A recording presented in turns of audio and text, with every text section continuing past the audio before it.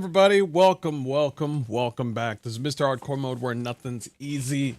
Here for many review huntings of Dragon Age the Veilguard. We're gonna go check them all out. Hey Val, how you doing?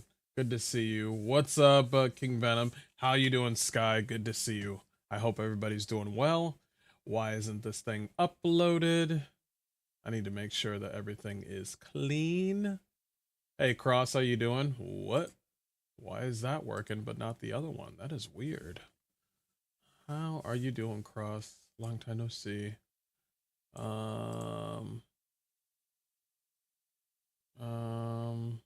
Let's see. All broadcasts. Let me test it out. Just gonna test this shit out. Oh, I got so many reviews for you today. Oh, I'm so hyped. Oh God. Oh man. I got so much. I got so much. I have been summoned. Surprise Mortismal called it the best game in the series. Listen, Mortismal. Let's talk about Mortismal for a second. Mortismal is chicken. Hold up. I'm not finished yet. Mortismal is chicken with no seasoning. Hell, Mortismal is no seasoning, no salt, no nothing on the chicken. You don't even get the crisp off the chicken. He already peeled off the chicken. This man is not only like informative, but he doesn't even make, he doesn't get informative like, you know what? I'll talk about it later. I'll talk about it later. No. I'm not even, wait, just wait. Nah, I want to put this in the video. Hey, Shakiri Leto, thank you for the follow. Thank you, much appreciated. Yeah, I got a lot to say. For some odd reason, the reason why I'm not getting that is that still only counts as one. How you doing? How is everybody doing? Everybody good? It's raw. I'm not holding back. I'm not holding back whatsoever. Yes. Yeah, I'm ready. I've never worn a mask. There is no mask off when the mask was never on to begin with. Because I'm just a gamer, guys. But it doesn't matter how many like subs I got. I'm still a gamer. I'm not. I heard what Luke Stevens said. Luke Stevens doesn't even like Dragon Age. Okay. Luke Stevens is literally there just because he didn't get a review code, so he can't make money out of it. So what does he do? He's gonna go play Monster Hunter, the open beta. That's it. That's it. He's not even gonna bother doing his own review after the game comes out. Okay. Luke Stevens. Yeah. Luke Scout? No, wrong person. Luke Stevens. Natalie fake claimed non-binary to receive a code and it worked. Yeah, I heard about that. Apparently it's fucking true. She actually pulled it off. I looked at it. Natalie, you know, with her, you know, nice toes and everything. Natalie was actually correct, like not telling a lie. She actually did play the game. And I was just like, holy shit, she did. Holy shit.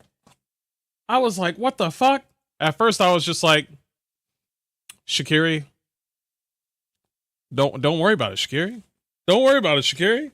Shakiri just followed and he's like, hey yo, maybe I'm gonna unfollow. Maybe I'm gonna unfollow.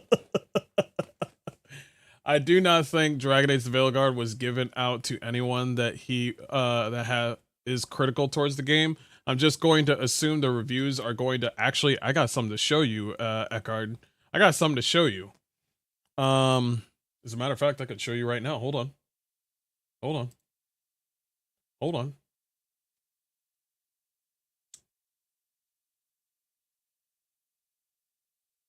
Look at this. Look at this bullshit.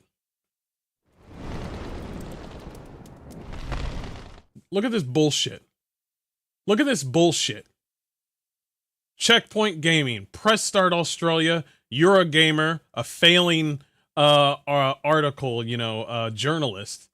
Gaming Bible, I guess you're not with the Bible anymore. Game Rant, Eurogamer Germany, Giga, Games Hub, 100, 90, 90, 90, 90, 90, 90, 80, 80, 80. Finally, we get to 70s. Yeah. Yeah. Look at this. All positive. Let me check out Elden Ring.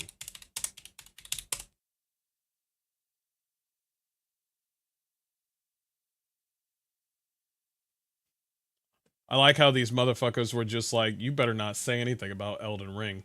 I like how they were just like, ah, shit, well, the game is difficult, though. Yeah, they don't. Let's see about Wukong. Uh, there we go. Oh, now things are. What is this? 76 positive. This is after. I wish I could have came before I saw the what's the word I'm looking for? I wish I could have came before the player reviews and seen what was going to be positive, what was going to be mixed, what was going to be negative. There's apparently this is user scores and this is critic scores. We don't follow critics. If you're following critics, you've gone crazy. Elden Ring is not difficult at all. You just keep going, you hit your head on it until you beat the boss. That's it. Now, if you're trying to make a certain build to go with, and you're sticking to that build, the game gets harder. The game does get harder. But yeah, this is what they have. So let me make sure that I got everything set because I got a lot for you today. I got a lot. We're not playing any video games today. We'll see if I got the energy for it. Because I just got off of work. But we're gonna start off with IGN's bullshit. It's gonna be good. Hey, how you doing, Tubby Tank? How you doing, Kawaii? Oh my God, Cross, how you doing? Good to see y'all. I did hear about Tash, yes. But yes, apparently whoever was saying that whole thing on my channel saying I feel like I'm going crazy that everybody likes the game and we just told him you're not going crazy. A lot of people literally as a matter of fact, you want to see this is what it is right here. Hold on. Is there a way to maximize? Ah, that's fine. It's fine. Look. Everybody's like this is what hold on. Let me go to the bathroom. I will be right back. We will do this thing. I'm super excited to talk about all this bullshit with you because I didn't look at anything. I did not want to look at anything. I was working and my Bluetooth automatically played a review for Skill Up and I was just like, whoa. I will wait for chat. Can't believe non-binary thing was true. Yeah, that was crazy. I should really check out Maddie Plays. Well, guess what? Maddie Plays is right there. I'll be right back, guys. Get your popcorn, get your snacks. I'll be right back. It's gonna be a long day. You know what? We're gonna put the thumbnail. We're not just chatting. We're playing Dragon Age the Veilguard. What are you talking about? I'm putting this on Twitch. It's like we're playing Dragon Age the Veilguard right now. It's called Dragon Age the Veilguard. They're gonna be like, you're playing Dragon Age the Veilguard? Oh, no, you're not. You're just talking about the reviews.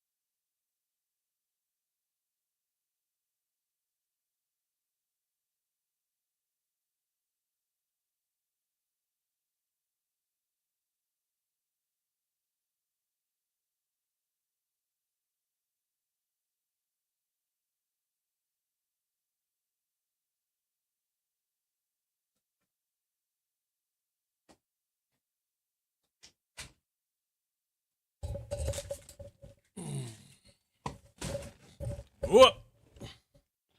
Okay. Holy shit, there's a lot of you here. Okay. All right.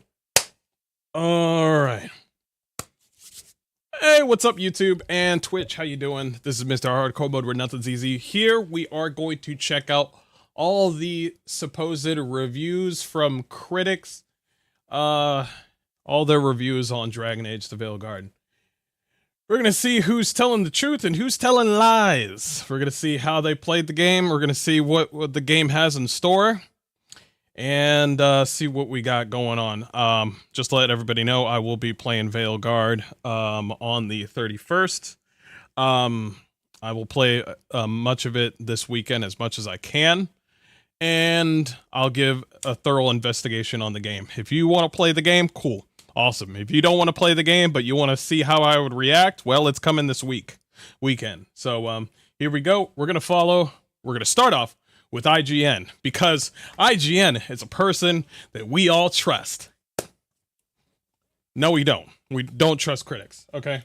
So, why do you come here? I mean, I like coming. It's my thing. Anyway, we'll start off with Dragon Age Veilguard. This is what they had to say. Dragon Age Veilguard. Enjoyable action combat, a fantastic cast of allies with sweeping story arcs, all their own. Top-notch cinematics and moving, nuanced character writing are the wings on which this triumphant dragon soars. God, that was corny as fuck. If we never get another Dragon Age, at least it got to go out on a high note. What? Is he already calling it right here? He played the game and he was just like, this game sucks, but since I'm getting paid to give it a 9. This is where we hold them. This is where we fight. All right, chat, chill out. This is where they die. All right, chat, chill. No more alerts. I'll turn off alerts, I swear. I'll turn them off. I ain't banning anybody, but I'll turn off those alerts. Anyway, I feel like they already know what's about to happen with this game, because they just said, if we never get another Dragon Age, you already don't have faith with your own thing that you did an IGN first. You already did a lot of money juggling between you and EA. You already did a lot of money juggling. So I don't know why, but let me tell you something, chat. You want to know something that's weird? You want to know something that's crazy? Did you know that CEOs, publishers of BioWare can get incentives and bonuses if they get good reviews? This is why a lot of people don't get reviews that are critical of a video game. So, CEOs will get bonuses if they get something like a 9 or a 10. Boom! So that's where the money juggling happens. This is all about money. It always goes back to the money every single time. It just depends on who we're giving the money to. Are we giving the money to the people who deserve it? Or are we giving the money to the people that are just being money grubbing little pieces of shits? I don't know why these supposed fans are being surprised or hopeful on a game that is tied to EA. EA is trash, along with Wizards of the Coast. We're about to go ahead and pop up this review. Here we go. As I excitedly slashed. Oh god, this looks like shit. You wanted me to go to your website? Get the fuck out of here. Go fuck off. You know what? Since you did that to me and made me go to your site with your horrible, we're gonna look at shit. A mighty queef, whatever. Fuck off. Anyone who trusts IGN reviews at this point is high on copium. I don't really say copium, but I know what you mean. Pre-flop cope. God willing, the studio will close after this. Man, a lot of people. Man, good lord.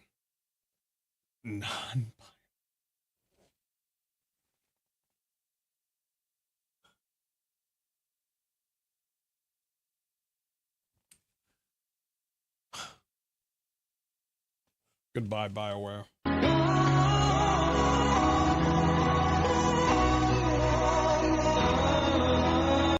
Jesus fucking non-binary. I just said, and I'm going to use they instead of she from now on. I hope I can kick this woman out of my team.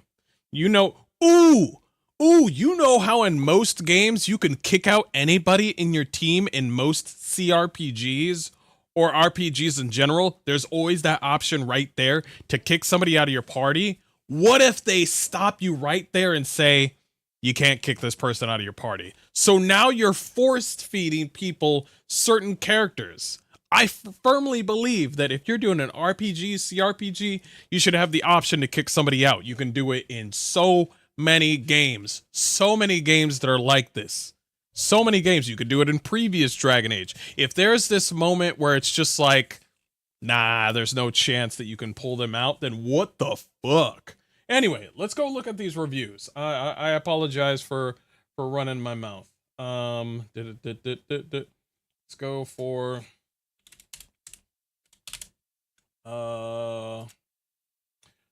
YouTube. Yep.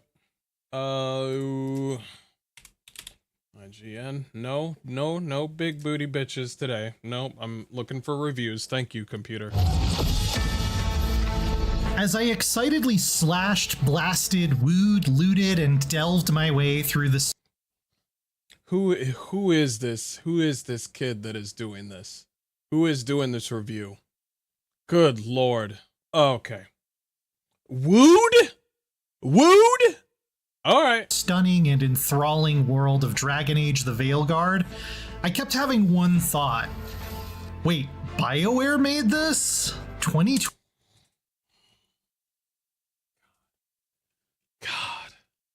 God. Chat. You can become a journalist. Chat, you can become a journalist. It is so easy. All you have to do is sound smarter than this dude. You could become a journalist right now. Mr. Hardcore Mode, to be fair, in the last 2 games, it went in the direction, but today it is just hyperbole. Yeah, you're right about the whole keeping people in your party. That's true. Yeah. Yeah, you have to be all buddy with your companions. Very true. Very true. 24 BioWare? You're really selling it. With this game coming in the wake of the debacle that was Anthem, itself proceeded... I'm going to be honest with you right now. Anthem is better than Veilguard, and I haven't even touched... At least with Anthem, you can fly... We're not worthy! At least we can fly. We can fly in Anthem, and it's fucking cool. In Dragon Age the Veilguard, I need to know your pronouns. by Dragon Age Inquisition and Mass Effect Andromeda, which were both merely alright in hindsight, I wasn't sure these former masters of the... And this motherfucker just said that those 2 games were alright. This motherfucker, how am I supposed to take you seriously if you just said the last 2 games that flopped were merely alright? Get this fucking clown out of here. Get this clown out of here. I can smell his hairstyle right now. Shaved on the side. Blonde. The role-playing game craft could make a game like this anymore. But putting together my team of interesting and endearing companions to save the world felt like getting the old band back together, in more ways than one. I'm going to tell you right now, it's not that hard to make a group or a fellowship amount of companions in any sort of game. It doesn't need to be just BioWare or Dragon Age. It can be an Owlcat game. It could be any sort of game anywhere else. Anywhere else. You can make a game where you have a fellowship of friends that have a common goal.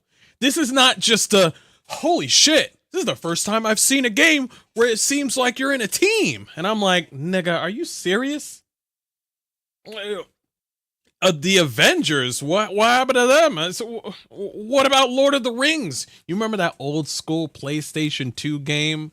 that Lord of the Rings game where you can have your friends hook up a controller and then it's like Gauntlet. Oh god, that game was so good.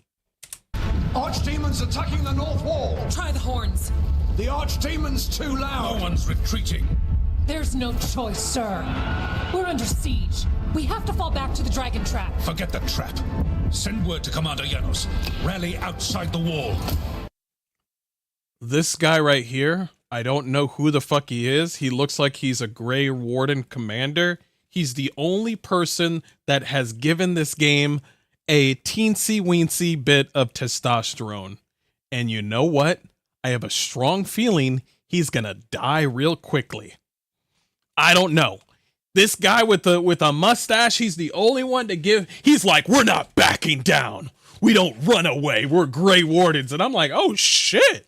Okay, Veilguard. But part of me is just like, wait a minute. Are you gonna throw this nigga away? And I'm like, we'll play the game. We'll see.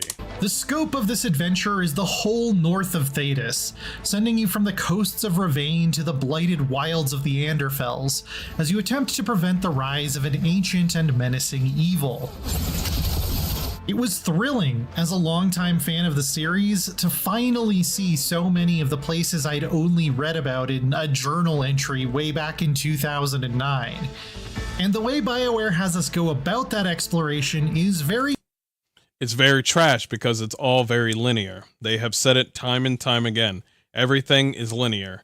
The areas look nice, if you want to say that, but they said and they have shown that things are very linear. I am looking at those snowy mountains you just showed me 15 seconds ago, and I was like, wow, that's a snowy area. That's really beautiful. Oh, look, a road. I can only get on the road. Anywhere else I can't get on, but that snowy road, I'm there. So this giant skybox is all around the area, showing you a beautiful vista of places you can't go. It's just a road. Is that fun? You like to see giant, beautiful places of nothing? Because that's what you're gonna get. Giant places of nothing. very focused and deliberate. Veilguard's level design was one of the first things that jumped out at me, reminding me of the original Star Wars Knights of the Old Republic almost more than anything. Love the that game. slick, looping corridors with just enough little nooks to discover are cleverly interconnected in a way that proves how It's not clever. They shine that shit everywhere. Were you not paying attention? You played the game. You're talking about like, oh, cleverly like hidden in a place. What are you talking about? I just saw a giant, a little satchel on the ground, a little tiny satchel. And you want to know how I saw that tiny little satchel? It is glowing gold. It's also making a tiny sound. So, and it also has the little circle on it. So that little annoying sound, has anybody ever noticed that there was like loot on the ground and you only knew that loot was on the ground because it was making that weird sound? Where now they don't even give you, they give you this illusion of actually trying to go on an adventure and explore and look for loot, when in actuality they hand it to you and they're just like, hey, there's a treasure over here. And I'm like, yes, I see it. How did you know? You're glowing gold. Okay, well, open it up. And then you open up the chest and it just explodes coins everywhere. And your character grabs something in it like God of War. And then it just disappears. The whole chest disappears. That's what this is. You having fun exploring yet? You having fun, son? Is it hard to find the loot? No, it's not, Dad. Well, okay. a BioWare-style RPG gains a lot and loses almost nothing by ditching the idea of a fully open world. Kind of does. If you're going to make a linear area, make it look interesting, because I'm looking at this game. I'm looking at this. And nothing pops out as a random sort of quest on the side of the road. It looks like you're just running around for the sake of just running around. Now, here's the cool thing. You remember Baldur's Gate 3? You would just walk around and something fucking amazing will happen. I'm looking at you run around as you're talking, and you ain't doing a goddamn thing. So tell me where it's interesting. It looks nice at the area, but you ain't doing anything. Now you're running up onto the what, you gotta find some gold up there? That's great, that's cool, but all I see you doing is just walking around and shit. There is no sense of exploration because everything screams, why don't you come to... You know, perfect example. You remember when you were in Dragon's Dogma 2, and then your characters kept on saying, yo, I wonder what goes up there. I wonder what goes up to that ladder. Have we tried to go up to that ladder? There's a ladder over here. That's what this is. That's what this game is. That's the exploration. The exceptions to that are a couple of the more vertical sections of the city of Minrathous, which can be a little bit of a pain in the ass to navigate sometimes. Across the board, though, the environment art is really jaw-dropping. From the desolate peaks of Kal Sharak to the surreal floating elven ruins in Arlathan Forest. I was very pleased with the character designs, too. You were really pleased about the character designs. Okay, well, judging by the fact that you're talking through your nose, I'm going to say that you're probably chunky. So anything that you see in this character creation is going to look probably four times as better than you. How could you just ignore the giant heads, bro?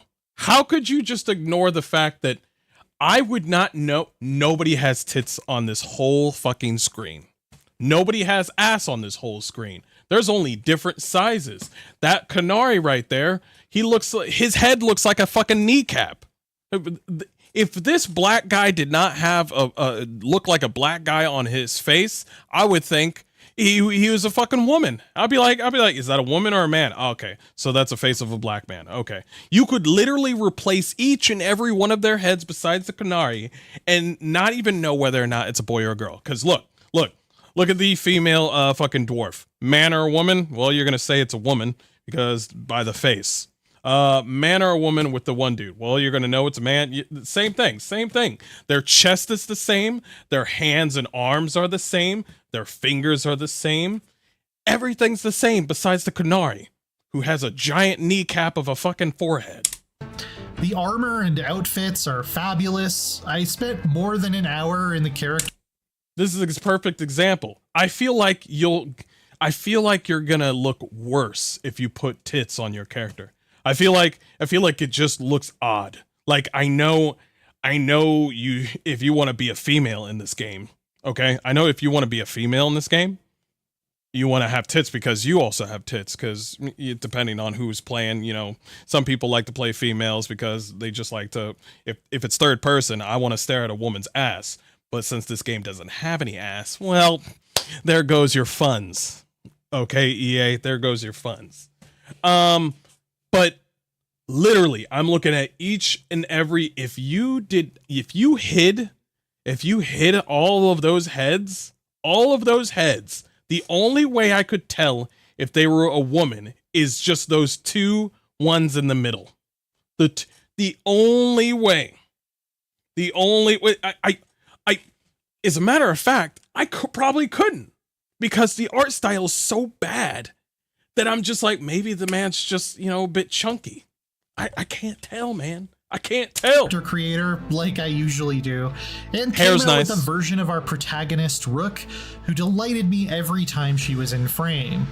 This might be some of the best looking hair I've ever seen in a video game. I'll bet. Even with all of that visual splendor, I was able to get a stable 60 FPS at 4K on my RTX 4070 Super with DLSS set to maximum performance, which usually didn't affect the visual quality in very noticeable ways. What do you mean? Why are you dicing your words?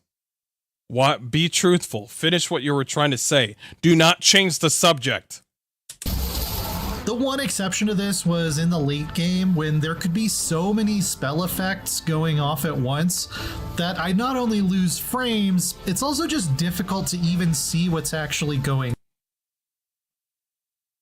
Yeah, we brought that shit up. How did you not notice?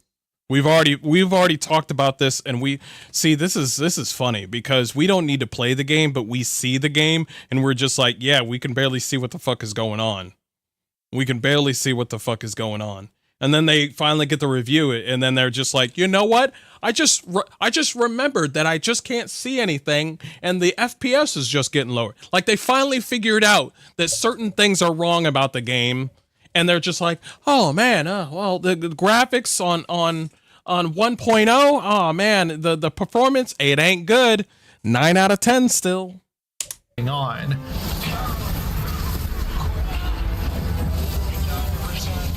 Through the crackle and sparks, though, Veilguard's combat is definitely a refinement of what we saw in Dragon Age 2 and Inquisition. I've always preferred the more tactical style of Dragon Age or each and every one of these motherfuckers say the goddamn same thing. They say the same thing every same time. This is what he's gonna say, because they've all said it. In not only just IGN, but all of them say the same damn thing. I really prefer the CRPG, this sort of aspect and this sort of thing. I wish we could go back to this, but Dragon Age the Veilguard has piqued my interest. Every time. Let's see what he says. Origins or Baldur's Gate 3, but that ship sailed so long ago for this studio, not even the Evanurists remember what it looked like. And so, judging this very action-focused combat system for what it is, it's pretty good. You gonna add to that, Fred? You gonna add to that? You gonna add to that, journalist? BioWare has committed fully to the fast-paced style and refined it to a point that I enjoy it quite a bit. And how was that fun? You literally just stunned that man the whole damn time. I'm watching you hit people, and there's little to no reason for you to dodge. You just hit the enemy, and they're stunned, stun, stun, stun, stun, stun. And I'm just like, bro, you're a god. That's cool and all, but sooner or later you're going to have some difficulty. Otherwise, you're just going to have a yawn fest. It's pretty good. Yeah, pretty good. 9 out of 10. The ability to pause and issue party members' orders, just like in Mass Effect, still gives some pause and issue party members' orders, just like in Mass Effect. Listen here, you fool. Look how sleek and simple to understand that UI is. It also is the same color scheme as the rest of the game, and it's so easy to look through the whole wheel. Everything is see-through. See-through. I could see through and still like focus on certain targets. It's not grandiose. It doesn't shine like, show me. And the ability to pause and issue. Look at this thing. Party members. Look, everything is shining. Like you even got a glaze effect to it. You also got every time when you click something, it shines bright. You got like arrows pointing up. You also got like, it's not the same. It's not the same. It's so in the way that guess what's going to happen? Week 1 or 2, this whole thing will be outright destroyed in mods. Borders, just like in Mass Effect, still gives some opportunity for more tactical players like myself to look around the battlefield and consider our next move. It definitely feels better on a control. And also at the same time, like you just said, I don't know what the fuck is going on. Apparently there's a lot of purple and there's a lot of yellow. And that one person back there is about to shoot something red. And look, there's a whole bunch of numbers flying up everywhere. And I'm just like, yeah, I think you're going to get hit or you're not going to get hit. Nah, you're going to get hit. Am I seeing that correct? Or is Harding down for 43 seconds? I had no idea that this was a multiplayer. I had no idea that your characters, your companions are literally just ability wields. Oh, that's right. I knew that shit. controller than mouse and keyboard, though. I was somewhat disappointed that party members are more like extensions of your own character in combat at this point. Shut up, you bitch. You got a 9 out of 10. Continue. Rather than their own entities. They don't even have health bars, for instance. They can't be knocked out, whereas you instantly lose an encounter if Rook goes down. Shut up. 9 out of 10. They do have equipment slots and skill trees, though less than what Rook gets.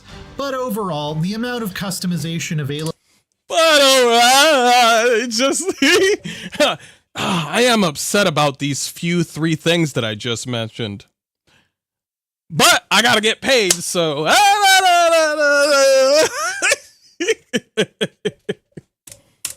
for the whole squad through piles and piles of interesting upgradable loot was more than enough to satisfy my RPG appetites, if not fulfill my wildest fantasies of intricate battle management. It was enough. That's what he said. It was enough. You know who says it was enough? That one girl that you had sex with that you don't want to talk about. And she doesn't want to go for seconds. That's what it was enough is. That it was enough to sate my appetite. Now she blocked you and you couldn't get it up. Not projecting at all. But it was enough. It was enough. 9 out of 10 though. Right. Nice shot. In my 100-hour, near 100%, almost obsessively completionist playthrough, I styled Rook as a Spellblade, a mid-ranged melee hybrid mage, and really enjoyed the playstyle once I'd unlocked all of my core tools. Dancing with a dagger through a lightning... let me tell you about these executions that I've been seeing in this game. Let me tell you about these executions. They ain't shit to Space Marines 2. Now those are executions. You feel the executions in Space Marine 2. I don't feel a goddamn thing in these. Storm I summoned, darting out of danger and then back in for a lethal blow. Oh, there goes the JPEG lightning again. Is just a really good time that rewards precise timing and wise target prioritization. Yeah, because this isn't the tactical Dragon Age of my youth, but it is a Dragon Age I can vibe with. Why? Everything gets destroyed because of the fucking vibe. Everything gets destroyed by the fucking vibe. You know what's a vibe? Season 3 of fucking Mandalorian. It was a vibe, all right. It doesn't mean it was a good vibe. You're just like, hey, these are some of these episodes are good. It's a vibe. What happened after you... what happened? I have no idea. But, we're going off of vibes now? Is that... How old are you, dude? How old are you? Okay? How old... What are you talking about vibes? Are you 25 going on 40? I don't care about your fucking vibes. I care about what you feel like this is. What you feel like, not as vibes, but does this feel like something that is worth buying? And do you feel like this is a 9 out of 10? You are not giving me 9 out of 10 feelings. You know what a 9 out of 10 person would sound like? A 9 out of 10 person would be like, oh my God. Okay, I got a bias for this game, but damn, this thing looks cool, and this looks cool, and this looks cool. Oh man, you could do all this crazy shit. This person's obviously a little bit biased because they're super excited about the game, but that person that sounds like that, it sounds like they're about to give this a 9 out of 10. You sound like you're swiping right on everything, and you haven't you haven't contacted any one of them bitches. That's what it feels like. You're going halfway. You're swiping right on everything, and then you just fucking delete the app. That's what you do. I have no idea how this happened. Hold on. How did this happen? I have no idea, but I'll take care of it. Woo!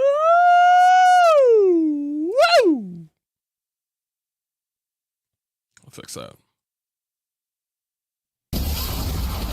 And the highlights of combat are definitely the boss fights, which offer a really satisfying challenge, even on the default difficulty.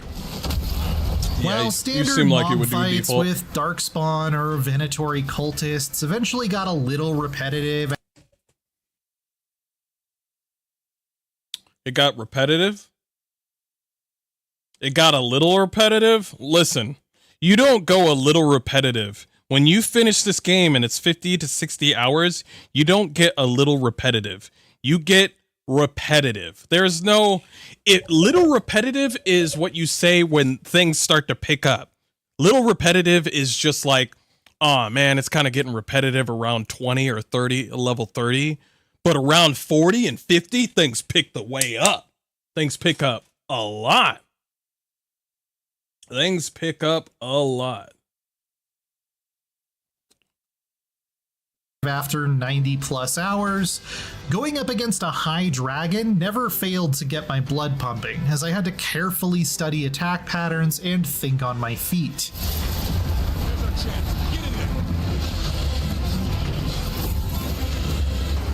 In the sense that a BioWare RPG... Hold on, I'll figure this out. I have no idea how this happened. I'm gonna figure this out right now.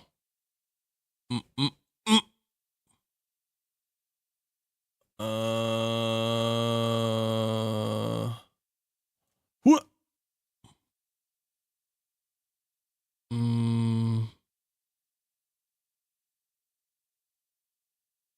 There we go. Oh man. Don't have it spawned. Maybe that'll help. No, that does not help.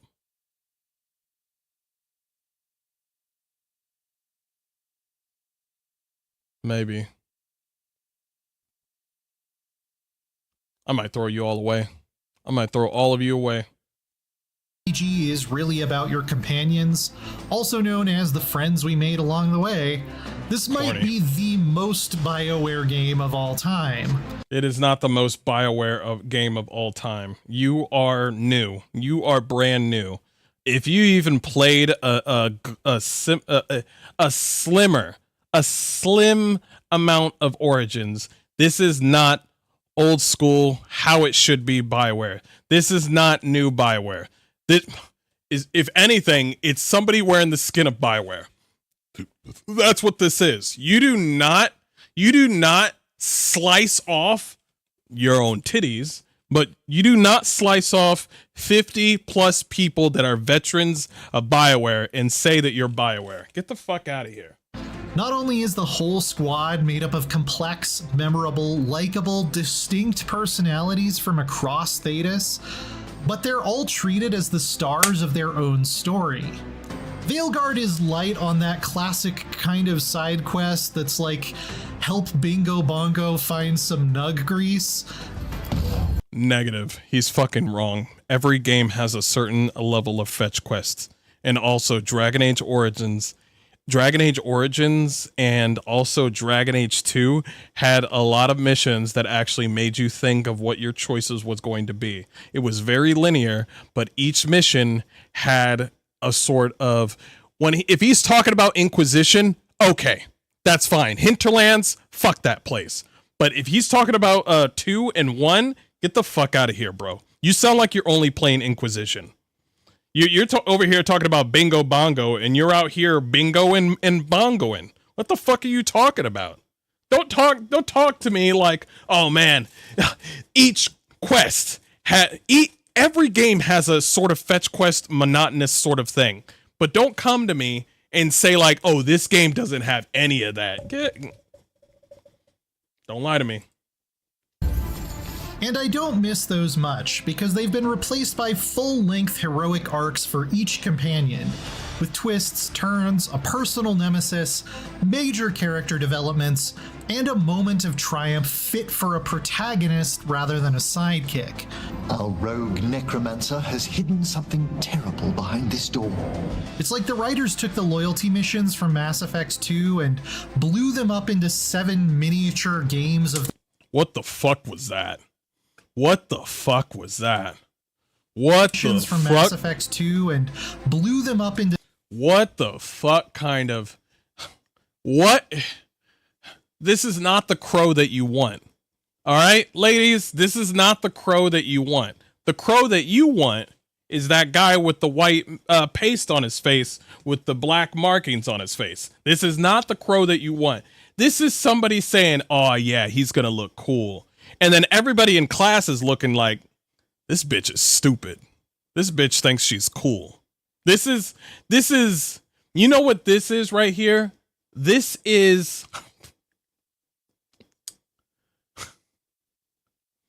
This is going to school and watching some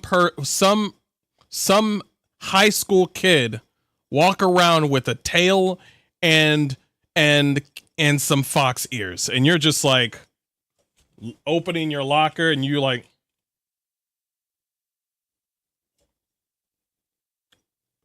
I need to go do my fucking homework and go straight to I need to go to church.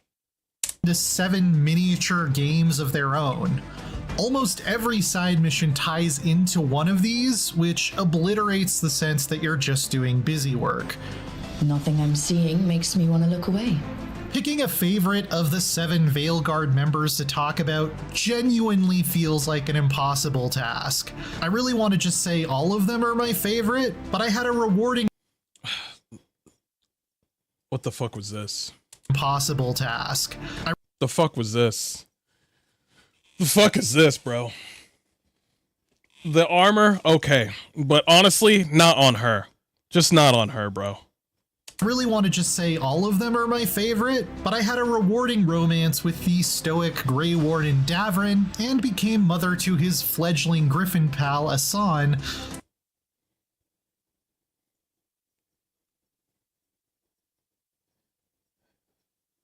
You're a grown-ass man. Don't say that shit.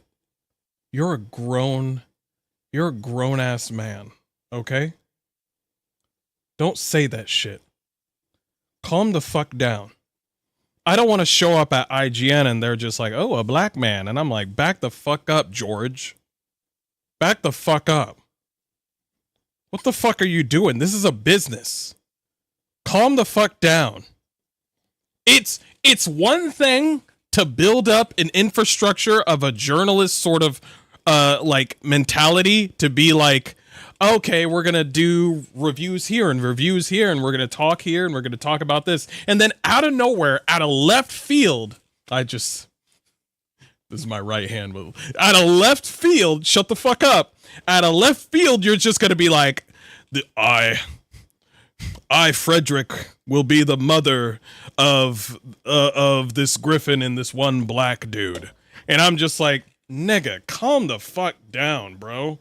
It's you know what this feels like? It feels like you're in a dorm room with another dude and he's banging this one dude. And you're just like, man, I'll do my homework somewhere else. You pick up your books and you get the fuck out of the dorm. That's what this is.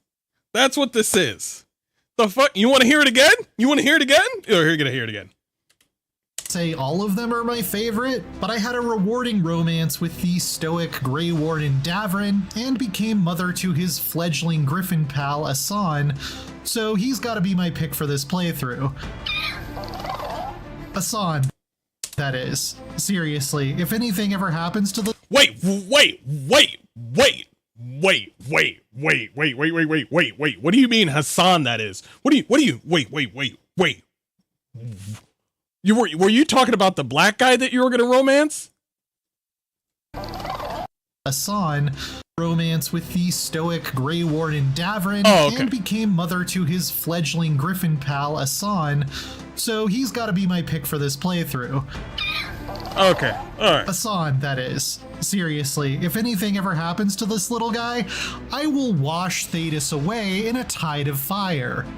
How about, you calm down with that millennial talk, because I know how you guys are when you pet shit in video games that don't exist. But could you do me a favor? If anything happens to Asan in my playthrough, could you just, I don't know, break up with the Davrin dude and do him a favor? Could you do that for me? Just break up with Davrin. Do him a favor. He has no idea what's behind this one white elf. He has no idea. It's his body, his choice. The Vincent Price-inspired gentleman necromancer Emmerich is also a delightful twist on the usual edgy goth death mage tropes. Nope. Bullshit. This guy means fucking nothing to anybody.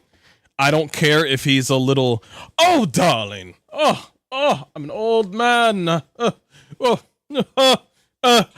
No, we want a fucking old dude who's a necromancer and he's pondering his orb and he wants to summon the dead. That's what we fucking want. Something cool, not just some fucking librarian. That's what he looks like, a fucking librarian. What does he want to bring me over for tea? I came to you for necromancy. I did not come over for fucking tea. Maybe this bloated ass dude will, but I came for necromancy, not that Matt Mercer fucking skeleton. I want actual death skeletons. I want legions of the dead. We'll be fighting weirder stuff than necromancy. And while we've been asked by the devs not to spoil specifically who I'm talking about here, as a non-binary person myself, Veilguard includes some of the most authentic representation of coming to terms with general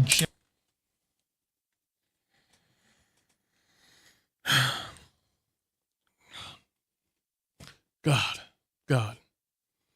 Tell me you're close to the rope without telling me you're close to the rope.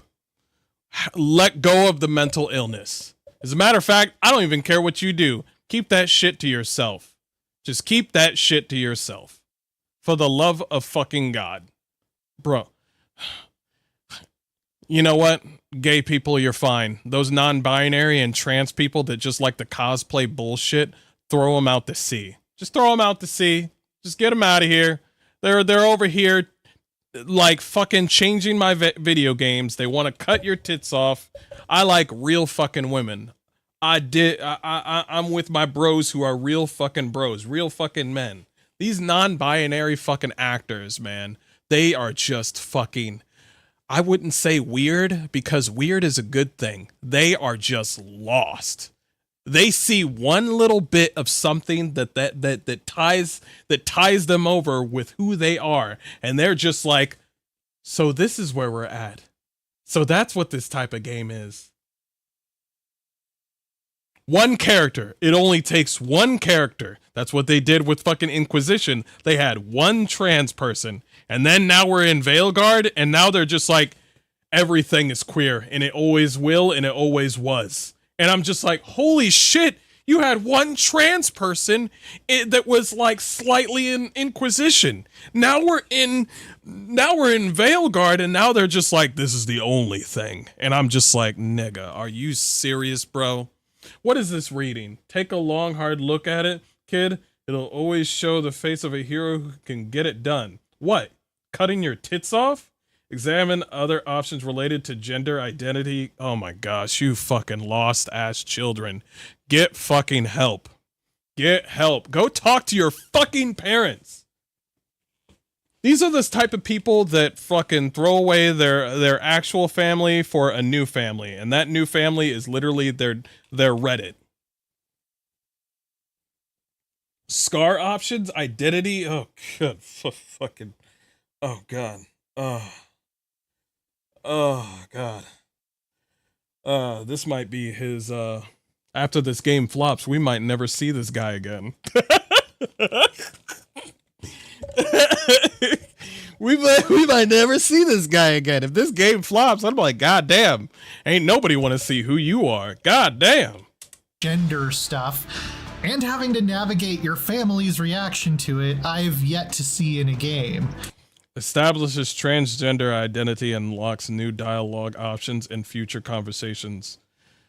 I love who I am. Feels good to see the real me. I'm getting there. They're all the same thing. Where's the option to be like, I hate what I am. Let me jump out the window. Where's that option? I thought we were inclusive. I thought that's what we were doing. I thought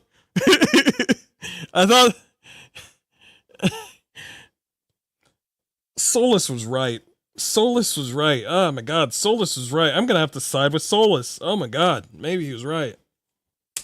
It doesn't feel like an after-school special or like a... It does feel like an after-school special. You're even making it the preseason of the after-school special. What the fuck are you talking about, dude? You do even know what an after-school special is? Do you even know what pandering is?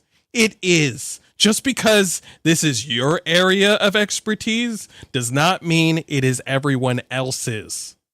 You understand? Capiche? I'm being pandered to. You're not being pandered to. You're already there. This is being pandered to everybody else. Get a fucking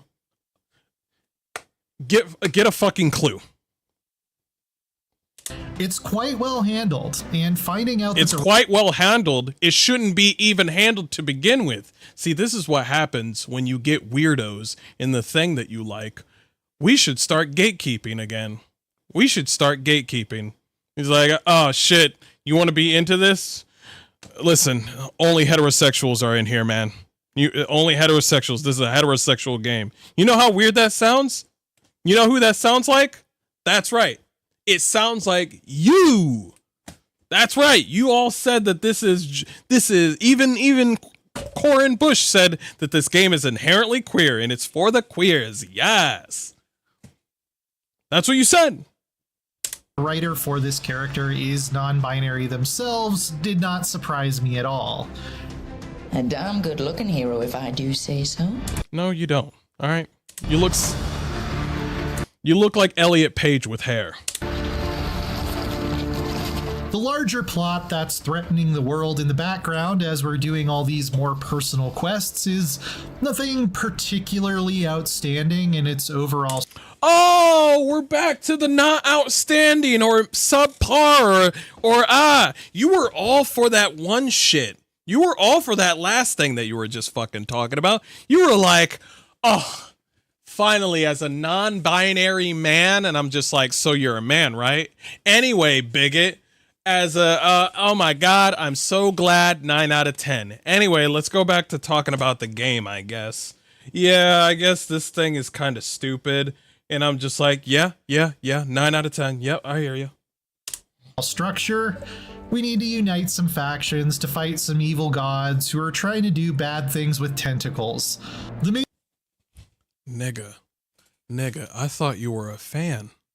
Nigga, I thought you were a fucking fan. You're talking about the story now, my guy. You were so excited to talk about the fucking Scar shit, the Skittle Crew bullshit. Shout out to Angry Gamer. You were so excited. You were so excited about that bullshit, but now you're back to the game, back to the story, and now you're just like, oh, the story where you have to take care of some gods and, you know, stop the bad from being bad. And I'm just like, nigga, the excitement is right out the window now. Major wrinkle that makes that interesting, however, is Solus, also known as the Dreadwolf, Fen'Harel, the elven god of lies and rebellion, waiting in the wings, keeping me guessing about whether he was a friend or foe. He's never a I friend. need to know what the gods are planning. You are asking for knowledge no mortal in this world is privy to. As a continuation of the Dragon Age series, Veilguard does feel a little disconnected from where we left off a decade ago. If you were 9 out of 10. 9 out of 10. 9 out of 10. But it's a 9 out of 10. So, chat, you want to know why this game is a 9 out of 10, even though he's literally really being mid about this whole game? Money. EA talked to IGN, did that whole IGN first thing. They put money underneath the table because the CEO wants a little bit of that extra bonus money, because the publishers do to get extra money if there's good positive reviews, regardless of what the person says. And so this is what they get. All those green things that we saw in Metacritic, That's extra bonuses for the CEO of EA. That's why. Money underneath the table. This one gentleman is just a toy in an intricate bubble of the game of the game industry. That's what this is. Expecting to see. This is worse than my school report where the teachers had to tell me, my parents, that I was nice boy and then dumped how much of a disappointment I was on them. Jesus Christ. Oh, look, it's a better video game. Decisions from previous games in the series to carry over. I'm sorry to say they've never mattered less. You only get to import 3 choices, one of which only comes up in the context of a single letter you may or may not find and read.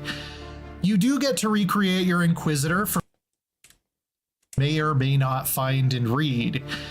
You do get to Look at this, look at this, look at this, look at this fucking man right here. Look at this man right here. Look at him! Conan, what is best in life? To crush your enemies, see them driven before you, and to hear the lamentation of their women. Look at this man! Even Cassandra's doing this thing like, I just met this guy, and I was literally about to put him in prison. But...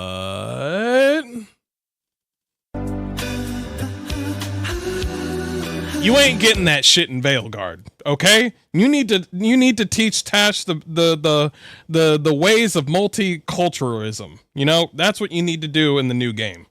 recreate your Inquisitor from Dragon Age Inquisition, the same way Inquisition let you recreate your Hawk if you played Dragon Age 2. And the Inquisitor ends up being a fairly important character, which was cool. It isn't just Inquisitor, is it? You were someone before that. But things like the nigga's just sitting there all alone. You have your Inquisitor just sitting there all alone. That's where he is. He's just sitting there all alone. That's it. All the friends that he met along the way.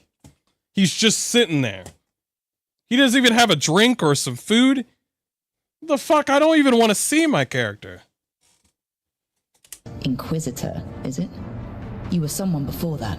But things like who you chose to make the head of the Chantry at the end of Inquisition never come up. There's no sign of the Warden from Origins, even though you visit the stronghold of their order. Hawk gets only a passing mention. There are some other cameos from both Origins and Dragon Age 2, but those characters conspicuously don't reference any important choices you may have made in their present. Boy, can you just shut the fuck up and go with the butt at the end? Just say butt. Just say butt. Because you got a 9 out of 10 out of this shit. Just say butt so you can get that money. You got a 9 out of 10.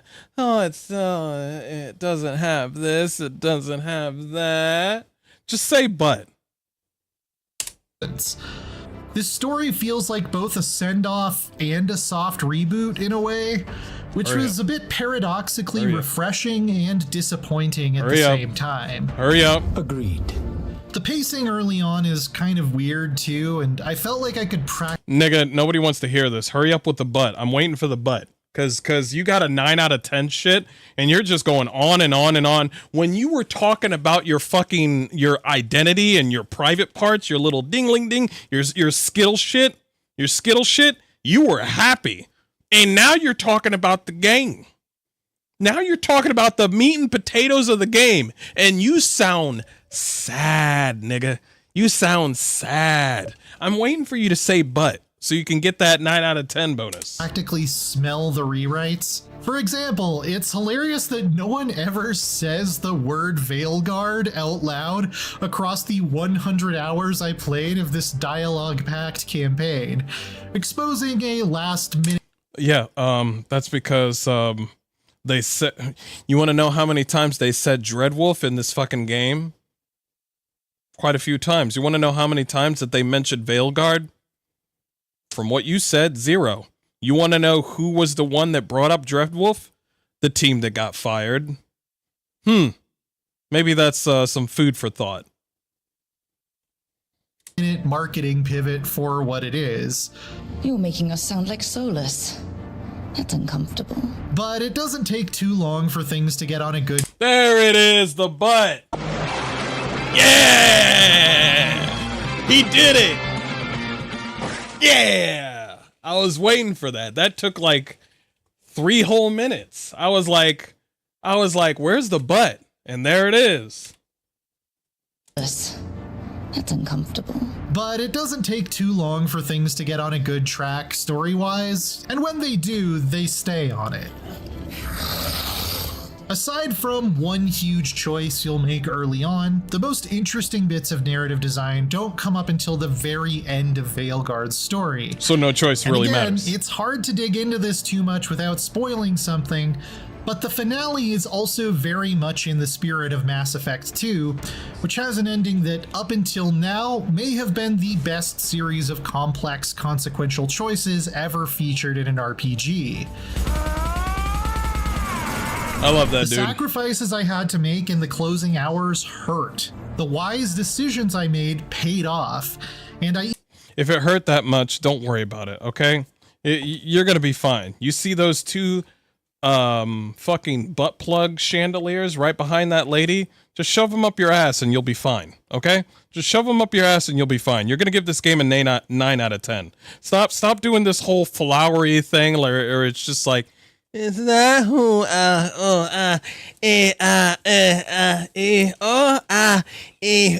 non-binary 9 out of 10. That's what this whole thing is. Even got the chance to dramatically flick an ace out of my sleeve at the very last moment, specifically because I took a very thorough and careful approach to everything leading up to that.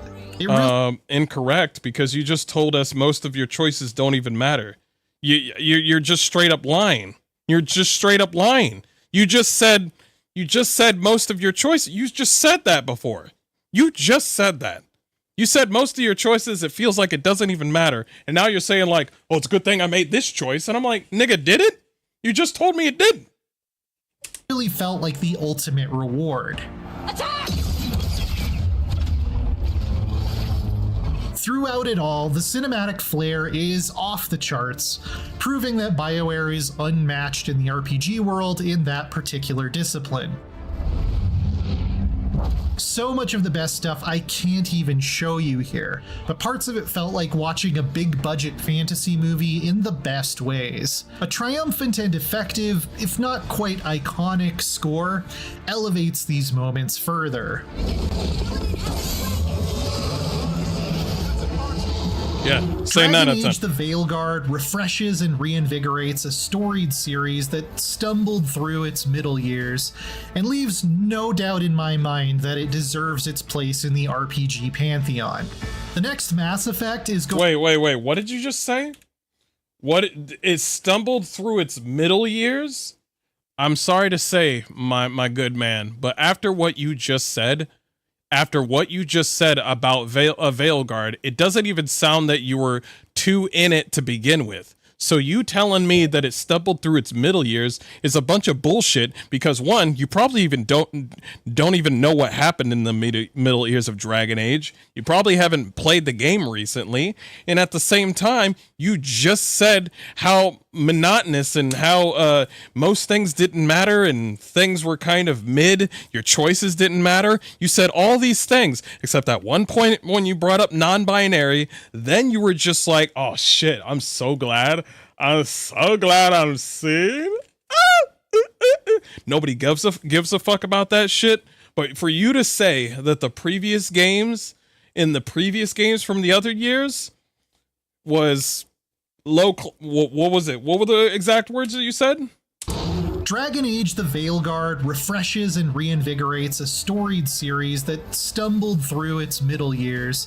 Did it stumble through its middle years? Okay, I'll give you the fact that Dragon Age 2 only gave them 14 to 16 months to make the game.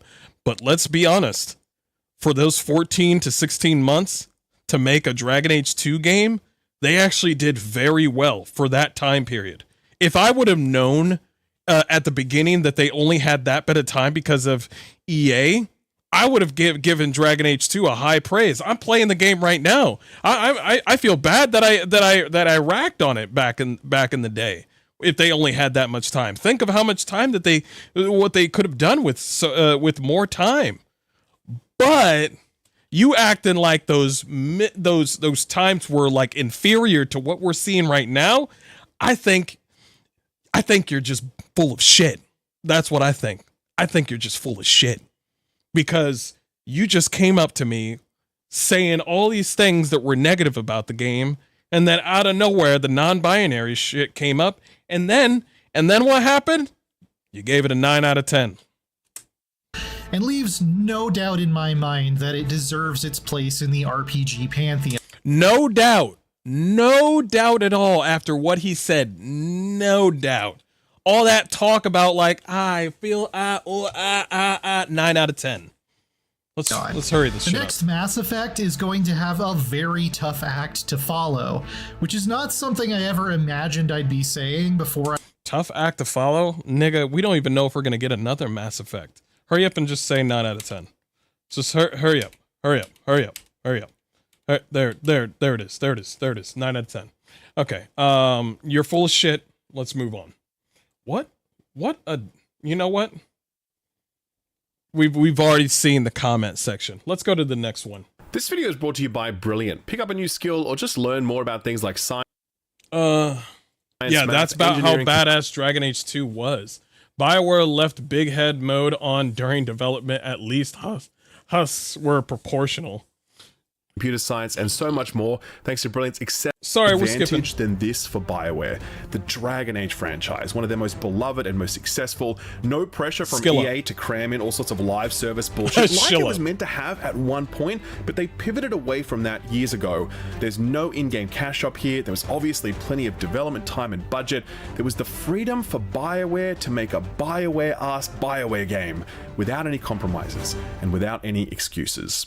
In no way, shape, or form did BioWare meet the moment and capitalize on the opportunity that was handed to them. What? Dragon Age the Veilguard apes the most superficial elements of a BioWare game, making no effort to modernize what is a now fairly dated formula, while delivering absolutely none of the writing, characterization, and imagination that made its previous games so great.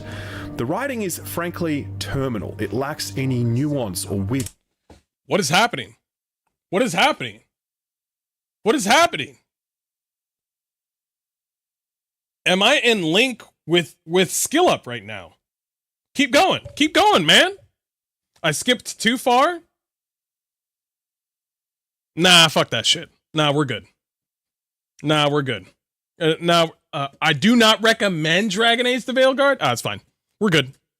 Or wisdom. It cannot communicate ideas except to say them aloud to the camera. It manufactures petty, unbelievable tension because it doesn't know how to create anything more real, and it's too scared to ever be truly confronting or dark for fear that it might make the audience uncomfortable. Yes! Absolutely, Skill Up. It feels like they don't want to hurt anybody's feelings.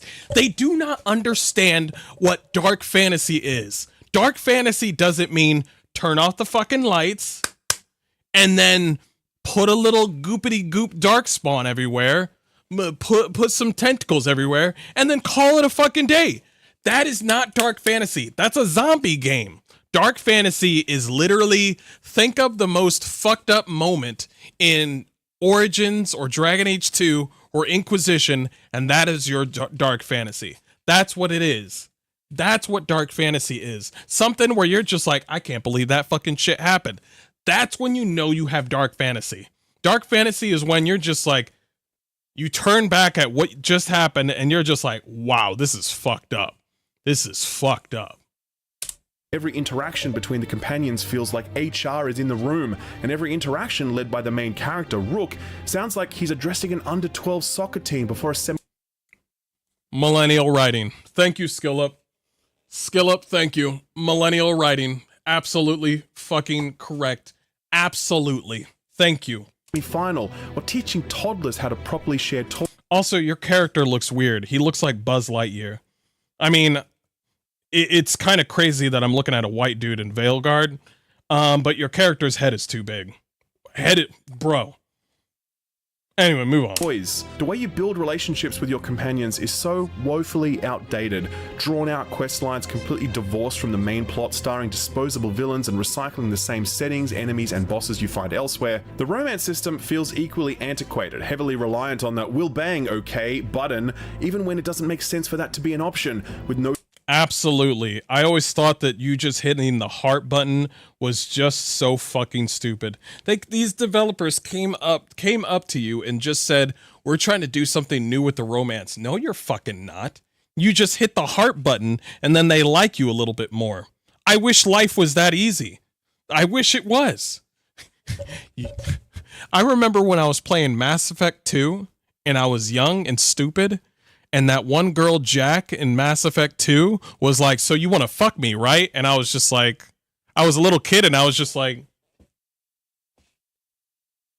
"Yes? Well, then take off your pants." And then we do. And then at the end of it, she's just like, "Yeah, you're cut off." And I was just like, what the fuck? What the fuck? You can mess up a relationship? What the fuck? And I was just like, yo, this is kind of cool. And at the same time, I learned a lot. Supporting systems behind it to make your romance decisions feel believable or consequential. The world design is so weird. I have never encountered worlds quite like this. They feel more like Overwatch maps than actual explorable spaces. I love you, Skill Up. I love you. The design looks good, but it does feel like an Overwatch map. You are... Holy shit, the multiplayer was fucking right. Holy shit, the multiplayer thing was so fucking right. Oh, God, the multiplayer. Everything is melding together. Oh. And they're littered with puzzles so mind-numbingly stupid that I wonder how little BioWare must think of our ability to solve puzzles. And the combat is like, man, shallow is too kind a word. The lack of enemy variety, the sponginess of those enemies, how limited your control over party members is, it all makes combat so utterly mindless and so breathtakingly repetitive. Let me put it this way. You have a ground pound? You have a ground pound as an ability? A fucking ground pound? All right. Spoke to 2 other reviewers who both ended up lowering the difficulty to the easiest setting, not because it was hard, but because it was just so drawn out and so boring. I've never done that before for any game that I've reviewed, but I did it at the 40-hour mark here, and I swear to God, I wish I did it 20 hours earlier. I know how... Oh, you know what? After that IGN thing, I'm only gonna stop the video and talk when I have something to say. We're just gonna chill. Skill Up is saying everything correct. Lowering the difficulty because you're fucking bored. Jesus fucking. Oh, I love this guy. I'm gonna subscribe back to Skill Up. I'm going back. Brutal all of this sounds, and I want to be super clear that I desperately wanted it to be different. I really did. Me too, dude. Me too. I wanted the same fucking thing. I wanted the old devs to come in, bring something new, throw that disability, mental illness shit out. If the gay people want to be gay, that's cool. But as long as there's some testosterone in the room, that's cool. Recreate the whole character creation, make people hot again, because I guarantee you, whether or not you're on the left or on the right, you like sexy characters. I don't give a fuck what you say. I don't want to hear like, oh, we're going to get sexualized. You know who sexualizes themselves the most? The people that cut up their own bodies and then add things to themselves. That's sexualizing. If you wanna complain about sexualizing, go over to OnlyFans and talk to 100K plus bitches on there and complain that they're desensitizing themselves. Go over there and see how good that does for you. Meanwhile, us boys and girls will come over here and play attractive characters, and it'll feel great. But we got this. We got whatever this is. Aware of the stakes surrounding this game and what it means for BioWare's future, and I was praying so hard that BioWare's next game... Fucking tourist. Sorry. Let's continue. It would be a fucking banger, and that the future of the studio would be secure, and that we'd all be looking forward to a Mass Effect game, but I cannot say any of those things, because the honest truth is that barring a few exceedingly rare moments, there wasn't a single aspect of Dragon Age the Veilguard that I actually enjoyed, and there are very few games that I play that I can say that of. Jesus. Jesus. I know you're hurt, Nev, but the rest of us need to do something. That's empowering, Mr. Hardcore Mode. How dare you? Yeah, how dare I? Make companions hot again? Thank you. Thank you. Appreciate it. I feel so sorry for the trans people because they present themselves as men in wigs. You know what? Chat, random question. Since we're talking about Tash, does anybody find Tash attractive? Yay or nay? Here's another question. Do you find any person that is trans attractive? Yay or nay? Anybody. Just anybody that's trans. Because I'm going to let you know right now, if you stick to a certain formula of your own body, I guarantee you somebody's going to think that you're attractive. But when it comes to people that fucking go, I'm going to go left, I'm going to go right. And then I'm just going to, I'm going to go be a man and then I'm going to go be a woman. I guarantee you the final result ain't going to look good. I saw a fucking 18-year-old girl go from an 18-year-old young girl to a 40-year-old man. And guess who cares? Nobody fucking cares. I thought that shit was sad. She went from a beautiful 18-year-old girl to a fucking 40-year-old man that looks like he's she's related to Boogie 988, whatever the fuck his name is. That's how sad it was. And nobody was around during that part. That is sad. That's why I don't like the whole trans thing, man. It's only for people with true gender dysphoria, and it is very rare. So when people come up and try to do some pandering shit, and trying to, I hope kids don't see this shit. Stay away from fucking kids. I want kids to just fucking pick their nose and then play video games. That's it. Anyway. Blair White is, Blair White?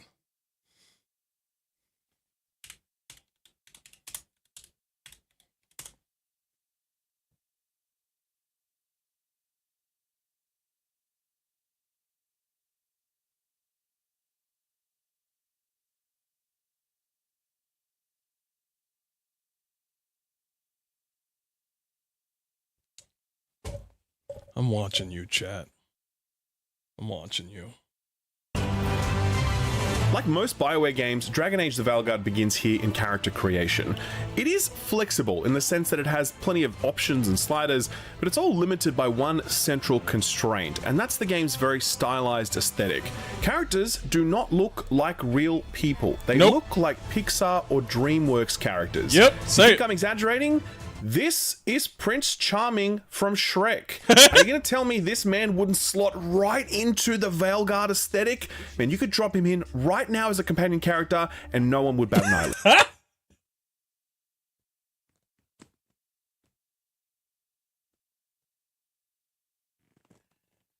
Yo. Skill up. Respect. Respect, man. It's obviously a choice that BioWare made. You don't accidentally end up with characters that look exactly like this. On one hand, I respect it because they really swung for something different here. Absolutely. On the other hand, I really dislike how these characters look. I just don't like. I do too. Matt, thank you for the follow. Much appreciated. And I think it's a massive downgrade versus what this series has previously offered. Like, this is the new Morrigan, for example. If you've never played Dragon Age before, look what they did with our Morgan. Look what they did to our girl. Look what they did to our girl. This is what they did. There's this. And then there's this. Look what they did. Look what they took from you. Look and behold what they took from you. That's what they took. They could have made her look a little bit more like Yennefer, but more of a witch look, but they didn't. Have you seen Flemeth in Dragon Age 2? Would you rather bang this Morrigan or Flemeth from Dragon Age 2? You only get one choice. F in chat for Flemeth, M for Morrigan from Veilguard. Then this might not mean anything to you, but if you have played it... Somebody mentioned the long neck, and now I can't get that long neck out of my head. You won. You fucking won. Then this rendition is gonna look pretty weird. There are other returning characters making cameos in this game. Stuff BioWare has asked us not to spoil, so I can't show it to you, but putting the new models side by side with the old models, it's pretty crazy to see how much worse they look here in Veilguard. Nothing compares, though, to what they did to the Qunari. Yep. Like, holy hell, I have no idea what they were thinking. This is how they used to look in the Inquisition, like truly badass and intimidating. Yep. And this is how they look in Veilguard. I mean, how on earth could BioWare have landed on these designs and thought, yep, that's it, ship it? The Qunari redesign looks comically bad. Who the fuck are you, lady? Who the fuck are you?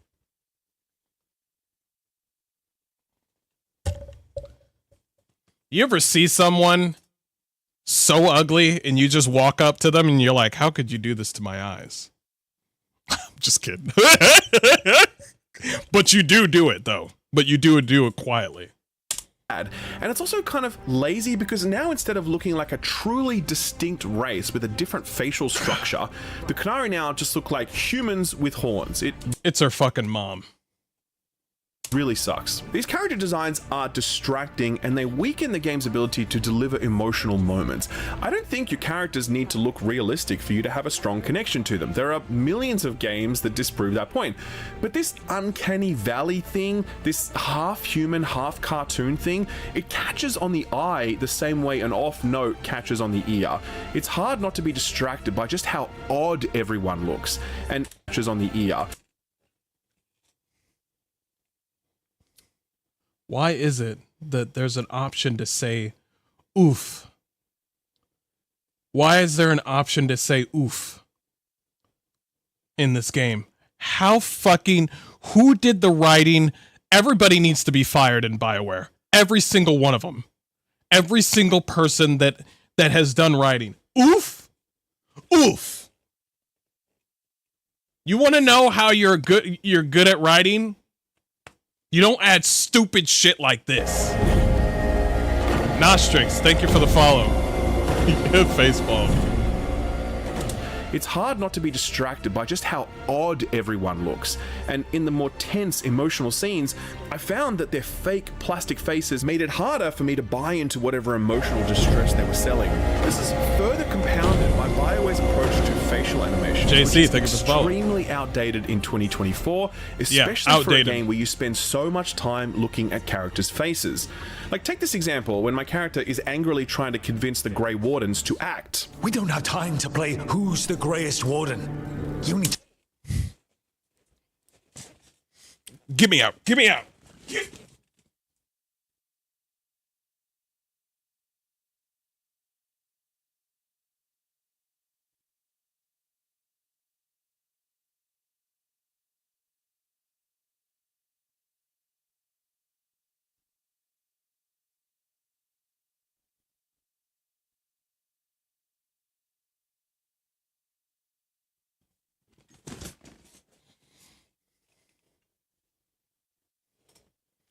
Let me show it again, just in case people... I'm sorry. Let me show you what he just said again. Some of you are probably confused at what the level of writing. This is the kind of stuff that makes you change the channel, chat. This is the kind of stuff that makes you change the channel. When you change the channel, what are the two things you're looking for? You're looking for something that looks appealing and it has good, like, voice acting or writing. So when you change the channel and you see something interesting, it piques your interest. You want to see what they're talking about, what's going on, and then you stay on that channel. This kind of shit makes people want to return the fucking game. This kind of lame is something that will get you laughed at. Say it again. Characters' faces. Like, take this example when my character is angrily trying to convince the Grey Wardens to Lip-syncing is act. bad. We don't have time to play who's the Greyest Warden. You need to shut up and listen. The threat is real. The gods are coming, and they're bringing the Blight with them. Or this clip when Rook is dressing down the team after a setback. Last I checked, there are 2 gods out there. They've got plans, and we're falling behind. And if it wasn't clear enough after Demeter's crossing, it's clear now.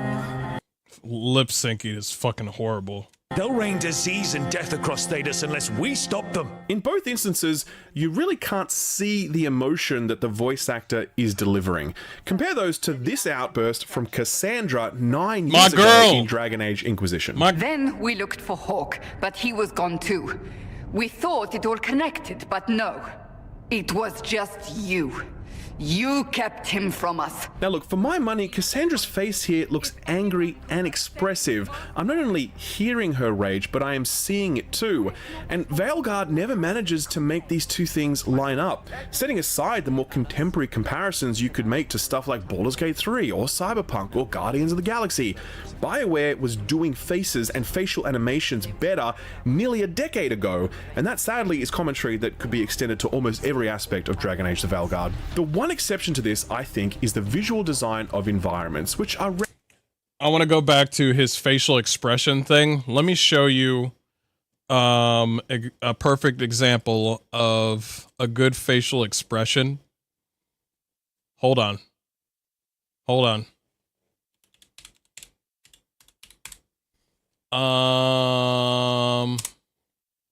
Hold on. Hold on. Let me show you.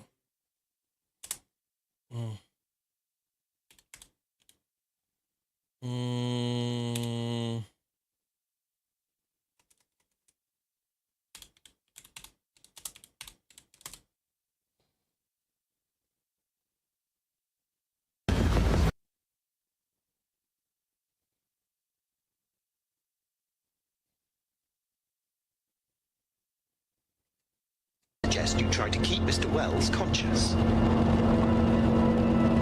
It's gonna be all right. You'll see Misty, your mom, everyone you love. Jackie, don't close your eyes.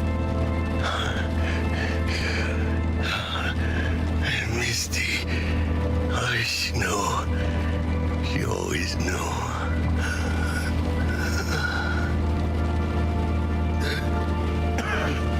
Biochip. Hold on to it. For me.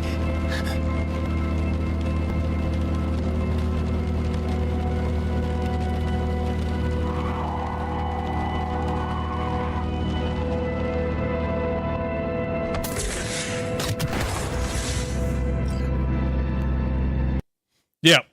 Way better. Way better. Way better. Way better. Regularly stunning. I don't like how these spaces are laid out or what you do in them, but they do look really nice. There's a range of settings from cityscapes to forests to darkened swamps to old hollowed out Grey Warden fortresses, and they all look great in their own way. They each feel visually cohesive with unique architectural styles and color palettes that create a very strong sense of space and place. As I said, I never enjoyed being in these environments, but I did enjoy looking at them. I will also say that Veilguard runs extraordinarily well on a high-end PC, which doesn't always happen all the time, by the way, right?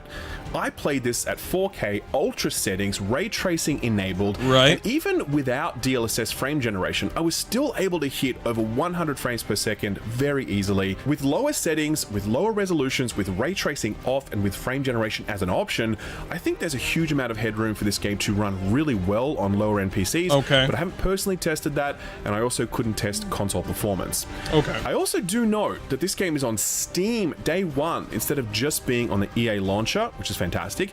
It's also Steam Deck verified, which is great. most impressive of all, it's DRM free, which is a boon for not only performance, but also for game preservation. I really applaud EA for making these moves, and hopefully it's something that they'll continue to do in their future releases. They're not. This was just a one-time thing. When it comes to visuals and performance, Dragon Age the Veilguard is yet another reminder of how much more important art direction is over technical wizardry. Yes, the environments look really nice and the game runs well, but the main deliverable of a BioWare experience is a compelling saga starring a cast of characters who feel believable. The weird stylized... Oh, yeah. Let's get to the companions, baby. Let's go. Waxy way these characters look is off-putting, and when combined with how stiff and unresponsive their faces are, Veilguard has immediately hamstrung itself in its ability to deliver on the promise of a BioWare game, a promise that is then thoroughly broken when we start looking at the writing underpinning all of this. I wield the power of the blight. People are dying right now. You need to listen. My cousin is still alive, and you didn't mean to tell me. With that first watch out! Okay, so we're going to talk about the writing of this game now, and in so doing, I'm going to spoil some minor things. Oh my god, I know what this feels like. The old school linear PlayStation 2 games, not with bad writing, with a butchered IP. Yeah, it is.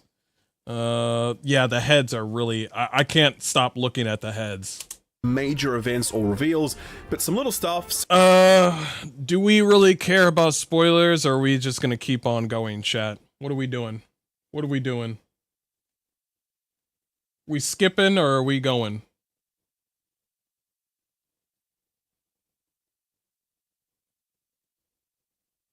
I hear one keep it going.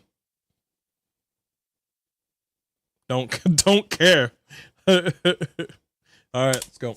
So if you're sensitive to that, then you can skip. Skip? I got one skip. I got 3 I don't give a fuck and 1 skip. Full steam ahead. Keep going. I don't give a fuck. It's very minor. Go, go, go. Helia, thank you for the follow. Appreciate it. Up to you. Okay. Hulk, we'll see you in like a couple of minutes. Ahead to the timestamp on screen. I'll give you a minute to do that now. Okay, here we go. Dragon Age games have, generally speaking, been pretty dark. I mean, the first game opens with a ritual where you drink demon blood to join a sacred order, and one of the other guys doesn't survive that ritual. He just kind of dies right there on the spot, and like then a another man guy freaks out, and he's like, no, please don't make me do that. And then Duncan, who's conducting the ritual, knows that there's no way to back out of this ceremony, so he murders that dude in cold blood before whispering in his ear, I am sorry. Now, if that moment is like an 8 out of 10 in terms of how dark you might expect your fantasy to be, Dragon Age the Veilguard never gets above like a 2 or a 3 out of 10. It was genuinely shocking to me to see just wait, sorry, I was listening to the chat. I apologize. Dragon Age the Veilguard never gets above like a 2 or a 3 out of 10. It was genuinely shocking to me to see just how safe and cheery and bright and G-rated this whole thing was. Like, genuinely shocked, because there are precisely 0 moments where something happens that made me go, oh shit, alright, now we're talking. I used the... What did I fucking say? What did I fucking say? Just because you put tentacles everywhere, this is why... Am I gonna be a misogynist? Sure. I don't have any friends. Listen. The only people I'm going to put in the writing area are people that are willing to make something that is compelling and dark and witty and something to make people, you know, have a sort of a psychological thinking point, kind of like with Cyberpunk 2077 or other types of... I think there's this RPG game that's kind of like it's like an RPG that's like fucked up or something like that. I want to play it. It's like a 2D game where it's like something Hunger or something like that. Something where it's just like, oh man, we can talk about this sort of fucked up thing or this sort of fucked up thing. And I'm just like, yeah, touch on that. And then they just go off and go the other direction. And you're just like, what am I watching this show for? What am I watching this show for? Why did... You want to know why I watched all of Dexter? It's because this random motherfucker in Miami was killing motherfuckers. If he stopped killing motherfuckers, do you think I'm just gonna keep watching? Is that what you think I'm just gonna, he's supposed to be a serial killer that kills serial killers. If he just goes off and goes, you know what? I want to be a father, 2 kids. I'm done with that whole lifestyle.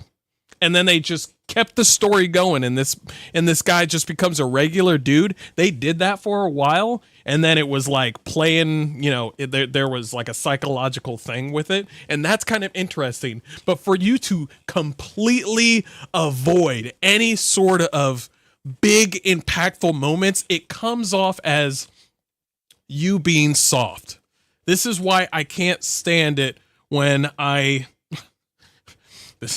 saw the BioWare team. They're all females and they all like cats. I like cats too, but I'm a dog person. So it has nothing to do with anything. All I'm saying is whoever's been doing the writing, throw them all out. Give me some men that have been through some shit. Bring me some people, whether or not they're men or women, whatever. Bring me some people that are actually going to be thought-provoking. Why is it that we always have to go to Japan or Korea or China and then find that one motherfucker that's just like, I got a little comic book for you, and it's fucking Junji Ito. Fucking making, it's a nice dude, but it's called Junji Ito, and he makes fucked up like manga, like horror shit, fucked up shit, and you're just like, man, this is crazy, this is cool, man. You remember the anime Gantz? Gantz was fucked up, but it was awesome. Anybody remember Berserk? Berserk was fucked up, but everybody loved Berserk. But if you just go off and just make something that has already established itself as something dark and gritty and turn it into fucking wine mom bullshit because of a bunch of fat blue-haired bitches decided, you know what? All that stuff is kind of mean. I don't want to be mean. Let's go fight the Blight. And I'm just like, bitch. Hagatha, Margaret, Rachel, whatever the fuck your name is, can you please leave? I need to make a better story. Okay, I don't want to talk about petting Hassan. I don't want to talk about the feelings of Tosh and what she feels like. I want blood. I want my companions to die. I want difficulty in my game. I want my brain to go, oh shit, that's so thought-provoking. But no. Soft. Word banality in my intro, and one of the biggest reasons this game feels so banal is because when you eventually realize that nothing bad is ever gonna happen. Patrick Weeks? Let me see. Hold on. Isn't he the one that got fired?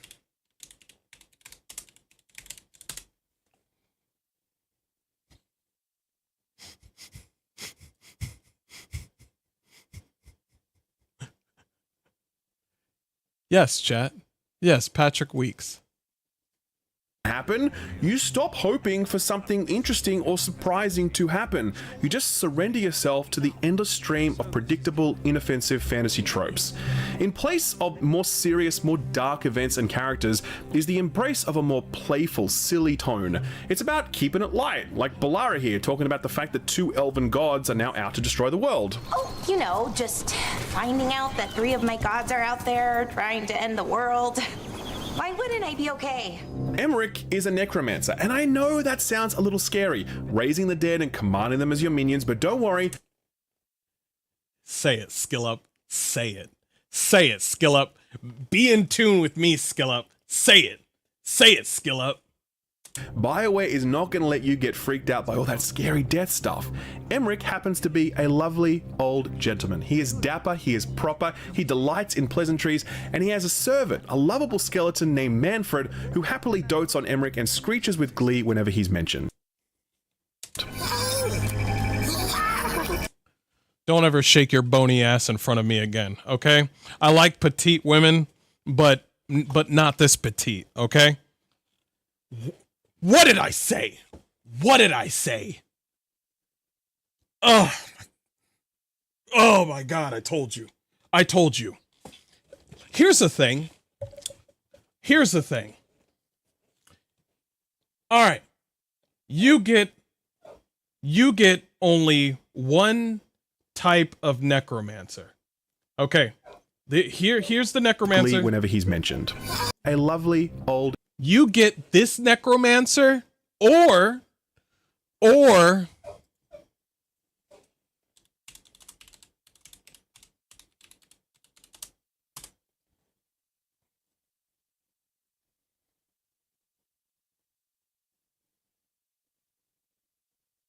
Ladies and gentlemen, boys and girls, especially the ladies, I'm going to let you know right now, you had either this, actually ladies that are in chat, or men, whoever are into men, whatever. You want this necromancer, or do you want this one? That one. Which one you want? You can only have one. I'm just saying. I'm just saying. Nobody cares about that nice shit. We just care if they're hot. We just care. I'm just saying. It's so simple. You want to know the funny thing is? Ladies like bad boys. It is what it is. So give ladies the bad boys. And then the ladies will act like, I don't like him because he's evil or anything. Duh. And then they give you that little fake bullshit where they're just like, it's not because he's evil. And I'm like, bitch, it's because he's hot and evil. And then they look at you like, well, yeah. Yeah. And I'm like, they always do that shit. They always do that shit. They're like, I don't like him because he's evil. You like him because he's evil and hot? Yeah. And I'm just like, or do you want the nice little grandpa dude? Gentleman. He is dapper. He is proper. I want him to fuck me so hard that he's going to turn me into his little skeleton buddies. And I'm like, bitch, what the fuck? You crazy. You crazy, girl. God damn, he's gonna turn you into one of his skeletons. I don't care. I don't care. He delights in pleasant... You love Colin? That's fair. It's fair. Colin's a straight up cool dude. Trees, and he has a servant, a lovable skeleton named Manfred, who happily dotes on Emmerich and screeches with glee whenever he's mentioned.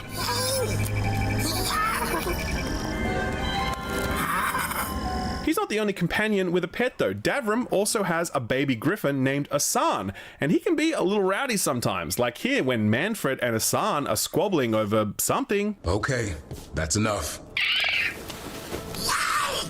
Quiet now. Fight. Fight. Fine. Who wants a treat? Now look, I know that you could go back to previous Dragon Age games and pull the same clips that show the same lighthearted silliness.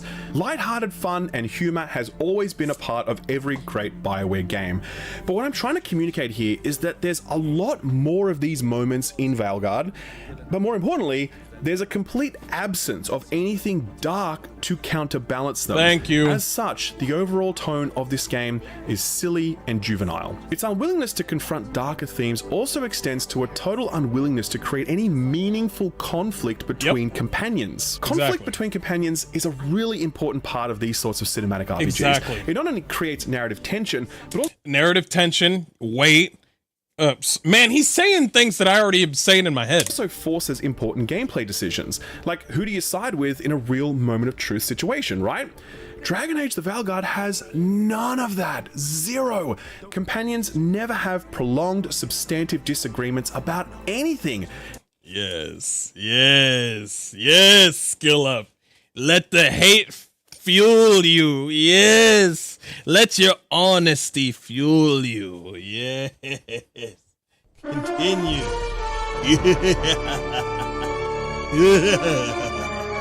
Yes, keep going. Be honest. They just get along almost all the time, and when they do express some sort of disagreement about something, it is so lukewarm and then resolved so quickly that the whole thing feels entirely cosmetic. Like, during a mission, Lucanus makes a mistake and Davram calls him out on it very briefly, and I was like, oh, okay, maybe this is the start of the first inter-team conflict. Nope. Like, an hour later, the very next conversation that we all have together is this. You two done fighting then? I can't have you at each other's throats. Lucanus is still an assassin. Kills people for money. And Davrin's still self-righteous. Judgmental, too. Typical warden. No offense. If we let that get in the way of stopping the gods... We won't. We cannot. They were never at each other's throats, by the way. They literally had one perfectly civil conversation. That would... What did I fucking say, chat? What did I say in the last two episodes of Hardrant? What did I say? That the Grey Wardens and the fucking assassins were gonna have a fucking little powwow together. A little fucking... I don't know why I did the scissor thing. I was thinking about pussy for 2 seconds. What if they had a little... The Grey Wardens and the fucking Antivan Crows were literally about to have a powwow, and I'd be like, yo, I want to see them fight each other. That'd be fucking cool, or some shit. And then they just like, oh, we're good boys. Yeah, we're good boys now. And I'm like, oh, man, bro, there is no testosterone in this game. How do you expect me to get hard over this game? Everybody gets hard over a game. Ladies get wet over certain games. Men and ladies and gentlemen are gonna get super, super wet when Monster Hunter Wilds comes out. But this game, it's gonna make everybody fucking dry. It's gonna make everybody fucking dry. Where no one even raised their voice. You miss badly Morgan versus Alistair? Yes, absolutely true. Yes, absolutely true. And also, if you don't romance Morgan, like, Morgan gets straight into Alistair's pants. Like, automatically. They're like fighting each other. And I'm like, didn't you both bang? And now they've, patched it up. However, BioWare clearly want to create some semblance of conflict between team members, so they instead focus... I get hard for testosterone. I get hard over dopamine, like the dopamine effect. The best dopamine effect for me was Witcher 3 Cyberpunk 2077, which will probably change when their next game comes out. Which game? Monster Hunter... what also gets me hard? Mecha Break. What else gets me going? The CRPGs, especially Rogue Trader. Rogue Trader's been getting me going. Metro really gets me going. You're out there trying to survive and shit. And it's just like, yes, awesome, cool. And then these developers come in wearing the skin of BioWare and they're just like, everybody, hug. We need to understand each other. And I'm just like, I don't want to understand anybody. I want to kill and I want to fuck. And that's why I romanced fucking Lae'zel. That's why I romanced Lae'zel. Lae'zel was like, it's like romance Lae'zel. Lae'zel was like, I'm gonna fucking kill you. And I'm just like, I'm into you too. On petty squabbles. Like, here Emmerich wants to bring too many books to a camping trip that Harding is planning, and Harding is upset about that. Just watch the clip. Harding, does it really matter if Emmerich brings 8 books? 9, actually. And Emmerich? So what if Harding is fine sleeping on dirt? Not all the time. This is the sort of conflict that Veilguard is constantly generating between team members, just arguing about utter nonsense. And did you see how Rook needed to sort it out at the end? He talks to them like they're... Geralt's hot for the Levi, so, well, that's gonna get clipped. All right. Children. Like, here's another example of him sorting out a disagreement between Tash and Emmerich when they're arguing about the fact that Tash doesn't like necromancy. You two could still learn things. Tash doesn't like necromancy? A lot of people don't like necromancy if they're in that world. What the fuck are you talking about, Emmerich? You're fucking 50 years old. Quit being a fucking baby. I don't like necromancy because you raise the dead. Hell, you might raise the people that are my friends or my family that have long passed away. And then your character's just like, get along, you know, necromancy is good for the good for the bones. Good necromancy is good for the bones. And I'm like, nigga, a lot of people don't like necromancy. Together you'd never find out alone. Emmerich, you clearly find talking about dragons boring. What? How? Who doesn't like dragons? Aren't you curious why Tash likes them as much as you like necromancy? The question crossed my mind. And maybe Emmerich could help demystify magic, Tash. See what I mean? That is not how you speak to adults. That is how you speak to a toddler when you are teaching them to... Yes, sir. Yes, sir. That is exactly what I was about to say. That's how you talk to... Bro, if I started talking like this around a woman that I'm interested in, she would call me her best friend for the rest of her goddamn life. I am, bro, there's only so much nice that I can take, okay? And there's only so much nice that I'm going to do, okay? All right?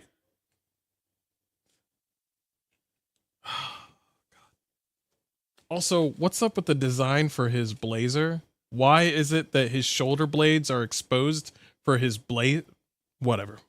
To share their Optimus Prime toy with their little brother. It speaks to a broader problem, that being a lack of subtlety and wisdom in the writing. This game cannot surface any ideas without just saying them aloud, which leads to this endless stream of exposition-laden personal introspection monologues. Like when Harding tells us that she's a bit of a people pleaser. She hates it.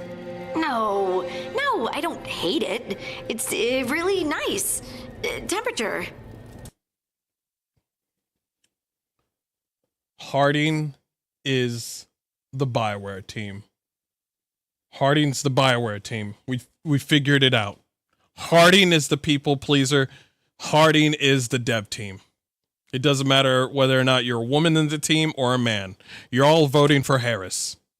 That is what the writing we got. No, nothing strange, nothing menacing, nothing philosophical, just hush, little baby, don't say a word. And I'm like, I'm a grown-ass man, bitch. Back the fuck up. I won't be upset if you don't like coffee. He really wouldn't. I know, but, sorry. It's just this thing I do sometimes. Acting so people will like you? Hey, BioWare, don't talk about yourself that way. Don't talk about yourself that way, okay? Calm down, BioWare. You don't got to do that. You can be yourself. You can be yourself. You don't do that. You heard Lucanus? You don't have to do that, all right? You can be an asshole. As a matter of fact, you could do it right here, right now. I'll enjoy it.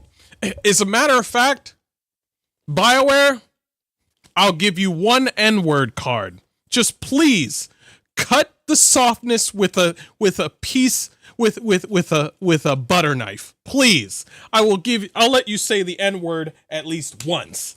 Please. Just everything is so nice and everybody wants to give me a hug. Just break that shit and just be like, yo, why don't you work the cotton fields? And then I'm going to be like, thank God. Thank God. Oh, some racism. Oh, that feels so good. Oh, man. I hugged all of my companions and I petted Hassan the bird like 15 times. And then I went and got some books with Emmerich. And then I went to Tosh and we talked about her non-binary, her transgenderism.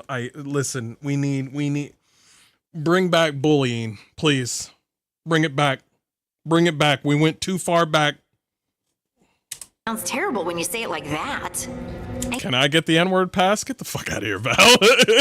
No, I don't need to do it. I just do. Or here, when Nev opens up about the fact that she really just wants to prove that she can be relied on. We can't count on a lot here. When I started, I wasn't going to save Minrathus, never mind Thedas. But if I could take a job and follow through, well, maybe people could count on me.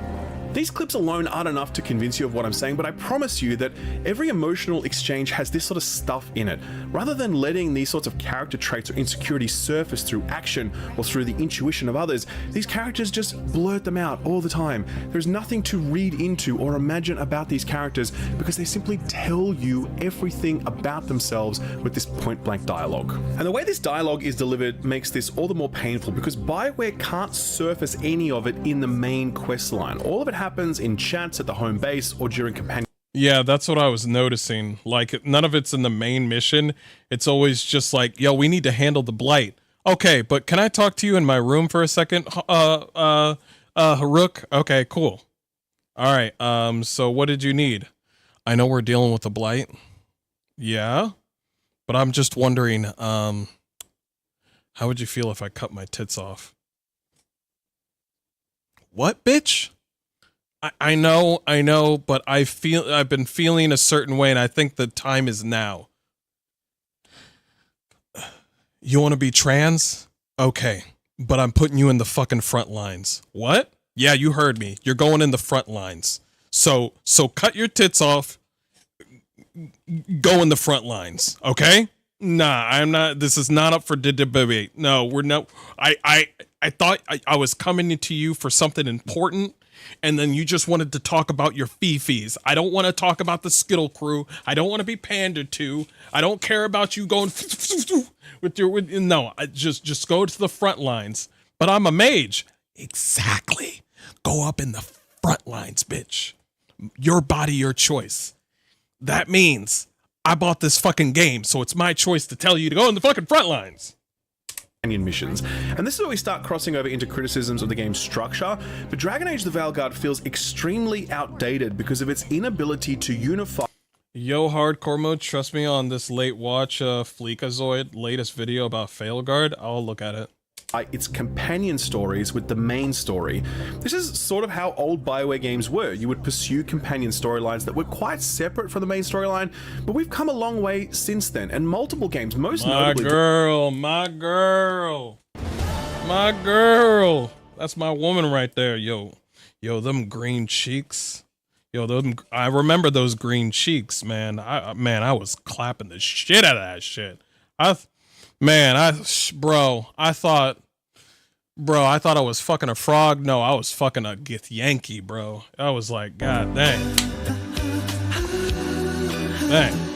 Baldur's Gate 3 have shown us that you can walk and chew bubblegum at the same time. You can deepen your connection to your companions both in and out of the main questline. Companion questlines are more deeply interwoven into that main questline. It doesn't feel like you're making these hard switches from save the world mode to go and pick flowers with your buddy mode.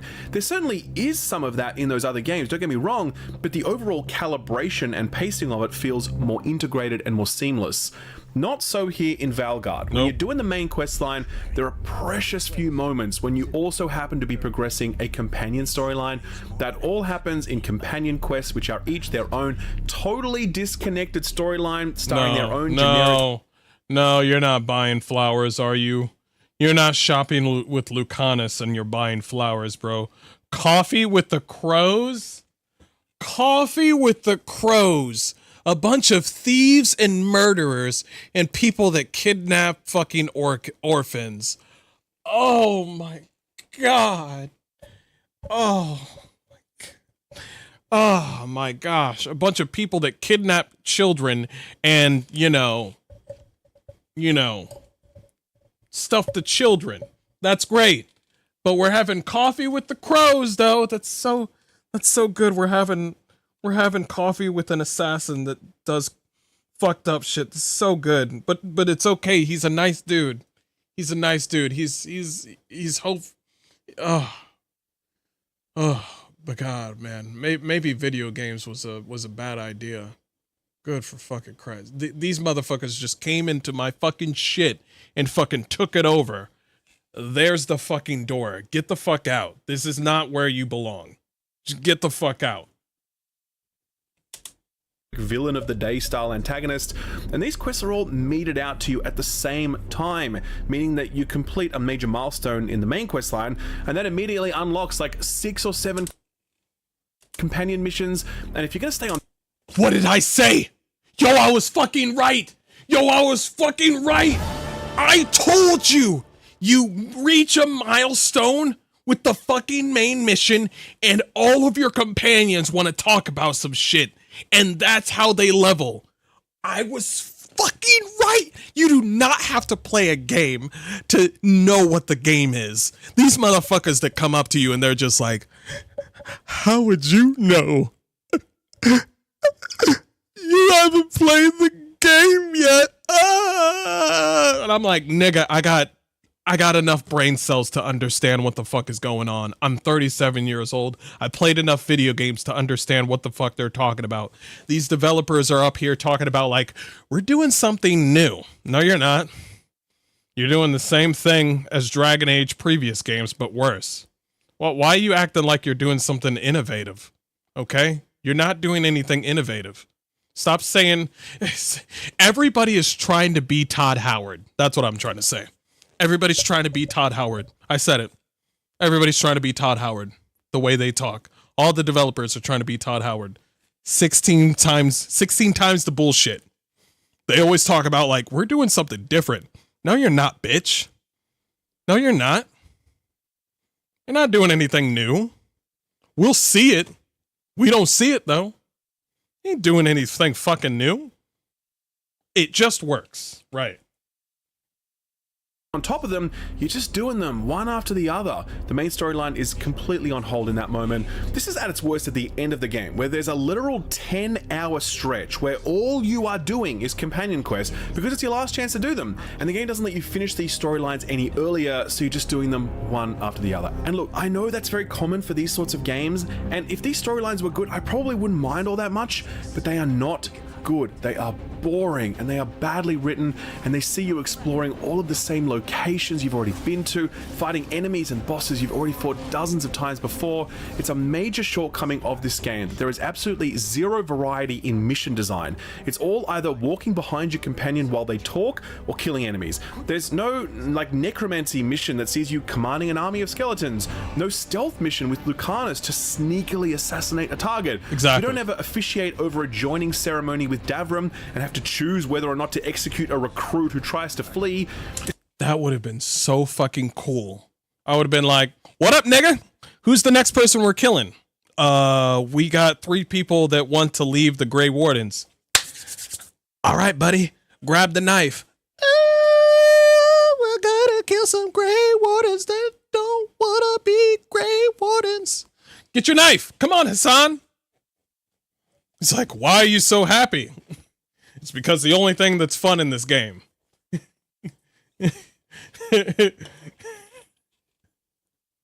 Oh my god, that would have been so cool. It's like, I need your help. I need to kill some people that tried to run away. And I'm just like, yeah!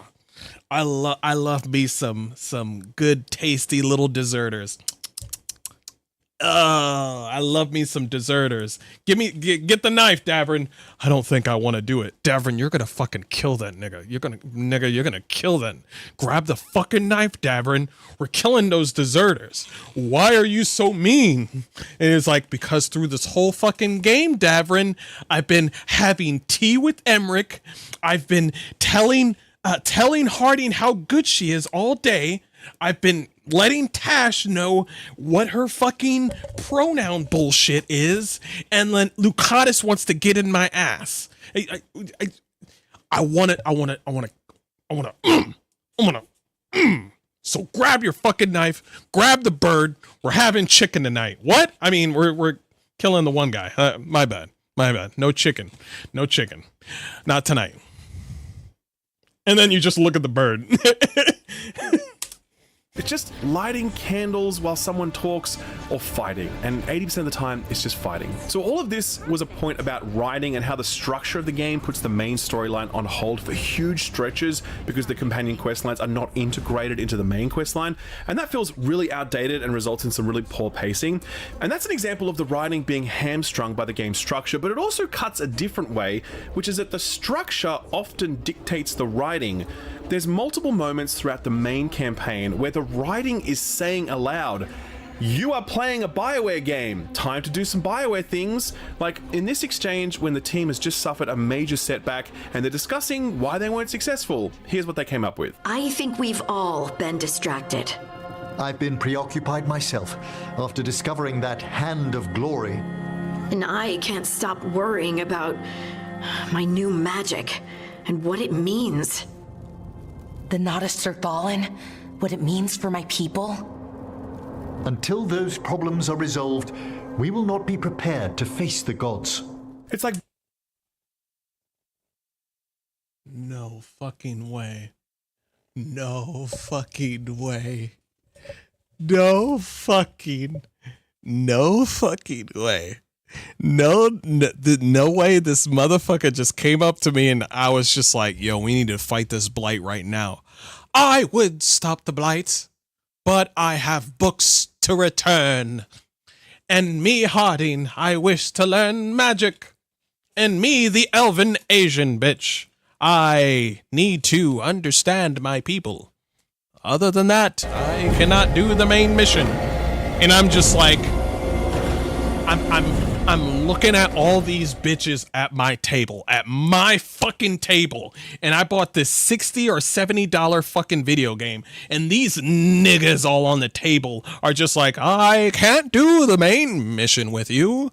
I have things that I must do. If you wish to come with me and help me finish this quest, we will join you in the main mission. And I'm just looking at all of them at the table, and I just think to myself, solo mode, baby.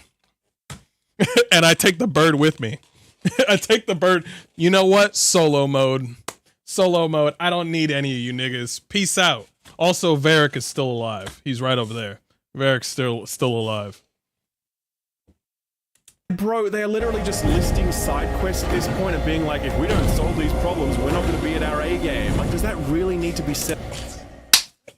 I love Skill Up. The Wine Fest, yep. Foz, thank you for the follow. Marai, thank you for the follow. Appreciate it. It aloud, but it's something that they say again later on in a separate meeting. Our arguments, our personal problems, it's as Emmerich says, they hold us back. We won't stop the gods while other worries weigh us down. I'm pleased my words provided clarity on how we all felt. Like, come on, for real, what is this? We already know we are playing a BioWare game. We don't need to be told to do companion quests. Like, how did this make it into the script? I really wish I could tell you that the main plot delivered where all this companion stuff fails, but it absolutely does not. This game can't save the world. I have overdue library books to return, and it's leaving me all conflicted inside. It used to be called Dragon Age Dreadwolf, and it was called that because the antagonist... You take care, Foxy. Have a good day. ...was Solus, an elven god who you fought alongside during Dragon Age Inquisition. And what a brilliant idea for an antagonist, someone who you know intimately if you'd played the previous game. Solus as a character is also fantastic. He is deep and complex and nuanced, and as a villain, he is a rich well from which a writer could draw.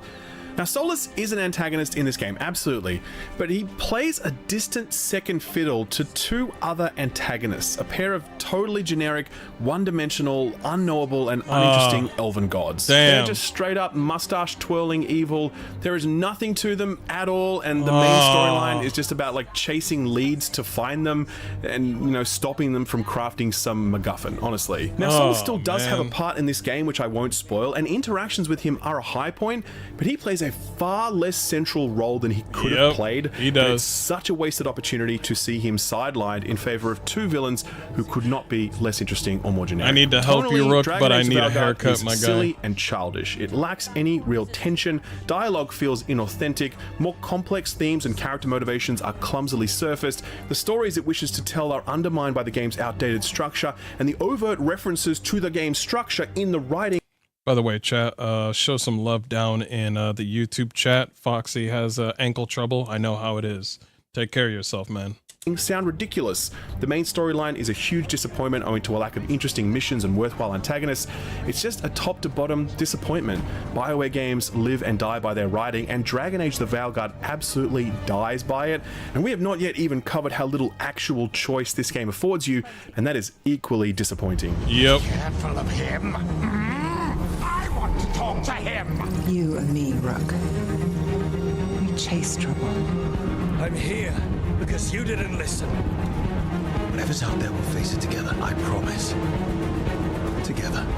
The promise of a BioWare game has always been a story that you can tangibly shape. BioWare has had mixed levels of success with this goal over the years, but it's remained a guiding star for them and for all the games in this genre that sought to copy the template that BioWare... Question, guys. How do you feel about never having the approval sign up here and just looking at the character or hearing the character and finding out whether or not they approve or disapprove? How do you feel about that? I think that's really immersive instead of seeing this bullshit to get some sort of sign. But being immersed in the conversation with them is just a lot. It brings in the more of the immersion. Like when you had a romance with Pan Am and you couldn't tell whether or not you were getting in her pants or not. And then there was that one moment where you tried to get in for a kiss and then she was like, no thanks, Rook. And I was just like, and then out of nowhere she kisses you and you're just like, oh, okay, cool. It's a story of my life. Does anybody got the Book of Women? Nobody does. Not even the women. Down with this cinematic style narrative-led RPG. Dragon Age the Veilguard marks a low point in BioWare's pursuit of this goal, so much so that I really wonder if this is what they were intending all along, or if maybe like they had other ambitions but they ran out of time and they just couldn't make them happen. I just refuse to believe that what we got here in Veilguard could have been BioWare's actual intention from the start. Fundamentally, the promise of choice exists at both the macro and micro level. In the past, BioWare games have not only let you select your hairstyle, but also through dialogue options, shape your personality. Are you a nice guy, a jester, an asshole, or does your mood change depending on who you're speaking to? Do you make cold, calculated calls that prioritize the mission, or are you more empathetic, putting the needs of your team first? How people and the world at large react to those decisions shapes your journey. Maybe a member of the team really hates your guts and has no time for your bullshit. Maybe another loves you so much that they swoon when you so much as glance their way. Maybe a certain faction declares you a blood enemy for making a decision that disadvantages them, while another will have your back no matter what because you were there for them when it counted. Almost everything that I've described here is either absent in Veilguard or it's so surface level that the decisions feel entirely cosmetic. The biggest gap for me personally is the inability to truly shape a Rook, a main character that reflects who I want to be. Yes, and that's the biggest thing. The biggest thing. You cannot shape yourself. They talk about inclusivity, inclusion, and being the Rook that you want to be. It's complete and utter bullshit.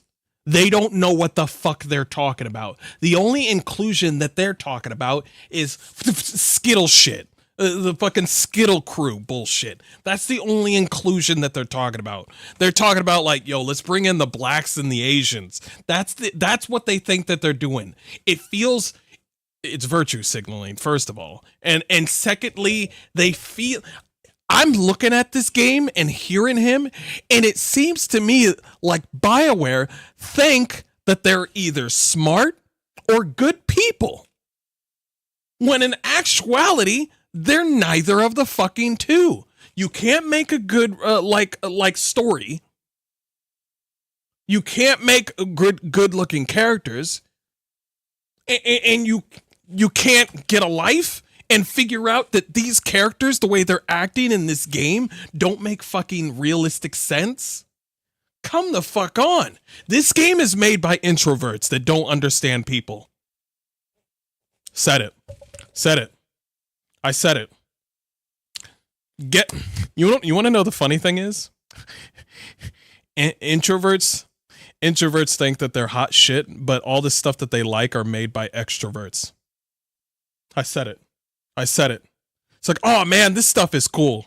Man, I like how immersive and real this is. Guess who was made by? Extroverts. People that understand people that understand wars, philosophical shit, people that get out, have families, have kids, people that have live out in the functioning society. Those really good games are made by people. There's probably introverts in there, but mostly extroverts. People that like understand people. That's how you understand like a really good story. People with life experience. Perfect. I always choose the bad guy personality type in BioWare games because generally speaking, renegades have more fun. Say goodnight, Manuel. The darkness is coming. The end is near. You can't... There is no bad guy option here in Veilguard. There's only nice guy, there's nice guy who's a little bit more jokey, and nice guy who's like ever so slightly more stern. That's literally it. Those are your only 3 options. Sometimes there's an additional option that's meant to be like the angry option, but what the game does, and this drove me fucking nuts, is it takes the edge off the dialogue option you've selected to make it something more friendly. Like this clip when some asshole bureaucrat barges into the conversation making demands, and I want to say, who is this fool? Because that would be an antagonistic thing to say that might result in some conflict. Instead, here's what Rook actually ends up saying. Who is this? This is Governor Evenchi. They have concerns. Or this example, when I'm trying to get the head of the Grey Wardens to listen to me, and I just reach my wit's end. Are you kidding me? I assure you, I am dead. They did it again. They did it again. They did it again. They just can't stop this shit. I mean, I'm sorry. I apologize. The BioWare team is gone. So this new team think that they're hot shit when in actuality they are a shell of what the company used to be. How could you? I knew the writing was bad, but then you're gonna lie to the players now? I mean, I'm not shocked, but you're gonna lie to the fucking players now? That's what you're doing? Because this shit was so fucking annoying in Mass Effect. It happened in Dragon Age 2, but this happened mostly in Mass Effect, where you would say like, hey, how you doing? And then out of nowhere, your character would be like, hey, what up, sweet cheeks? And then slap her on the ass. And you're like, what the shepherd? What the fuck? What the fuck? That is not what I said. Now we're back. We're back. Again, we're back. Also, anybody ever tired of the whole wheel thing at the bottom? Because it feels like you have a maximum of 6 choices, when in actuality, my favorite thing is like Divinity Original Sin or Baldur's Gate 3, when you have a wall of text and you have like 8 choices. I like the whole wall of text, 8 choices bullshit. They did it in New Vegas. I like that shit. I like that shit. I don't like the little circle thing. I think that circle thing from Dragon Age 2 and in this game is limited, because I don't want to do that little stern, joking, and nice guy bullshit. I thought that was the dumbest shit I've ever fucking seen. That's so limiting. It is so limiting, because we all know all those 3 choices are the fucking same. And you brought that shit back. You brought that shit back. I can't believe you've done this. Deadly serious. That is not what I wanted to say. I wanted to call him an idiot, but I can't do that because Rook is incapable of saying anything that might offend or upset anyone. And this is very much the case with his team too. With the exception of one pivotal decision point, Rook cannot upset his team members in any meaningful way. I want to upset Tash so much. I don't have an option to upset Tash. My whole being, my whole driving force for playing this game was to upset Tash. I was like, yo, I can't wait to get in there and be like, trans life is no life, son. Get this shit out of here, son. No, I don't want to see your bussy. Get that shit out of my fucking face. Yo, Tash down, son. And then I just see her leave or get angry or fight me. Oh, I wish you would fight me. I wish she would fight me. Oh my God, I would kill her and take her loot. Oh God, I can't be a literal asshole. I wanted to do that. That was my driving force for when this game came out. It's gone now. In so many BioWare games and games like it, you could say some mean shit that would really piss off your companions, but here all you can do is offer support. Sometimes in a friendly way, other times in a slightly more stern way, but never can you say anything that might actually upset them. But that's not to say that you can't say things that your teammates won't mildly disapprove of, and you will on occasion see like Nev disapproves pop up on the left, but there's no way to do that so severely or so often that you would start to develop a negative relationship with your companion. There is a really interesting companion system kind of working away in the back end. Companion hardened? Companion hardened? After experiencing the blighted dragon attack in Minrathous, Nev is less trusting and more self-reliant. Her damaging abilities are increased, but she will no longer use supportive abilities, and relationship progress is slowed. I see this as an absolute win. I don't give a fuck about this bitch, but she's gonna do extra damage? Huh. Good. I need to piss people off a little bit more. I need to piss people off. If I get this for everybody, oh, think of the damage. Think of the damage. We're gonna kill every fucking evil elden god, and at the end of the game, I'm gonna have to fight my own companions, but it's gonna be easy because they do minimal limited damage compared to your character. Oh, I'm gonna love it. Oh, Tash is last though. Tash is last. Oh, she's last. Oh, that would be the icing. That would be the cherry on top. She's last. Called Hardened, where a companion apparently disapproves of you so much that their offensive damage abilities are made stronger, but they won't cast any supporting abilities. Is that absolute and your win? Relationship progress with them is also slowed. I could only achieve this state with one companion, Nev, after making that pivotal decision I mentioned earlier. Outside of that, I almost always chose the gruffest dialogue option available to me, and I was never able. Yeah, it doesn't matter because you can't even fucking control him. It's so fucking stupid. Absolutely. Mr. H about to piss all of his companions off. The OG dev team of Dragon Age said romancing a dwarf is gross. That is why Harding shouldn't be a romance. Yo, base developer. Base developer. Base developer. I understand that people might like dwarves, but that's one step away from being a gnome, and that's another step from being a Lalafell, and that's another step from being a child. So nope, nope, nope, nope. I like adults, adult women. Nope, nope. Able to trigger this hardened state with any other companion. Oh, and by the way, I see you goblin lovers out there. Don't think I don't know who the fuck you are. You goblin motherfucker. I know who you are. I felt the impact of Nev's new damage potential during combat, and I had absolutely no trouble romancing Nev even after she was hardened, so I think the system isn't quite as impactful as it promises. Wait, so she was hardened anyway, but you still got into a romance with her? Win's a win. See? Told you. See, told you. Bitch gets mad at you, bitch is still into you. Told you. Works every time. Even the woke people can't even get it right. They know it works every goddamn time. He fucking works every time. Got this bitch mad. Now she loves me. It works every goddamn. Even they know it. To be the same way that the game is unwilling to. Don't you dare goblin shame me. Now the goblins I know are 8 feet tall, not dwarves. That's what we call ogre. If you like ogre women, I'm gonna let you know. You're not coming back. I'm just letting you know. You can't deny the goblin. Radzik, I'm gonna have to let you go. I'm gonna have to let you go. Confront any darker themes. The same way the game is unwilling to create any. Bro, why does your character look like he's been eating Hardee's? Why does your character look like he's been eating made from scratch biscuits? What the fuck is this, bro?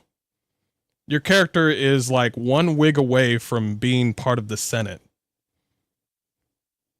I am the Senate. Thoughts on Rebecca from Cyberpunk? Who's Rebecca? Oh.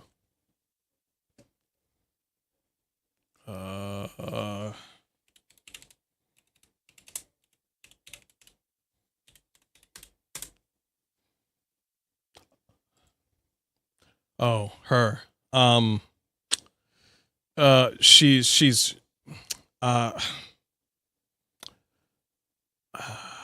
I'm not gonna lie. She's greenlit. She's okay. Genuine She's conflict fine. between party members is also unwilling to create genuine tension between you and your party members. She's petite. So remember how in It's most fine. Bioware games you could talk yourself out of trouble if you said the right things, made the right threats, if you put the work in to ingratiate yourself to a faction, if you have the right party member by your side at a crucial moment. We used to have stats for charisma and speechcraft that would make it... Yeah, we used to have stats for persuasion and like being renegade, Paragon. You used to have stats for like, I increased my I'm good at explosives, so I'm able. That's a different game. Okay, let's focus on Dragon Age. Let's say you're good at herbalism. You could heal somebody if you had the proper herbalism like ability, or if you had the proper amount of arcane or magic, you could understand certain things. That used to be the D&D, and then they ripped the shit out of D&D out of fucking Dragon Age, which made things worse. And now what do you got? You got God of War, DI God of War. Easier whether we're trying to persuade or intimidate or deceive. Veilguard has none of those things. You cannot talk your way in or out of any situation. There are no stat checks that will test your powers of persuasion or whatever. Every outcome is ultimately determined by force because there is no scope for you to determine it by any other means. This was really typified in this mission, which seemed like it was going to be a real standout. This is towards the back end of the game, and we have to infiltrate a meeting of cultists, and we're supposed to be undercover. To this point, there had never ever. You have to be undercover, and let me guess, you don't have any sneak. You don't have any way of hiding or you just walk in there and then they just agree with you. Been any mission like this. As I said earlier, every mission is just following someone, going to a place, killing enemies, and so the promise of like a stealthy undercover mission was really exciting because I was desperate for just something else. So how does this... I've been hearing you say hands on hip the whole damn time, chat, and me ignoring it has made it more funny as time goes on with this video. That's all they fucking do. I don't see... Nobody does this because you know what this looks like? This looks like somebody has a little bit more testosterone. But this one, it's just like... It's just like... It lowers... It's a little bit less. It's not too much Superman, but it's just like... Welcome to the view! But this is like, oh man, I don't like his aura.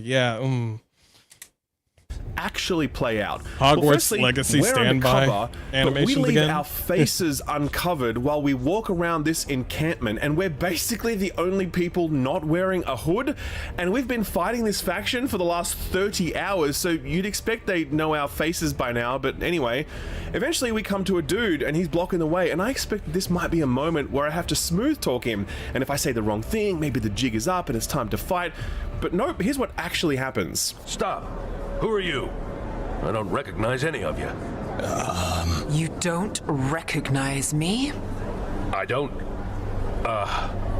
Magister. Lady, Appalling. They'll hire anyone these days. So the best my dude can conjure in that moment is, and then Nev takes over and does all the talking for us. No chance for me to have any input into how this...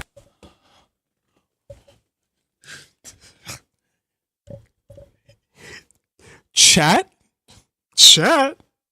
You remember when I said I don't think they're girl bossing Nev? They're girl bossing Nev. They just did it.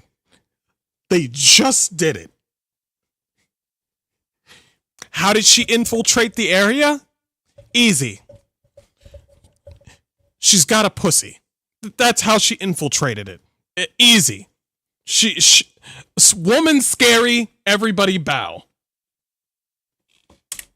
Goes down, and when it ends, we stand right there in the middle of these goons talking openly about how we plan to murder the gods they worship.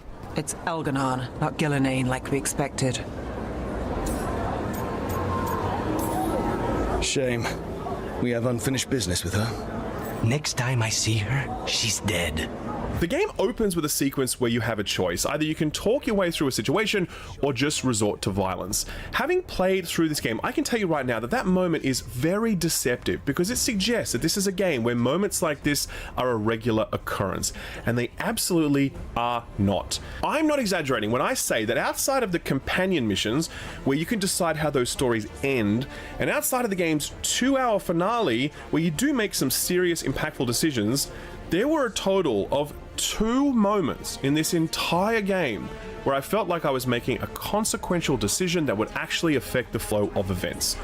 2. Now, I'm not sure if there were additional consequential decisions buried in some side content or something I didn't do, but I played this game for 50 hours, and for me, it was 2. And I know that sounds hyperbolic. You're thinking, that cannot possibly be right, but I promise you, there are 2 moments in this game where you make a meaty decision, and the rest of it just feels like choosing between different colored M&Ms. I can't be more specific without spoiling things, but if you play this game, you'll see what I mean. Another load-bearing, choice-based system in any BioWare game is romance, and this has its own set of issues. Top line, it's just a super old, super outdated approach to player romance. It really is just selecting the heart button whenever it appears, even when it doesn't. Yep. These motherfuckers just came at us saying, like, the romance is deep. No, it isn't, nigga. It's the easiest thing in the world, okay? It was the easiest thing in the world. I think, what was the hardest romance I ever had in a video game? I think it was Shadowheart, because Shadowheart, I'm just going to be honest, even though she was hot, she was coming off as a little bit of a bitch. I remember one time Shadowheart was saying, don't take that saloonite, like, chest of treasure. It's bad for you. And I'm just like, did you pay for this game, Shadowheart? Did you pay for this game? No, you didn't. So shut the fuck up. This treasure is mine. So I cupped that treasure, and she was mad at me through almost all of Act 1. Almost all of Act 1. And I was just like, I come up to her and be like, are you done being a bitch? And then the disapproval rating just went down. And then she was just like, why are you always near me? And I was just like, is this my ex-girlfriend? Oh, you don't pay the bills in this house, bitch. You don't pay the bills. But it was like, at least it was realistic. This shit is just like, yo, just hit the heart symbol and then you're good. Feel right for that moment, and rarely does it feel right for that moment, by the way. You just keep hitting that button repeatedly until you nearly kiss, and then something interrupts that moment, and then you come back later, and you need to either commit to that person or permanently close off any possibility of a romantic entanglement. So for me, I was flirting with everyone, and I was making progress with everyone. I had every member of my squad ready to jump me, but at one point I thought, okay, let's give Harding a try. Commit to that, see what happens. So here's what happens. We have a scene where we kiss. There's no sex scene. Watch out for that chin, bro. There's no sex scene with Harding. I want to see it, but I don't want to see it. Where am I going with my brain? But I'm still... We can continue whispering sweet nothings into each other's ears during dialogue exchanges or whatever, but at that point, romance dialogue options no longer appear for any other character at all. There's no option to end my relationship with Harding and switch over to someone else. Most interestingly, none of the other companions, all of whom were very hot and heavy for me, none of them mention the fact that I have spurned their affections and gone with someone else. Wow. I remember in Baldur's Gate 3 when I was like clapping Lae'zel's cheeks, and then Halsin got mad at me, and I was just like, Halsin, the fuck are you doing? He's like, you were supposed to be mine. And I'm like, first of all, Halsin, you raise your fucking voice at me one more time, we're having fucking bear tonight. You understand me? You understand me? All right. I'm not interested in you. You have a good day. I don't know what to tell you. Jesus fucking Christ. And then I tried to get with Karlach. And then Lae'zel was just like, the fuck you doing? And I'm just like, I gotta make a decision. That was cool. That was realistic.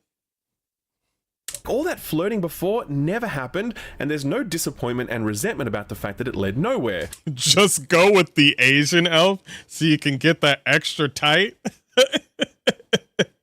He's right, though. He's right. He's right. All right.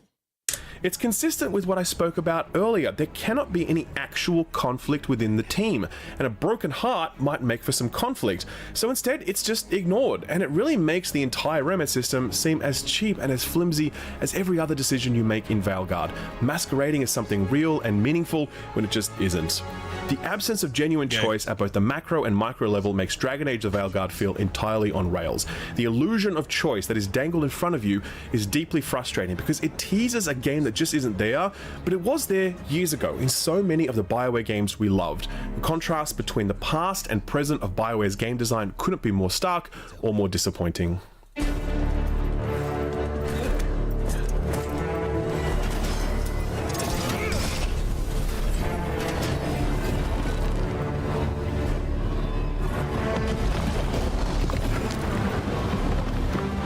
All right.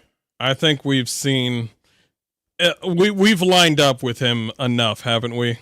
We've lined up with him a lot.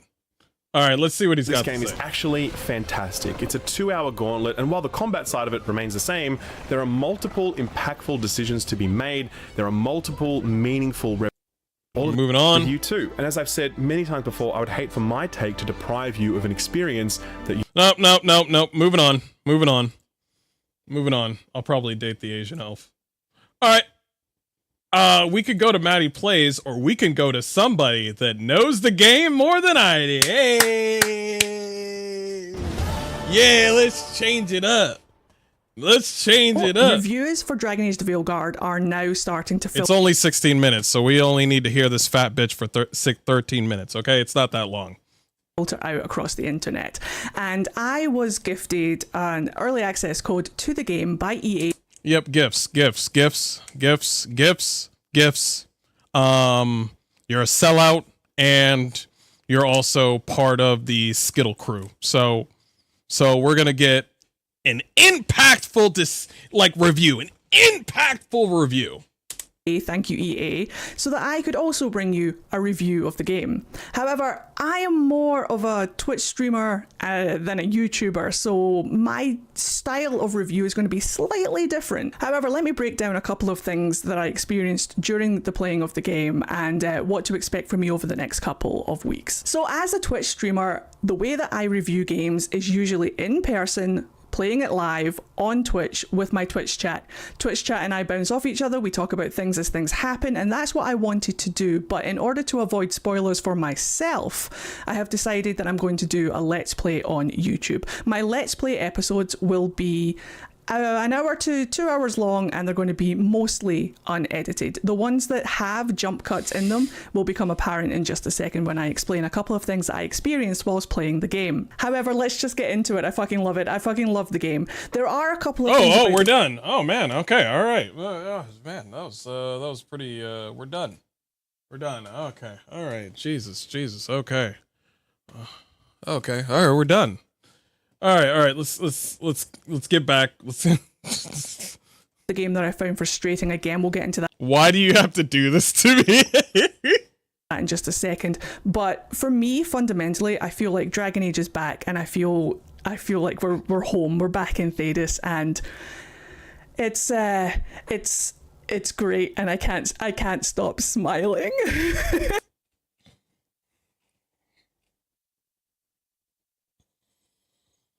Oh shit. I believe her. She looks like a white lady that's had black dick for the first time. I believe every word that she says just by looking at her. I think the best way to review a game is to show just raw, authentic emotion. Show my reactions to things as they were happening in real time. So I'm going to show you a couple of clips of me from my recording of playing the game, I'm not going to show what's happening in the game. I'm just going to show myself. Sure. So that I don't add any spoilers, just because spoiling the game right now is not something that I personally want to do. It's not something that I feel is decent. It's not something that I've ever wanted to do. I want you guys to experience the game for yourselves. However, I am going to give you a little taste of how I reacted to certain parts of the game. But first, let's talk about character creator. Back with No.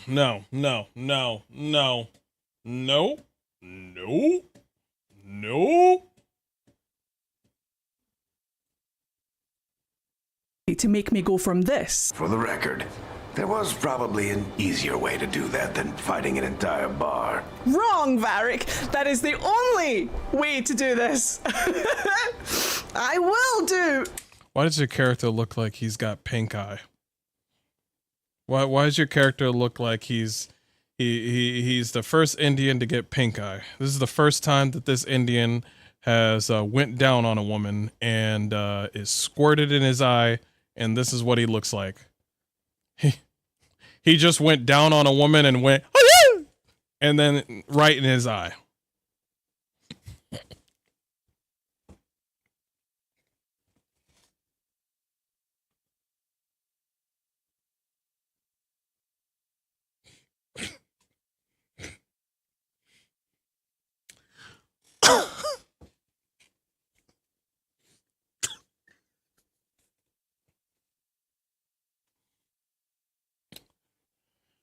Let's take this seriously.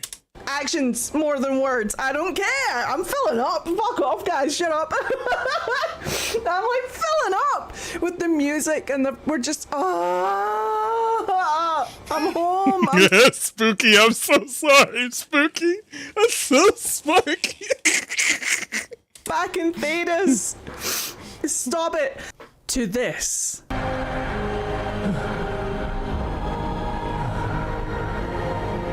You got pixelated like blood on your hand.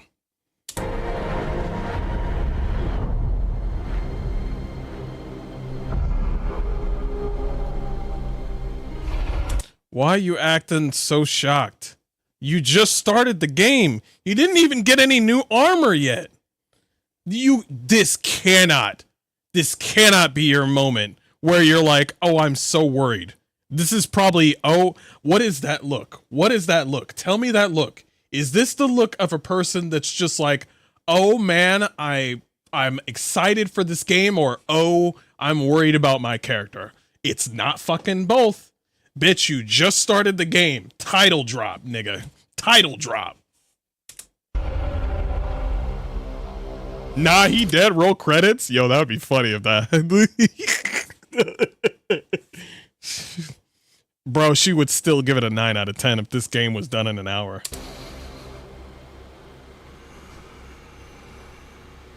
You have no idea what you have done. You have no idea what you have done. In like a heart. Bro, we gotta stop being corny. I think every person should have that one person that's down to earth and just be like, nigga, stop being corny. Why would you say something like that? Every person should have that one friend that's just like, that's stupid, but okay. Everybody deserves one. I have plenty of them. Now I'm the person that does that. Now every time when my friends like do something stupid, it's like, hey girl, you want to check me out? Hey, I'm just like, now she's never going to check you out, dude, because you're acting like a fucking idiot. And then he's just like, yeah, my bad. You always need a friend like that. She needs one like that. She can't be doing this. I know she dresses herself up like she's like part human, part beanbag, but you got to get out more. It's lame. Heartbeat. The story beats are so good, and especially coming from someone who is Go Fleekazoid? I'll go to Fleekazoid in a second. Obsessed with the lore of Dragon Age. I feel like a lot of it is just bam, bam, bam, hit, hit, hit after hit. And then there are a couple of things that I did question, and you'll see it when my playthrough comes out. Again, I don't want to spoil too much about the story, but I also don't want to spoil too much about my playthrough. My playthrough will begin, like the first couple of episodes will go up on release on Halloween, and you'll be able to watch. Is this a review, or is this you just telling us your schedule? Because I'm about to leave. Come on now. Come on now. You got to figure this shit out. All right? When I started this stream, I said review hunting for Dragon Age the Veilguard. Guess what I'm doing? Review hunting for Dragon Age the Veilguard. Well, I'm not doing that right now. I'm listening to a bitch talk about her schedule.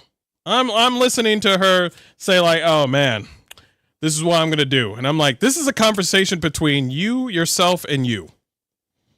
You yourself, and fuck you. All right?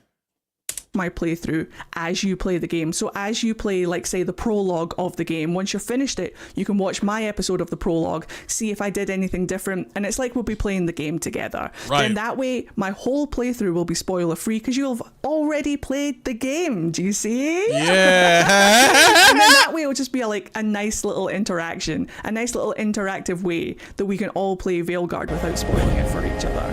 But expect me to be swearing a lot. The combat system is definitely Thank you for the follow. something Appreciate that is, well, the best way I can describe it is different. It's new. It's going to take you a while to get used to. When I was playing it, I found that Rogue kind of just felt more fluid. It felt more fleshed out. But for this playthrough, I'm playing as a mage, and I felt that mage takes a little bit longer to get the hang of. And a lot of the combat will take you from this to... Okay. Yep. Give it to me. Let's do it. Let's go. I love it. Kamehameha. Kamehameha.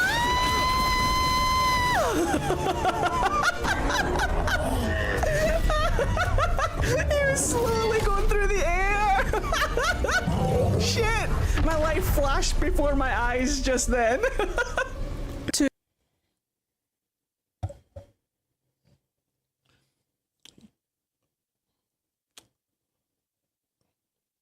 You ever watch a trailer that is live and it's a person behind a person's playing the video game live, and you could just openly tell that this person doesn't know how to play video games? Like they have no sense of perception, no sense of thought. Like you watch a person's like, here's our game, Assassins Go R Us or whatever. Here's our game. And then you see the game and you're watching the person play the game and you're just like, this motherfucker sucks. This motherfucker sucks. Oh, man. Oh, hold on. I don't know how that's happening, but I'll fix it. Oh, God. That was, And you had 7 hours before this to play the game. This. Can I have 5 seconds, please? 5 fucking seconds. Oh my god, game, fuck off. What am I stuck on? What is... I don't want to see you. I want to see the gameplay and what you're showing me. But yeah, sure. You know what? We're skipping. We're skipping. Skipping. Has a spoiler behind it. So once I've played the game and it's all done and everyone has played the game and we come back, I would love, and I cannot wait, to sit down with everybody on Twitch and just go over the things that were locked behind all of the spoilers that I can't talk about right fucking now. So when you're watching my playthrough on YouTube, take note of every single time I'm like, I have a slight criticism about this, because when we get to the other side and I'm playing it live on Twitch, I cannot wait to talk about these things with you. But there have been so many times in this game where it has thrown me a curveball. You know what? We need a palate cleanser. We need a palate cleanser. You said Fleekazoid? Okay, yeah. All right. I don't know who Fleekazoid is, though. We need a palate cleanser. What the fuck, bro? What the fuck? 6 minutes? Thank you, Fleekazoid. I appreciate it. This is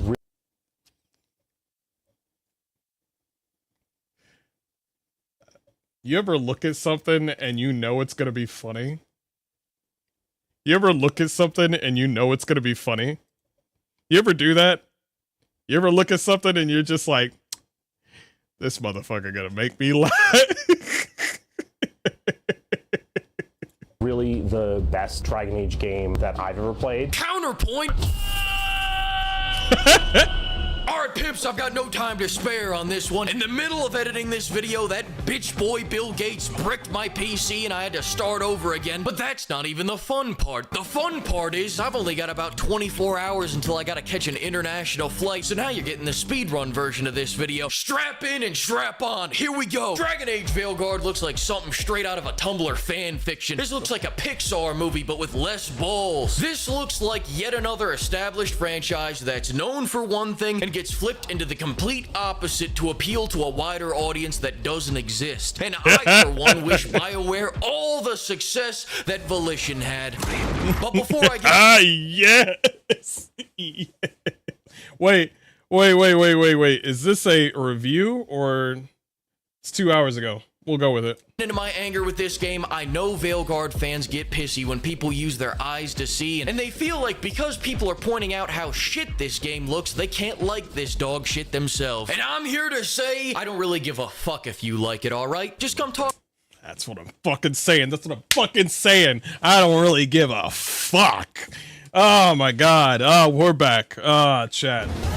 After Unifag said that shit, I was just like, bro, I need something.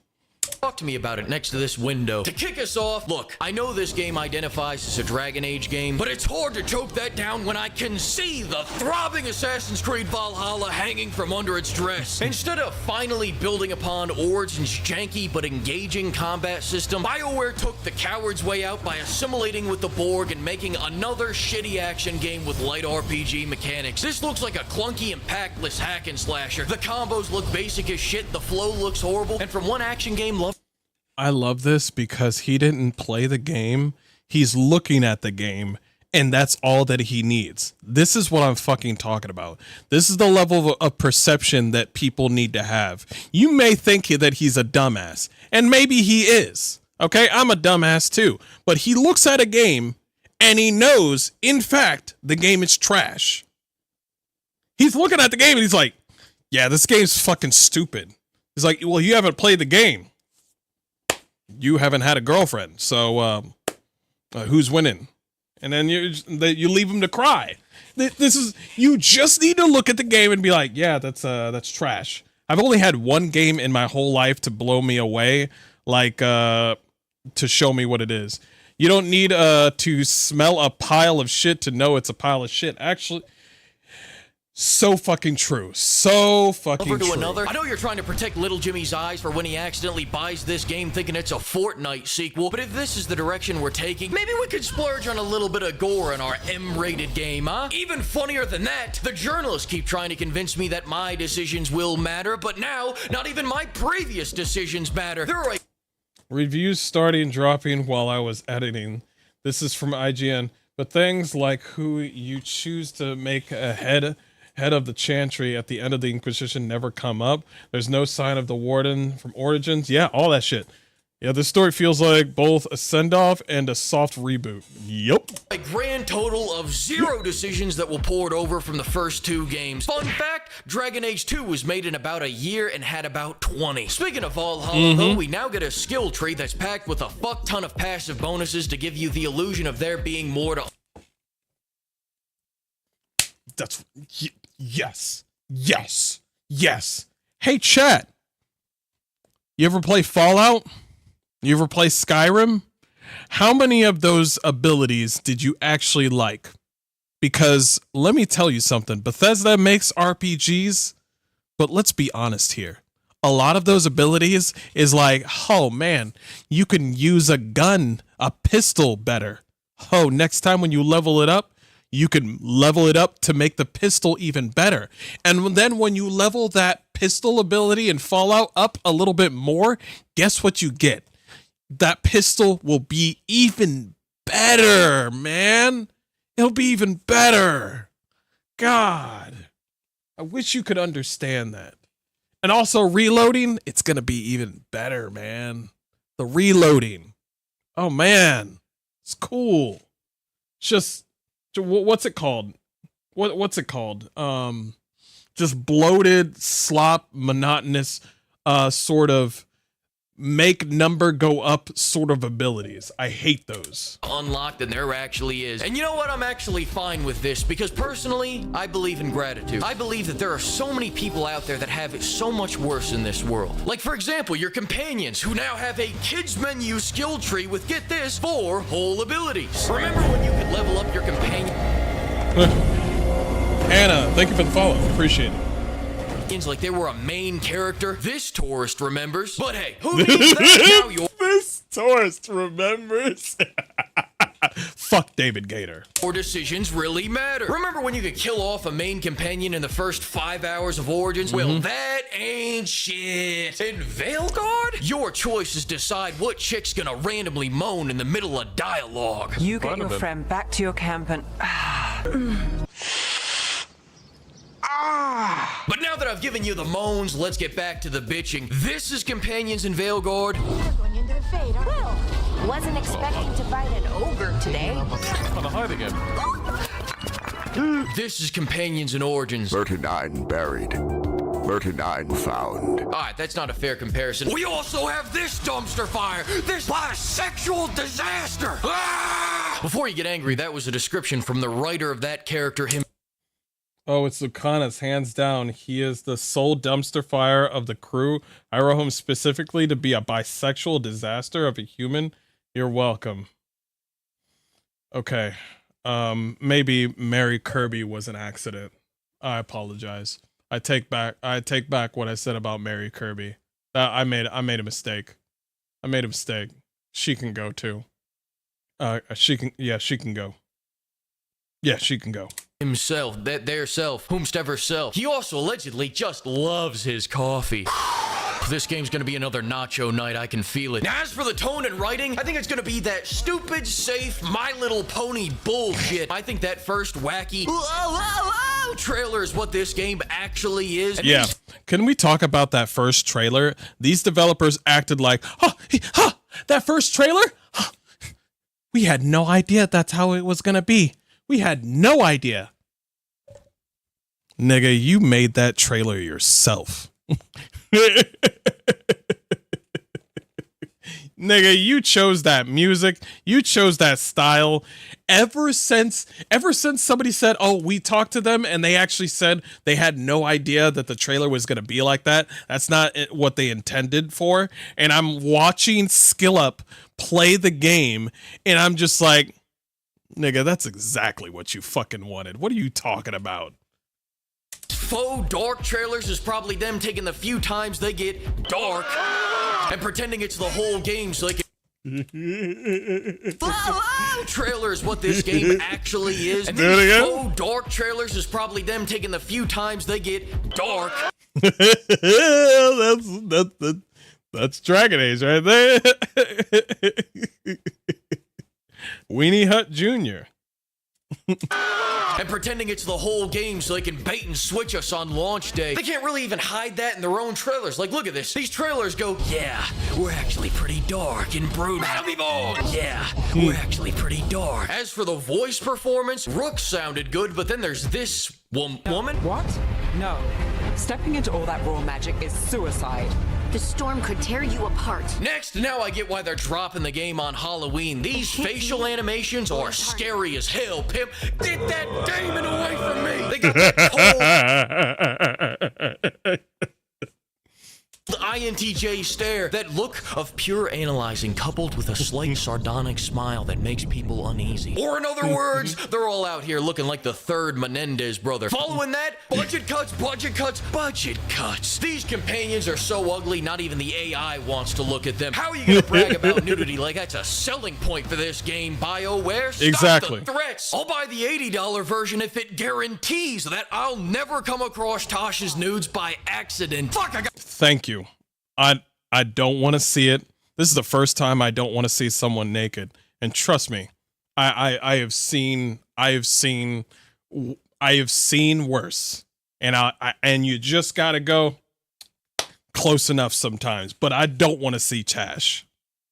Clip that shit. You need that every time there is a dark moment.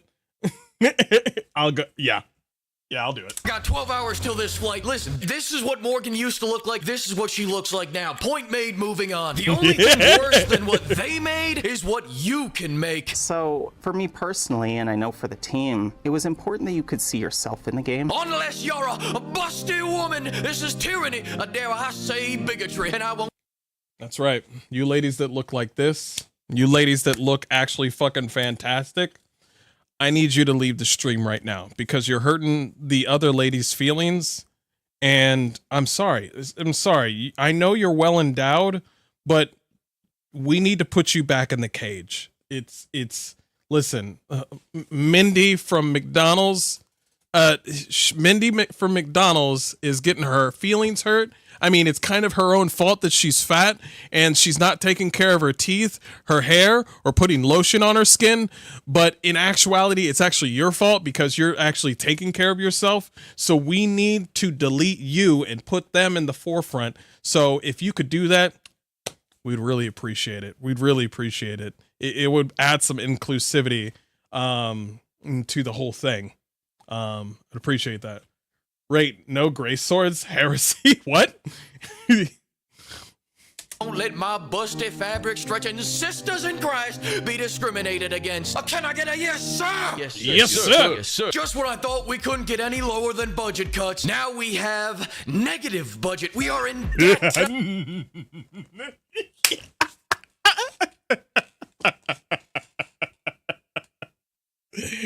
Oh man, I gotta stop laughing like fucking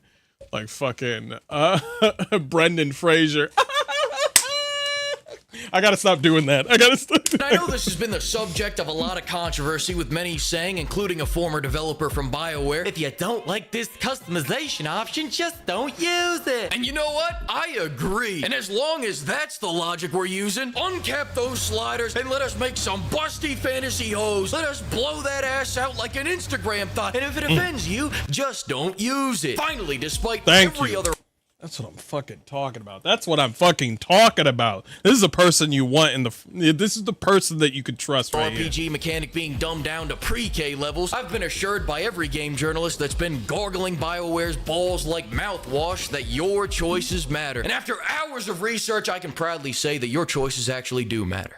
Because you have the choice to buy this piece of shit or go drop $5 on Dragon's Crown and have the ride of your life. Look at this art. Look at this art. Look at this art. This game is Dragon Age in name only. They're a company on the verge of collapse. Switching you is their only hope. Don't believe them. And these gaming journalists are word prostitutes selling their opinions for free breakfast buffets at the Holiday Inn, saying shit like BioWare is back, baby. Yo! I just want to talk to this man. No. Nah. Listen, I have so much to say about this game, and I didn't even get to everything I hate about it in this video, but blame Bill Gates for that. He's a fan of Dragon Age Veilguard, and he sabotaged me. All right, my flight's like in fucking 3 hours, and I still haven't packed. I gotta get out of here. We'll continue this conversation when I get back. Fuck you, Bill! God breaks Bill Gates! Yeah!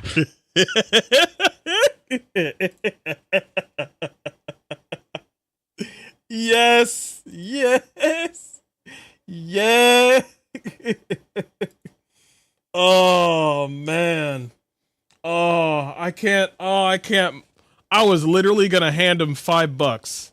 I was literally gonna give him $5 but he's not monetized. Oh man, that felt good. That felt real good. All right, let's keep going. Oh. Dragon Quest on PC? Let me check.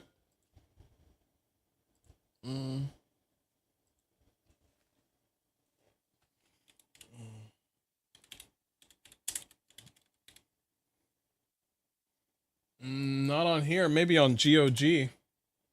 Oh well. Keep going. Let's keep going. RPG genre, thanks to projects like Baldur's Gate 3, Cyberpunk 2077, The Witcher 3, and so on. And this is the guy that was selling the fuck out, talking to Corin Bush. Remember that. There are other many great developers rising up in the RPG genre, like Warhorse Studios with Kingdom Come Deliverance. Yeah. So there's many options beyond the ones that we used to know and love, and BioWare is in a very desperate position. I've covered this game for years, since it was formerly known as Dreadwolf. Before that, it was very much just an idea on paper, and we were talking about it. I was very excited to see what BioWare could bring to this. Atlas, please, for fuck's sake, release Dragon's Crown. Atlas are really stingy on PC releases. I want to play fucking what's it called? The unicorn game, whatever. But unfortunately, after playing Dragon Age the Veilguard, it is one of the most disappointing games I've played in a while. Damn. I don't want to say ever, because I don't want to get too much hyperbole in here, but it doesn't matter. It was disappointing. Stop trying to tier list. Stop trying to tier list and be nice. Stop trying to tier list your disappointment. Just say, yeah, it's another one of my disappointments of all time. Yeah, it's bad. Stop trying to do this whole fancy pants with your words. It's like, I don't want to, it's not that disappointing, but it's disappointing, but not that disappointing. It's like going up to your son and be like, you're disappointing, son, but you're not that disappointing. I want to put some hyperbole in here, but you're almost as disappointing as your little brother, but not too much. Stop it. Just stop it. But the emotions I experienced throughout this review process was unlike anything I've ever gone through before. It was strange, man. I'm gonna keep it real. Like, it was saddening as the realization set in hour by hour. Yeah, but you got that money.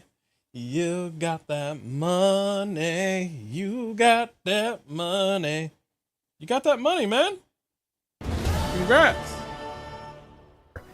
How much this game had let me down. I've had the game for about 2 weeks, put over 50 hours into it, finishing the main story, all of the companion missions, and a bulk of the remaining side content.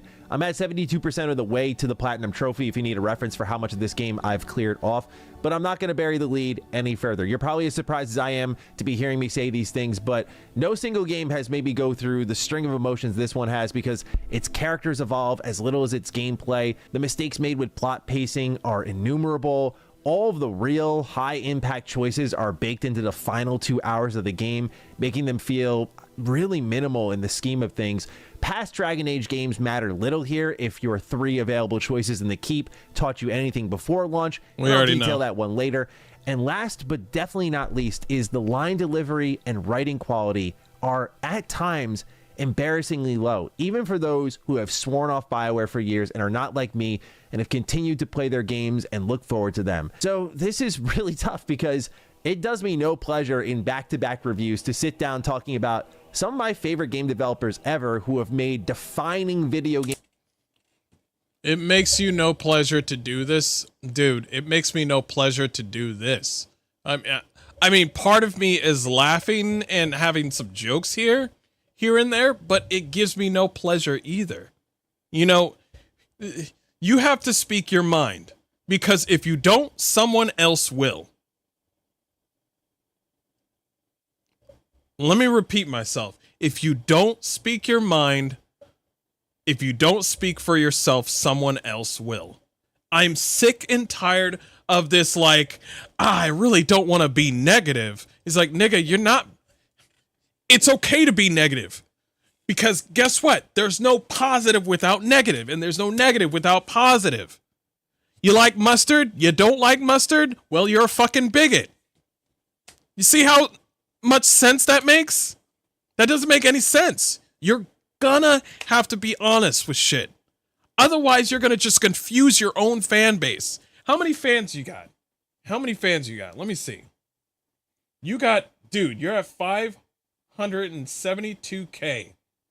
Maddie, I've known you since like Fallout fucking like Fallout 4. You have to be honest. I get it. You just got married. You want to pay the bills. You want to get that money, because he did get recently just like get married. I think he did. But you have to be honest with how you feel, because this is what happens when you become a sellout. You sound like every other video that you make. And guess what happens? You get less and less views. Because if you're not honest, people don't come up to you for actual like feedback. Because if you just go, this game's great. This game's great. You know who's a perfect example? Eric's Gaming. Anybody know Eric's Gaming? They always talk about Monster Hunter. They always talk about Monster Hunter. Fexter Life. Anybody know Fexter Life? Nobody goes up to Fexter Life and Eric's and goes up and talks about them. They see a certain build that they put up and then they try to learn about that. They want to learn about like tips and tricks, but they go away after that. They don't watch a whole bunch of videos about Monster Hunter, about Elden Ring, about different builds. They just see that you really, really like Elden Ring or Monster Hunter, and then they just move on and say, oh, okay, yeah, Elden Ring. That's cool.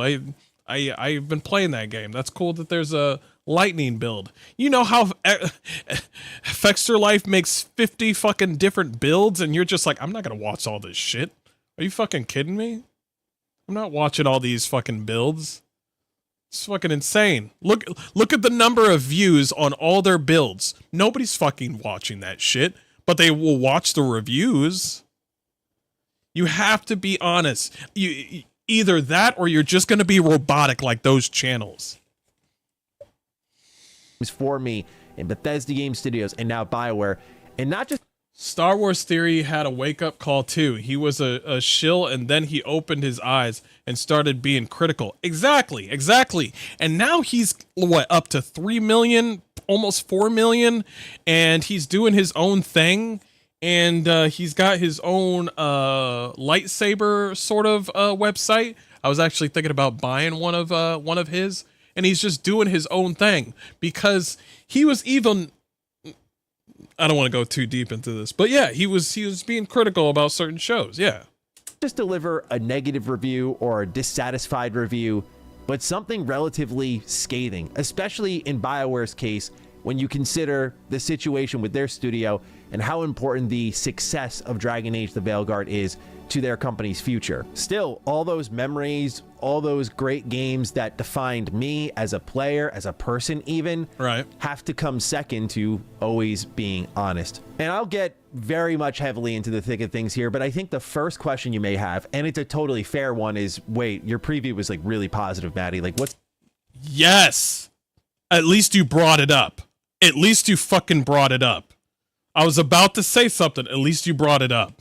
What's the difference between this and your preview? Like, didn't you see enough then? So for starters, extended exposure to an issue will do that to you. 6 hours is really different to like 55. But secondly, BioWare and EA were not fully honest about the framing of this preview. As stated in my preview, what we played was across 5 save files under the definition of the first act, with 2 more to go in the rest of the game. Now, I walked away very excited thinking, man, if this is the first act, imagine what they can bring for acts 2 and 3. Their own saved files. That's, yeah, that would raise an eyebrow. Probably couldn't talk about it. Yeah, that would raise an eyebrow. So they fucking basically held their hand while they were playing the game. Then I got the full game. I entered my 20th hour, still not at the end of Act 1, what I experienced in the preview. 30th hour, still hadn't reached where my preview ended. It wasn't until the 35th hour that I had hit this stretch of the game that was defined as Part 9. Now, Maddie, why does all of this matter? You've previewed a number of games before. Well, effectively, what EA and BioWare showed us, and in turn you, was a highlight reel of parts 1 through 9 in Dragon Age the Veilguard, and there are 14 in total in the game. And I would not personally define parts 1 through 9 of any 14-part story as a first act. That is almost, if not more than 75% of the main story on display, including... Oh. They drowned out all the monotonous, boring shit. They even know themselves. They even know to themselves that all that extra bullshit that was between, since they got curated saves. That's what he's basically talking. He had the first one, he had the second one that was in the middle, and then he had the last one that was on the 9 parts. So basically, they cut the fat the fat of all that shit. They basically cut all the fat out of anything. So when it's like when you look at somebody from a distance and you think they're attractive, and then you get closer and you're like, it's somebody's grandma. What the fuck, bro? What the fuck? Turn left. Turn left.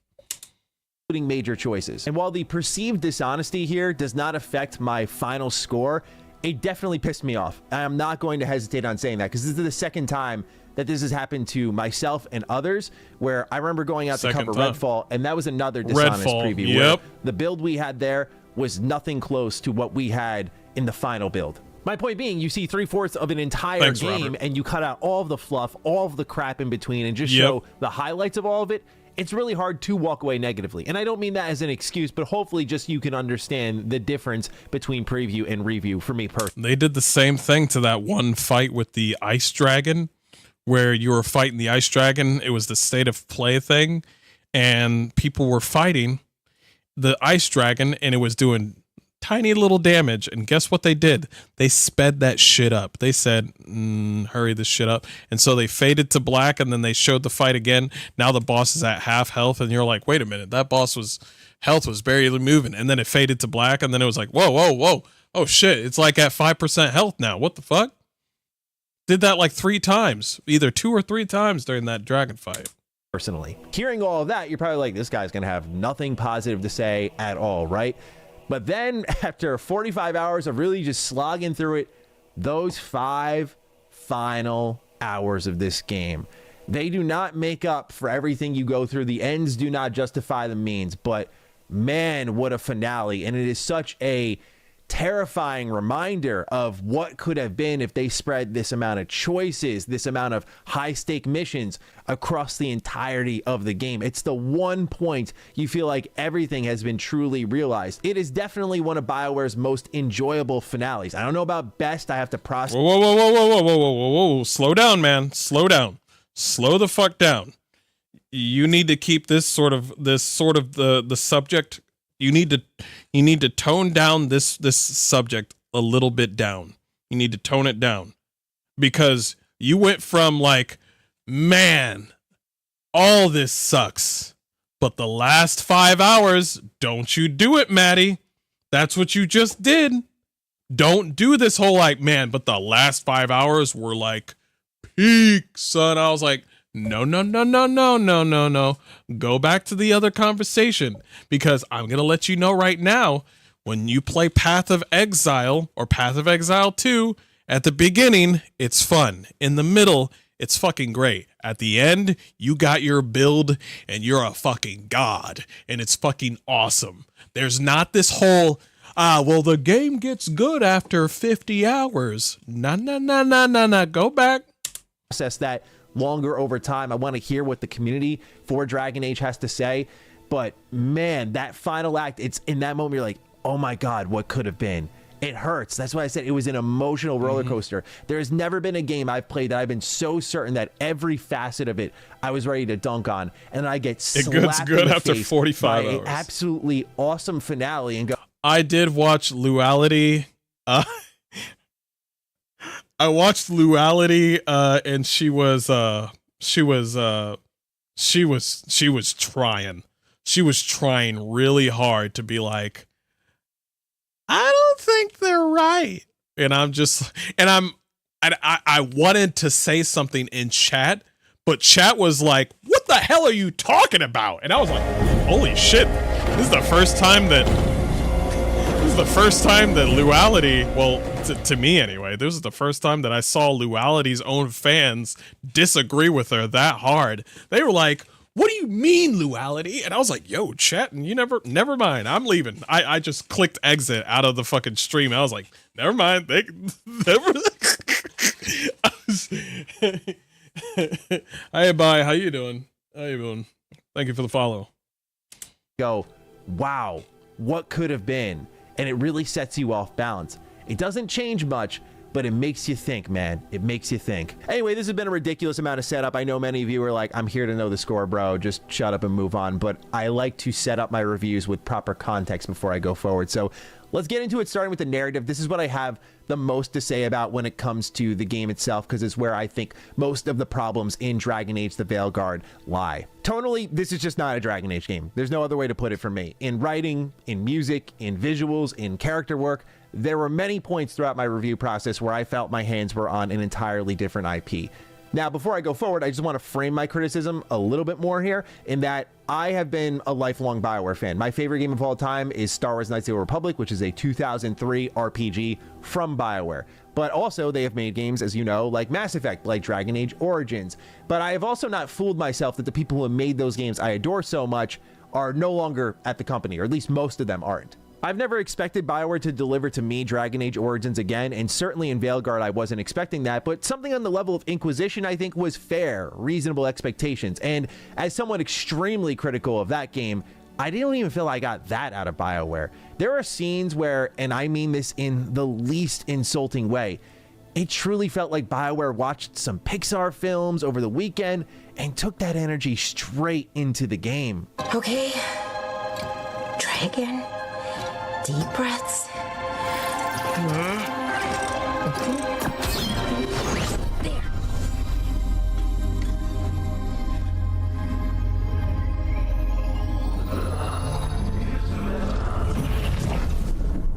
Oh, God, damn it. Oh, no. Sorry.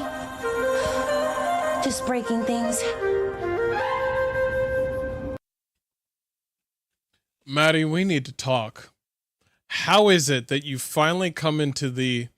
Maddie, how is it that you came into this thinking that... No, we already had this discussion. No, we already had this discussion. I feel like I'm about to repeat myself because he said all that... What did he say? What did he say? And as someone extremely critical of that game, I didn't even feel I got that out of BioWare. I was expecting that, but something on the level of Inquisition, I think Dragon Age Origins are at the company, or at least, but also they have made more here, in that I have been a lifelong BioWare fan. My favorite game of all time, where I felt my hands were on an entirely different IP. Now, before I go forward, I just want to frame my criticism a little bit more here. Yeah, because he just said to me, man, I didn't think it was... He basically said something like, the Veilguard lie. Tonally, this is just not a Dragon Age game. There's no other way to put it for me. What? This is not a Dragon Age game. What part, where did you get the idea that, oh my God. But how is it that you came into this idea that you think you played the game for 7 hours and you watched the gameplay? Why are you acting like you didn't know? You had to have the game in your hands to understand, okay. But it's just like, I just find it like it's, I know what he's doing. Because a lot of reviewers and YouTubers do this whole thing where they're just like, well, I haven't played the game yet. Well, I haven't played the game yet. How are you doing this? You know what? I'm just going to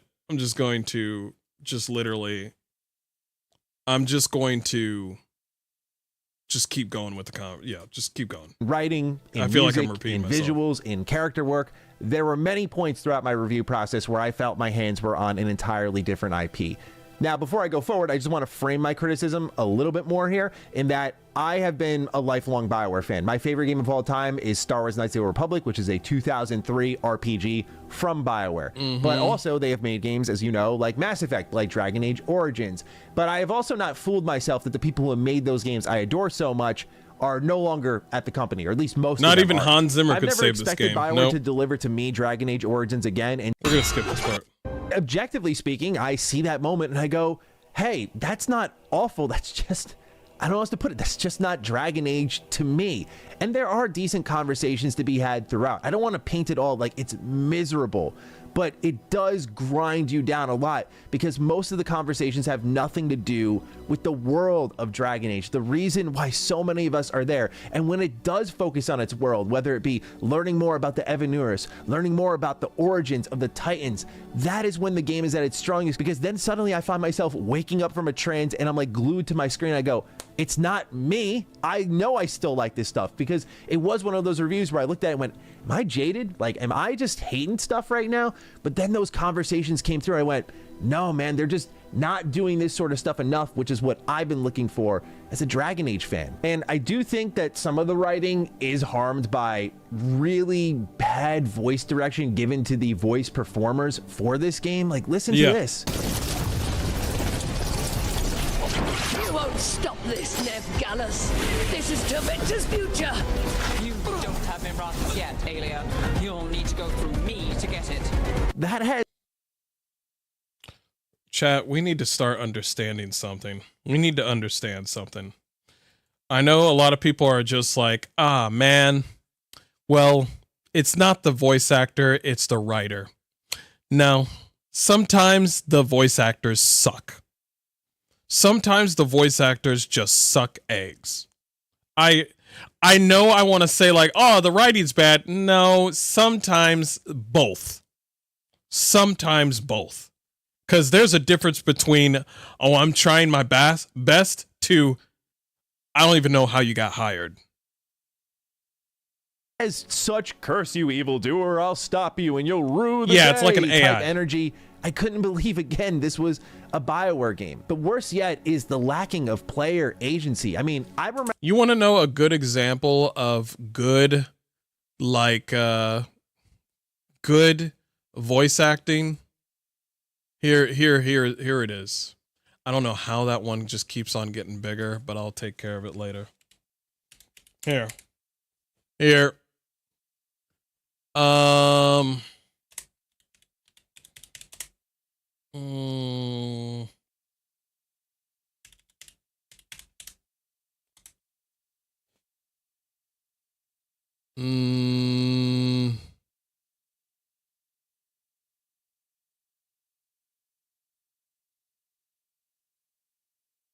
What is a good example?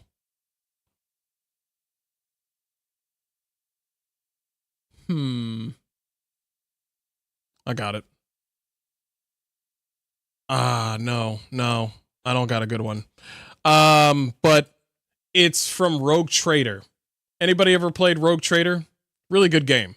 There is this Aldiri, this elven woman, and the way she speaks and the way she talks is really, really good. Really good. She speaks in a stern, almost quiet tone where she speaks slowly, and she's unlike humans. She takes her words very seriously, and she has sort of a cold demeanor that you could just tell, like, oh, she's different to everybody else. And when she gets angry, it's like very sharp and very, very like precise. And it's just like, holy shit, this lady's pissed.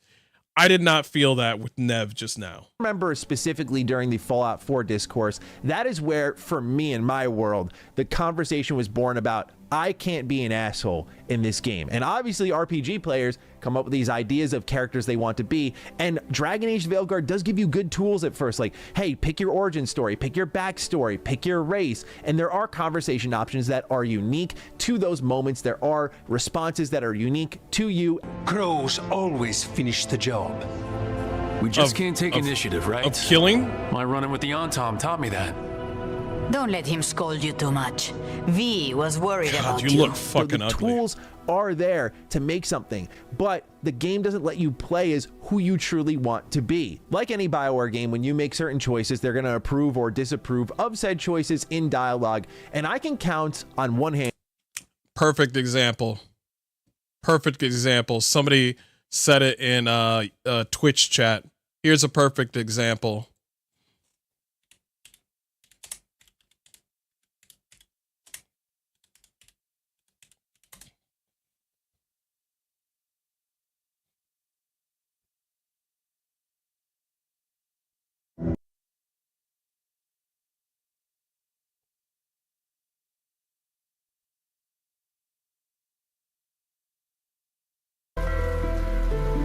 I used to hate that sight. The glowing sky, the long shadows, the fading stars. I lived for the red of blood and the black of death. Now, I see the colors between.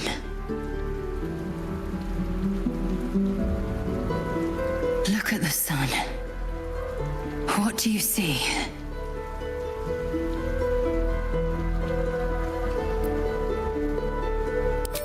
Literal, but not wrong. I see something else. Beauty. The dawn was my torment. Rustling leaves, agony. I couldn't wait to escape this place. Now, I revel in it. I revel in you. You showed me the betweens and beyonds. Between war and peace. Beyond passion and obsession. Most importantly. That's what I'm talking about. That is what I'm talking about. N7, thank you for the follow. Jesus. Giant thing out of the way. Oh.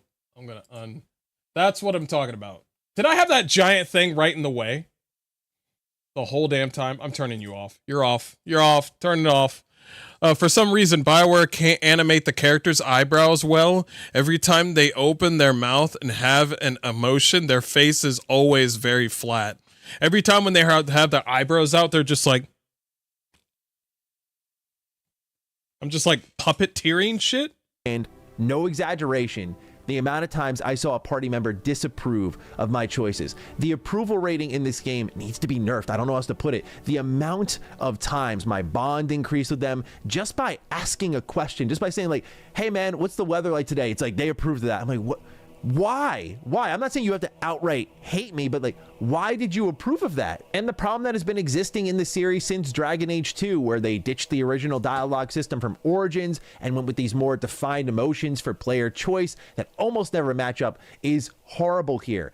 Like, look at this one. Look at me try to select a actually mean-spirited dialogue option and what my player says. If we had a stronger civil government instead of a bunch of circus criminals, the Antam wouldn't have a foothold in the first place. Who is this? And because of this, I could not stand my character. The one who you could not stand your own character. I could. This is what Skill Up was saying. You are not even your character. There is no autonomy of your own character. There is no sense of yourself in this game. You are just there to finish off the blight. That is the only sense that you got in this game. There is no sense of you striding off, going left, striding off, going right. There is only forward with your character, not with the other person that played the game, not with the other person that played the game. With Baldur's Gate 3, there are multiple like different things that you or your friend have done to get to the end of the game. With this game, there is only one way forward. There's no you. Could not stand, because anytime he talked, he was not saying what I wanted to say, and in turn, the world was not reacting to what I wanted to say. It felt so stripped of the things that matter to me in an RPG. Good RPG dialogue lets you get involved deeply in the plot, obviously asking important questions, that sort of thing. But more you than could anything, become a dick in Mass Effect. It was perfect. It was pure. It also defines the emotion of which you want to respond to things. You could do some fucked up shit in KOTOR.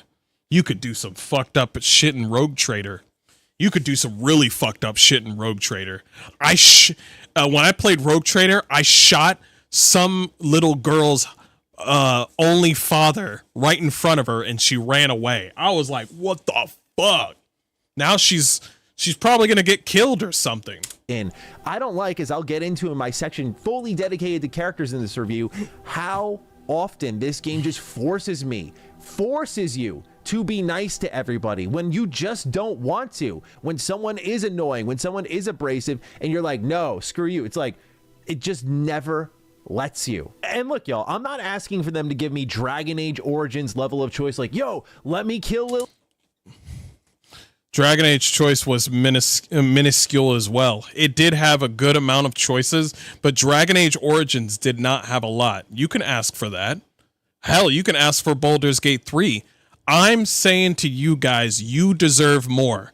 Because we've been waiting for years for BioWare to come back, and they have chosen to either leave or do this dumb shit. We deserve so much more. Fuck what Maddie Plays just says. You guys deserve more because you are the gamer. You are it's like, they are nothing without you. They are nothing without you. Point blank, period. It's true. How are they gonna get paid?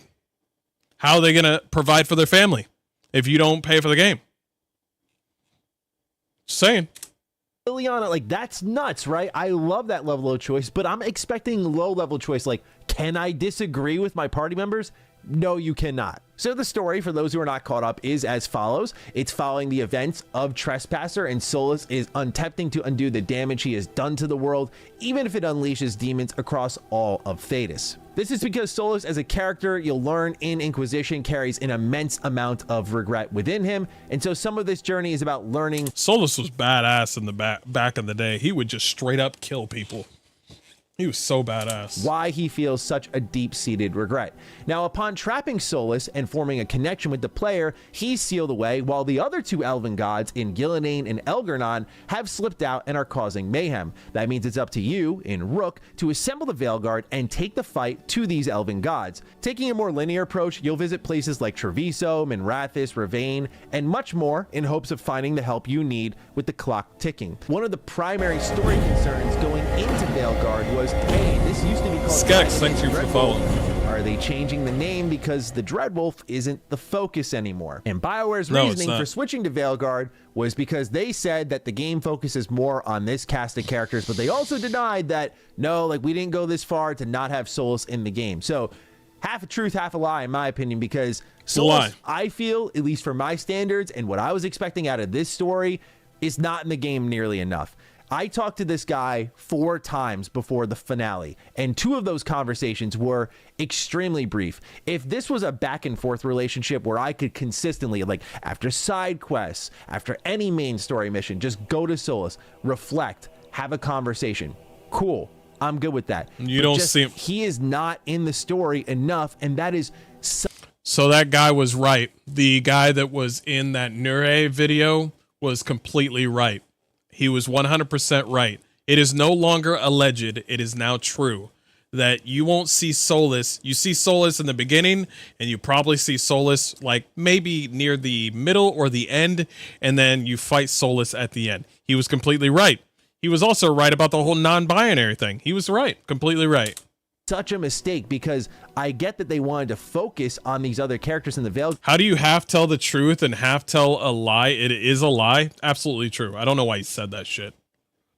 But none of them, none of them sniff the level that Solus does, the level of importance that certain Dragon Age characters. Think of your Lilianas, think of your Morgans, think of your Variks, think of your Soluses, right? Like, some characters are just head and shoulders in the level of importance above others, even if we have our favorites. And Veilguard's entire cast, I feel, is absent of any characters of major consequence. So in turn, when you put Solus on the shelf, you lose the heartbeat of your entire story. You can also collect memories of his throughout the Crossroads. These are in side quests that'll give you a little more attention on Solus. And I'm gonna say this right now. I'm gonna say this right now. I don't know if this is a still thing. Anybody ever get tired, sick and fucking tired of seeing ghost stories where they're just still pictures of little ghosts going, and then you just hear in your headphones just like, we are doing this thing, and then something explodes, and then it's like children screaming and shit, and then it's just, you're still looking at the same picture, and they're all just standing here, just like ghosts. Nothing's fucking happening. You don't get to see the moment happen, but they act like they actually did something in this little see the past, sort of see the history bullshit. I hate this. This is fucking lazy. and you won't interact with him, but you'll learn more about him, and then the party will banter on what weaknesses they can extract That's from what I the mean, elven right god there. of tricks and lies. But despite all I said They don't in a even positive manner about Solus, BioWare just did not seem self-aware when writing the script for this game. I say that because the amount of time this game directly tells you, like, Solus is a liar, Solus is going to trick you, everyone in the Veilguard knows, you as the player know based on your experience in Inquisition and Trespasser. It is conveyed thoroughly, time in, time out, over and over. It is very clearly communicated to you, this is the expectation. And this story never goes against your expectations. There is no desire to surprise you. And I can understand the argument of like, well, this is Solus as a character. Of course he's going to do it. But without spoiling the amount of times they go back to the well and you're like, okay, yeah, we already know how this is going to end. It doesn't have that Red Dead Redemption 2 effect where you're like, how is this mission going to go to shit? And the writing and the presentation is so compelling that it overrules your knowledge of things are going to go awry here. It's a matter of how they go awry. That doesn't happen here with the Dreadwolf. He's just consistently way too predictable. And so in turn, now just like Skillip said, that there's no sense of surprise or ooh, I did not see this coming. He's saying the same fucking thing. Focus shifts to the other two big bads in Gillidan and Elgernon, who are, I don't want to say Corypheus level, because I think obvious connections to Solus and the Evanurus will help fellow Dragon Age fans along, but it just has the same Corypheus issue of not enough screen time, and when they are on screen, it's like, beware! Stop where you are, heroes! I'm like, oh my god. Before the finale, there are two major, we'll put those in air quotes, main story decisions, one of which had next to zero consequence, if you want to even put it that way, where a line in a particular companion story changed for me. The other does change up an environment and some side quests that appear, and was probably the highlight of the first 25 hours for me that woke me up out of that trance. Perhaps the biggest defense for longtime fans, though, is the lack of the keep impact. Now, as a fellow BioWare connoisseur, I think it's safe to say that even in the darkest of times, as a BioWare fan, having the ability to carry my save over was enough to hold my moderate level of excitement for a BioWare game. Yeah, you didn't get Veilguard that. Allows 3 choices for the keep. Did the Inquisitor romance Solus? You can also customize how they look. Yeah, we already know this. You said this, but you were still being you were still all aboard for getting that money, dude. So yeah, we already know this. Was the Inquisition disbanded at the start of Trespasser, which I feel has really no impact on the story whatsoever. Just a couple. So all 3 of your choices just don't matter at all. Moments of flavor text. And weirdly, the third choice is if the Inquisitor vowed to save Solus from himself or gave up on him. And it doesn't really feel too different from if you romanced him or not, but the way this keep is set up, it is basically telling you that you should probably make your Inquisitor an elf who romanced Solus, and you just might get a great ending, who knows. But that is it when it comes to a world state carryover. No moment like Morrigan and Flemeth standing off with one another, fighting over the hero of Ferelden's kid. No Loghain appearing at Skyhold. No results from the Well of Sorrow's choice in Inquisition. It's just extremely disappointing how much this game lacks the reverence of this series' history, not only in the creative choices for the IP itself, as I've gotten into and I will get into further with the gameplay, but just the lack of care for the fans who 8:45. I don't know what the fuck is going on. Boy. It's reconnecting now. Oh shit. What the hell was that? That was a big old spike. I'm sorry. Sorry about that. Oh boy. Well, fuck. I don't know what the hell just happened. We good again? Okay. Sorry about that. That was me.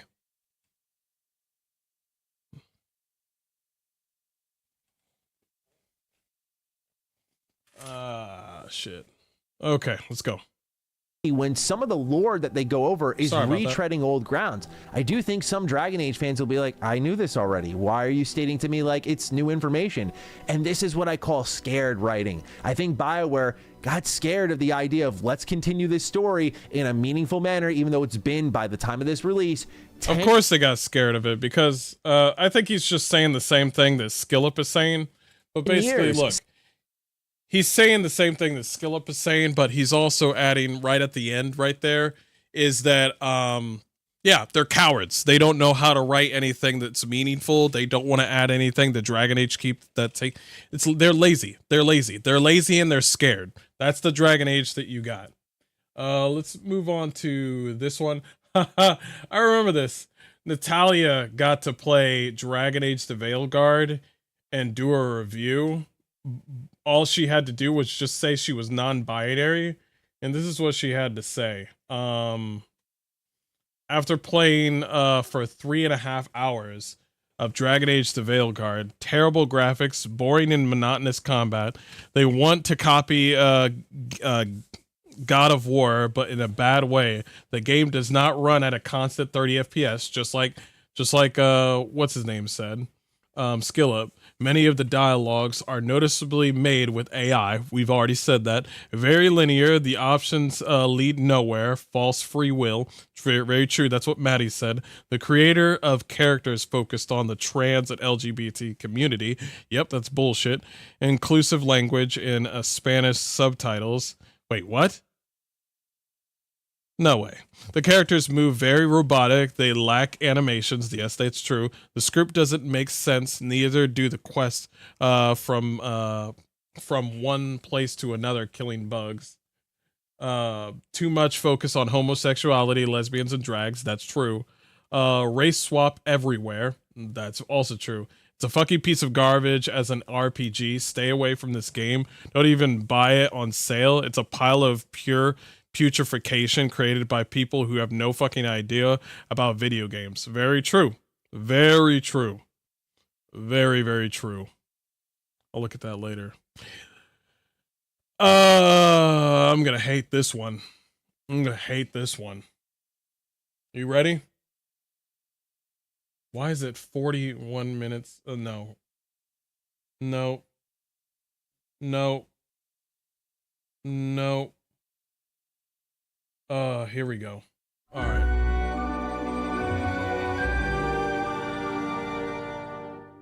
What's going on, everybody? Mortem here, this time bringing you... Stop downloading HD porn. What are you talking about? Wait, what? What? What porn? I didn't have any porn. Did I have any porn? No, I didn't.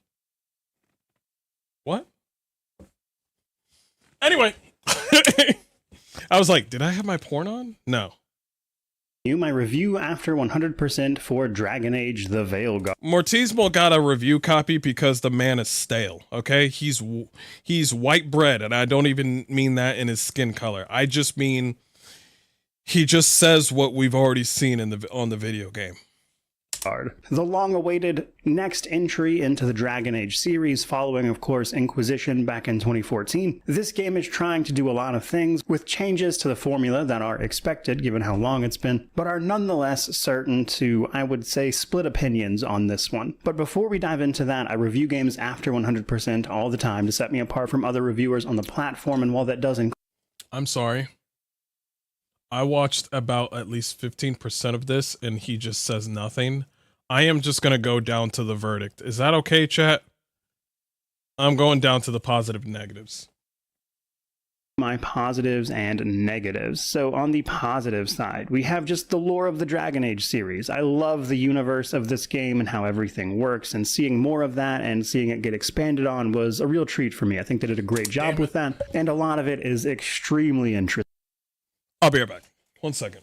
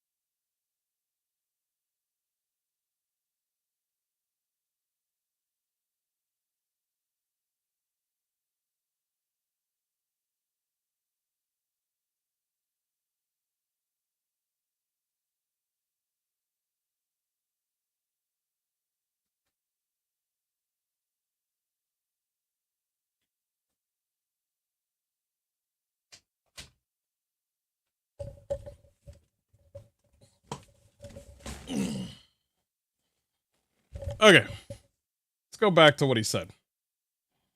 My positives and negatives. So on the positive side, we have just the lore of the Dragon Age series. I love the universe of this game and how everything works, and seeing more of that and seeing it get expanded on was a real treat for me. I think they did a great job with that, and a lot of it is extremely interesting. As a result of that, the story and the characters that they've written to facilitate that lore is also a big plus for me as well. The choices and consequences you'll make along the way as you experience that story and that lore I also thought were well done, and I even had a blast with the combat. So frankly, this game has a lot of things going for it, and I think it did very well. Now, on the negative side of things, I think not importing more of what Inquisition did and the choices you made there is a little underwhelming. I think they left a That's literally what's part of Dragon Age. That's a little underwhelming to you, but it's a big thing to everyone else. Come on, pick it up. What are you talking about? A little underwhelming. So you like the cheesy, fucking monotonous, sprinkles everywhere sort of combat. You think the characters and the story is great, but you think the whole Dragon Age keep, the one thing that was like the biggest thing about Dragon Age is, oh, that's kind of a little annoying. a lot of loose threads specifically from Inquisition that they just don't really bother to deal with, and I'm curious to see if they ever will. And while yes, I am fully aware that they sometimes put out like extra publications around the lore and stuff, like books and web series and that kind of thing, I would vastly prefer that to be in-game. And as a result, I do think it's a negative not to carry more of that forward directly in this game. Now, this other negative might sound a little bit weird, but your character is the hero and they basically have to behave as the hero. While you will be able to choose your conversation options and the tone of them, it's basically impossible to be mean to literally anyone, which is odd. Basically, the way that you can be mean, if at all really, is to just ignore them and not do their quests, which does have consequences that are not great, but even then your character is still portrayed as like the good guy. And while that might seem like a minor complaint, it does make it basically impossible to roleplay as someone who is like, hey, there's a world-ending problem, I don't care about your personal problem. That's kind of a big thing when you're playing a role-playing game, is to role-play your kind of character. But if everybody is role-playing as the same type of person, is it a role-playing game or is it just an action game? Am I playing God of War or am I playing a Dragon Age game? Come on now. Right now. Basically, what I'm saying is I could have used a few more Renegade options, I guess, to put it in BioWare terms. And then, along with that, a couple of minor gripes in like combat and stuff that I mentioned here and there, the lack of lore really expanding upon the Tevinter Imperium and blood magic and everything was a little disappointing, but not the end of the world, in light of how good they did everywhere else. So, as a conclusion, the base game of Dragon Age the Veilguard is $60 US, and for that price, I think you're getting a great game that does a lot of things really, really well, that makes it, as far as I'm concerned, the best entry in the series, and frankly, my own personal game of the year. So, what? Get him out! Get him out! Probably needless to say at that point, I'm absolutely giving this one a buy. I think you should check it out. I think it's very good. And while I acknowledge that continual shift in direction from the original game isn't going to be for everybody, this is still a great game. And that is where I'm going to leave off this particular review. Oh, God. Oh, God. Oh, God. Oh. Oh, God. Oh, God. Oh, God. Yeah. Yeah. Yeah. Yeah. Yeah. Fuck you, Mortismal. Fuck you. You're fine. Have the game of the year? Game of the, you just said, oh, they don't let you do the stuff that you could, they don't give you your choices from the previous game. Yeah, that's kind of big, man. They only give you 3 choices that don't even make any sense. Yeah, but this is game of the year. What? Yeah, this is game of the year. They just took the biggest thing about Dragon Age, the choices that you made along the way. Yeah, but it's game of the year. I'm fucking done with you, Mortismo. Are you?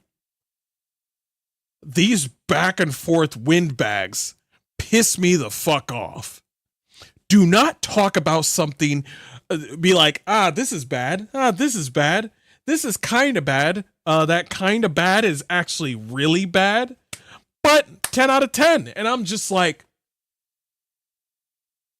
huh. White dudes for Kamala Harris, huh?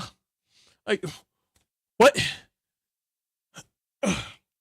Next person. Next. The Veilguard review. We're going to be talking about why we're actually not doing a review for the Veilguard today, why this should matter to you, and why it's important. We don't normally make videos like this on the Fex for Life YouTube channel. We typically stay out of drama. You'd be hard-pressed to find more than a handful of these across the entire 3,000 some odd videos we've ever made. But what I want to talk about today is going to impact the way that you watch reviews today, the ones that are coming out today. And this information should not be kept from you. Before I get into that, though, just a little bit of background about Fex for Life's history with Dragon Age. Dragon Age Origins is one of my all-time favorite games. I get asked all the time, what are my top 5 games? And Dragon Age Origins is consistently in that list. That has never changed in the entire time since I played that game. Good choice. We also made a Dragon Age Inquisition wiki in 2014 when that game launched. So we've been covering Dragon Age for at least 10 years, maybe longer. And Fex also managed to rescue the Dragon Age forums when BioWare was bought by EA because they were shutting down those forums. We got permission from BioWare to rescue those forums, export them, and import them onto the Fex for Life forum. So you can still find those Dragon Age forums today on our site. We've been in constant communication with EA and BioWare for years about this title. We've been assured we're getting a code multiple times over the years. We've been in constant communication with them. They keep sending us stuff about the game. We've also been covering the game during that time with constant news articles. We've done several videos about the game. But most importantly, I think that our audience is the audience for this title. I think you'd be hard-pressed to find another channel out there that's our size that is so specifically targeted to RPGs that fits the profile. Notice how, like, what I've said before, like, all his, like, videos are either 12K or 30K. What did I tell you? People don't really watch those. People really don't watch those videos. But they'll watch, like, your must-buys. They'll watch, I played it, all, like, I played it before you played it. That'll go up to 278K votes. You know, stuff like that. But most of his videos pretty much lackluster. For this game. So following all this, we were invited by EA to attend a preview event for Dragon Age the Veilguard in September with a lot of other press and content creators. We were by no means the only ones doing this. And after attending that event, we made our impressions video from playing the game, which has close to 300,000 views on our YouTube channel right now, which I think is one of the most viewed impressions videos for that game at this time. If you watch that video, the general sentiment is that we were cautious. Can I see that again?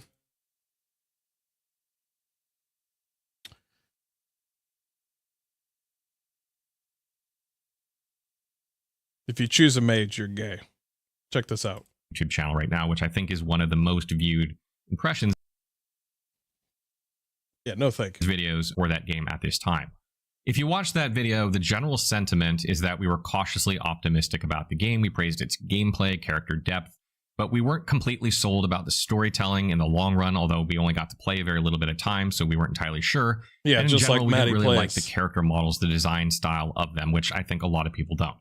In general, it was a pretty positive impression of the video, and I want to play for you the closing audio from that video right now so you can see what we told our audience at the end of that video. I still have issues with the game, mainly that I don't like the UI and that the dialogues didn't seem to be on par with what you could get in other story. And this is why they didn't get a code. They said, I played it, it's good, but... And then they were like, cut these niggas off. Cut them off. They're not non-binary. Get them out of here. Focus games that have come out in the last decade. And Fex for Life is and huge. And I didn't yet get a point where I felt a bond or much interest with my companions who were integral to the story. It's funny that I have pretty much been playing these games for the story and getting through the combat, but I may actually be playing the Veilguard to enjoy the combat and get through the story to see the end.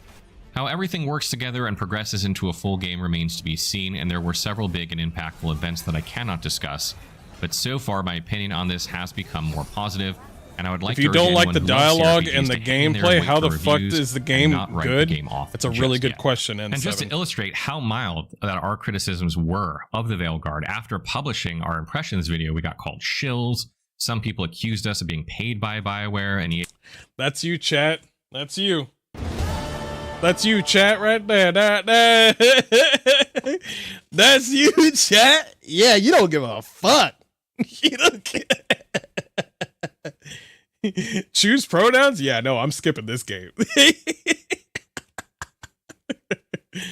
to promote the game, which of course we're obviously not. Oh I was no, even name contacted calling. by another content creator who had attended the event that asked me why my criticisms were worded more cautiously, and asked me if I was concerned when I made my video that I'd be denied access to a review code. To which, of course, I replied, no, I'm not worried about getting denied access to review code. That simply doesn't happen in the gaming industry. But I was not concerned about this at all. I reassured him that... Oh, you sweet summer child.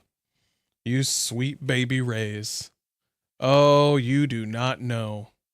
You are supposed to know marketing. You are supposed to know marketing. The good and the bad.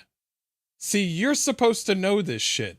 You are stating it like, oh, it's a fact that if you're getting a review, if you're playing the game early, that, oh shit, I'm supposed to get a review code. If you thought that that was going to be just how it was going to be for the rest of your remaining career as a reviewer of video games, oh, honey boo boo schnookums, I'm sorry, but sometimes they don't. If they don't do that shit, they see, I kind of don't like the game combat. Get this nigga out of here. You have to understand that sometimes the bus isn't going to show up. You go to work every day, wait on the bus. Maybe the bus ain't going to show up every day. You're going to have to try something else. You're going to have to realize sooner or later you're going to have to call a taxi. How could you not know this? Let him say it again. Denied access to a review code. To which, of course, I replied, no, I'm not worried about getting denied access to a review code. That simply doesn't happen in the gaming industry. But I was not... It does. It does. It simply does not happen. Well, it just happened to you. Congratulations. You learned something new. I knew it before I even went up to, I'm not even as high as you when it comes to subs. I knew that shit. Concerned about this at all. I reassured him that he shouldn't be concerned about this because it's just not really a thing in the gaming industry. It's so... Not really a thing in the gaming industry. How would you know that? How would you know that? No, really. How would you know that? Have you seen how AAA games have been coming out and then dying immediately? There are more things than that you don't know that you have actually been avoiding. See, I try to seek knowledge into all things. Some people just like to go like, oh, that never happens. Just don't look. Just ignore them. Just ignore them. No, I got other business. Yeah, no, I don't want to talk about it. See, that sort of mentality, it keeps you away from answers. It keeps you away from thinking. I hate that shit. It's like, oh, I don't want to talk about that. Well, they want to talk about you. That's right. It's like, this has nothing to do with me. Well, they have everything to do about you. It's like, oh, this won't change the game. Oh, well, lo and behold, it does. Lo and behold, it does. You may not be interested in the problem, but the problem is interested in you. And that's how games have failed in the West. How come these motherfuckers come to us every single time saying, oh, you think the games are failing, but guess what? Yakuza and Zelda and Monster Hunter is looking good, and all these other like Asian games are doing good, and oh my god, all the Asian games are doing good, but the Western games are doing bad. Oh shit. Oh god. Oh yeah. He's like, yeah, now you know. So rare that it shouldn't scare someone into not saying. It's so rare, it's not rare. It's rare that you figured this shit out so late. What they think about a game. So after publishing our video, nearly immediately our contacts at EA and Bioware stopped replying and communication went to zero. That's right. That's right. You sucked their dick down to the base and they got your ass and now they're hanging up on your ass. They don't want second rounds anymore. You have to realize that, man. How come you gotta go Pikachu face? Like shocked Pikachu face on this shit. It's making you look like pathetic. It's making you look pathetic. This part of the conversation, I wouldn't have put it in there, man. Cause people in I'm gonna look in the comment section. Oh shit. You mean to tell me? In short, this is what we call access journalism. Yes, yes. I've never heard effects sound so calm yet so livid. My boy is angry. Yeah.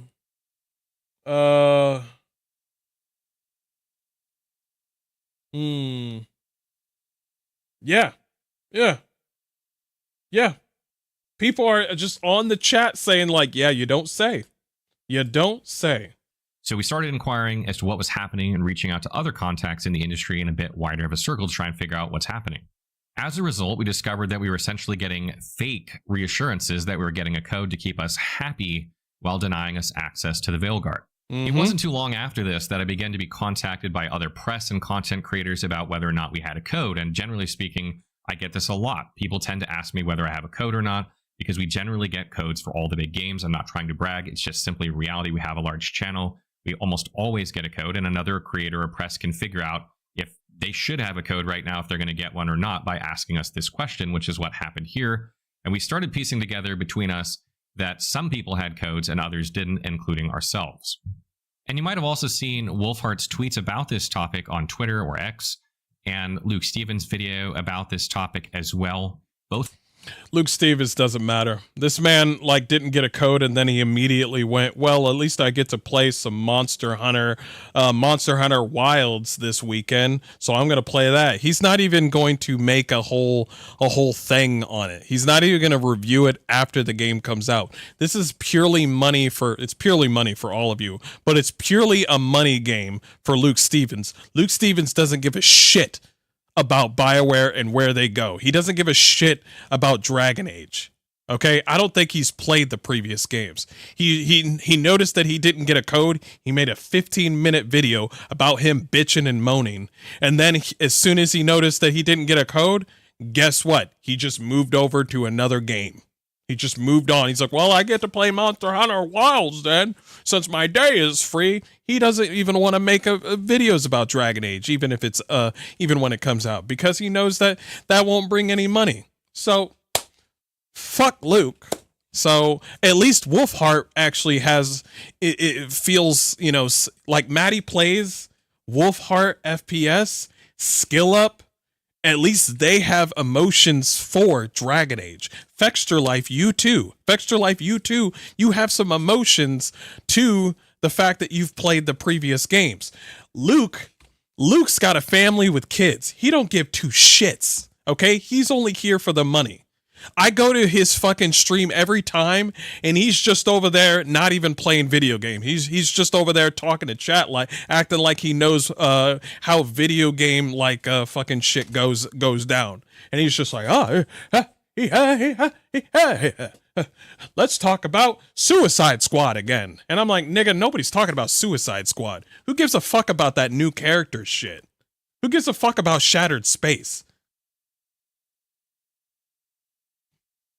Both of those individuals were with us in California for the preview event, and both of them put out preview videos as well as ours. And I think between the three of us, we probably have some of the three most viewed videos on this topic, or at least most commented on, I would say.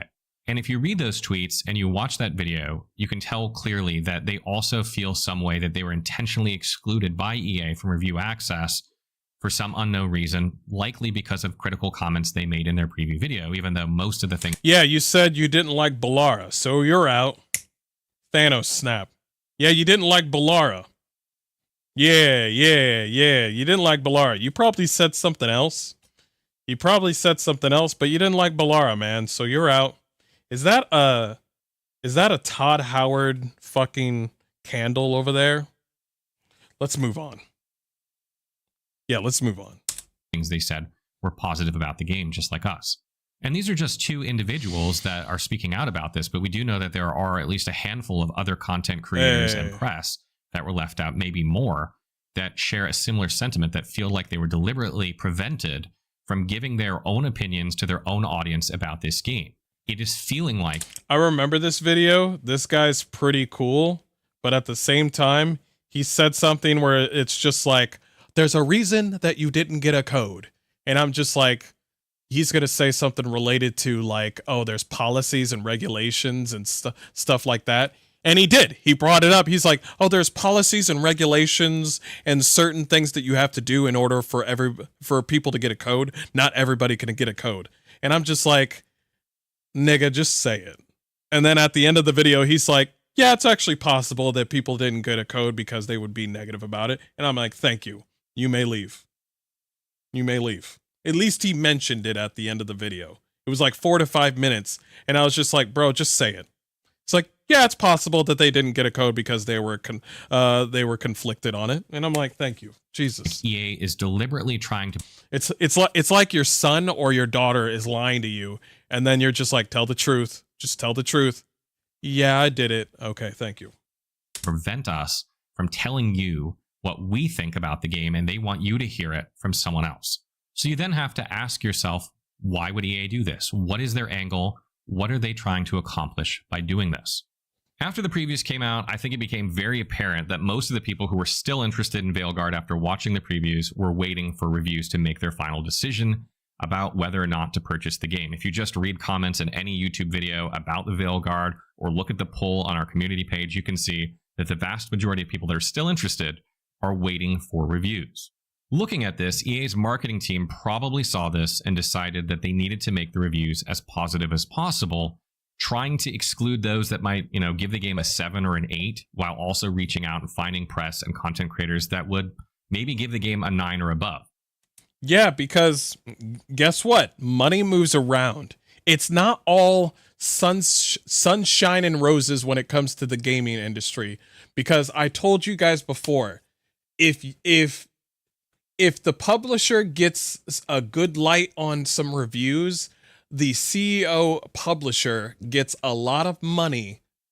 When there's, good reviews out. So, IGN said something good. Eurogamer said something good. GameSpot said something good. Okay, the CEO gets a bonus. Money gets passed around. This is all a fucking money game. Just think about this for a second. If you're on the EA end and you're trying to manipulate review scores because you want high review scores, what are you going to do? You're going to research press and content creators and what they usually give to games score-wise to give you a general idea of how they're going to review your game. For us, we never give games 10s. 9s are extremely rare. Most games we give reviews to fall somewhere in the 7 or 8 range, while other places, you know who they are, always give 9s and 10s, and frankly, it's hard to take them seriously. Yep. And this is why I made this video. Because you guys told us in no uncertain terms that you're waiting for reviews, and you're about to get a bunch of reviews that have been curated by the publisher for their likelihood of being extremely positive in an attempt to manipulate your view of Dragon Age Veilguard. Wow. They want you to think there is a universal consensus that the game is amazing, thereby convincing you that you should try it, but also influence. I know that not everybody is thinking about this, but I'm looking at what he's saying and I'm just like, shit. You mean to tell me that the gaming industry would lie to me? Damn. Crazy, bro. They're lying to me. Are you sure about that? Because IGN said it was a 9 out of 10. And that one guy finally found himself in a video game because he's got mental illness. And he says the game's the 9 out of 10. And you're telling me that they could be lying to me just so they can get a quick buck? And because the number goes up and they want to, stick it to the gamers out there? Man, I didn't see that coming, bro. He's saying it like... He's saying, I'm glad he's informing people, though. I'm glad he's informing people. Influencing future review scores, as it's difficult to be the outlier. If you've ever done a review for a game or for something, you'll realize that if you're the only one giving a high review score when everyone else is giving it a low review score, it's difficult. Or if you're the only one giving it a low review score and everyone else is giving it a high review score, it's a very difficult position to be in. So if you see a bunch of positive review scores come out today, think about all the people that are going to be playing afterward and how much pressure they're going to feel to give the game slightly better score than they would have given it, just to avoid maybe some undue pressure. And sometimes that doesn't even happen consciously, it's just done subconsciously. And I want to be very clear here that I don't think that the press and creators publishing their videos early are going to be lying. However, these reviewers have been screened to maximize the chances that you're seeing positive reviews. Yeah. There will probably be some exceptions, of course. I don't think everyone's going to give the game a positive review. Yeah. But EA is banking that those are few and far between in an attempt to keep the aggregate score of the game high. True. This has only happened one other time that I'm aware of in the some 10 odd years I've been doing this, and that is with Cyberpunk 2077, wow, which followed a similar pattern where we were constantly reassured we were getting a code for years, but never got one, and suddenly no, affects your life. That still only counts as one. Thank you, Hannah. No, affects your life. No. You said to us that this never happens. That's what you just said. No, affects your life. You said, we all heard that, right? Do I have to go back? He said that this never happens. Was I the only one? Let me go back. Ah, man, finding it's going to be hard.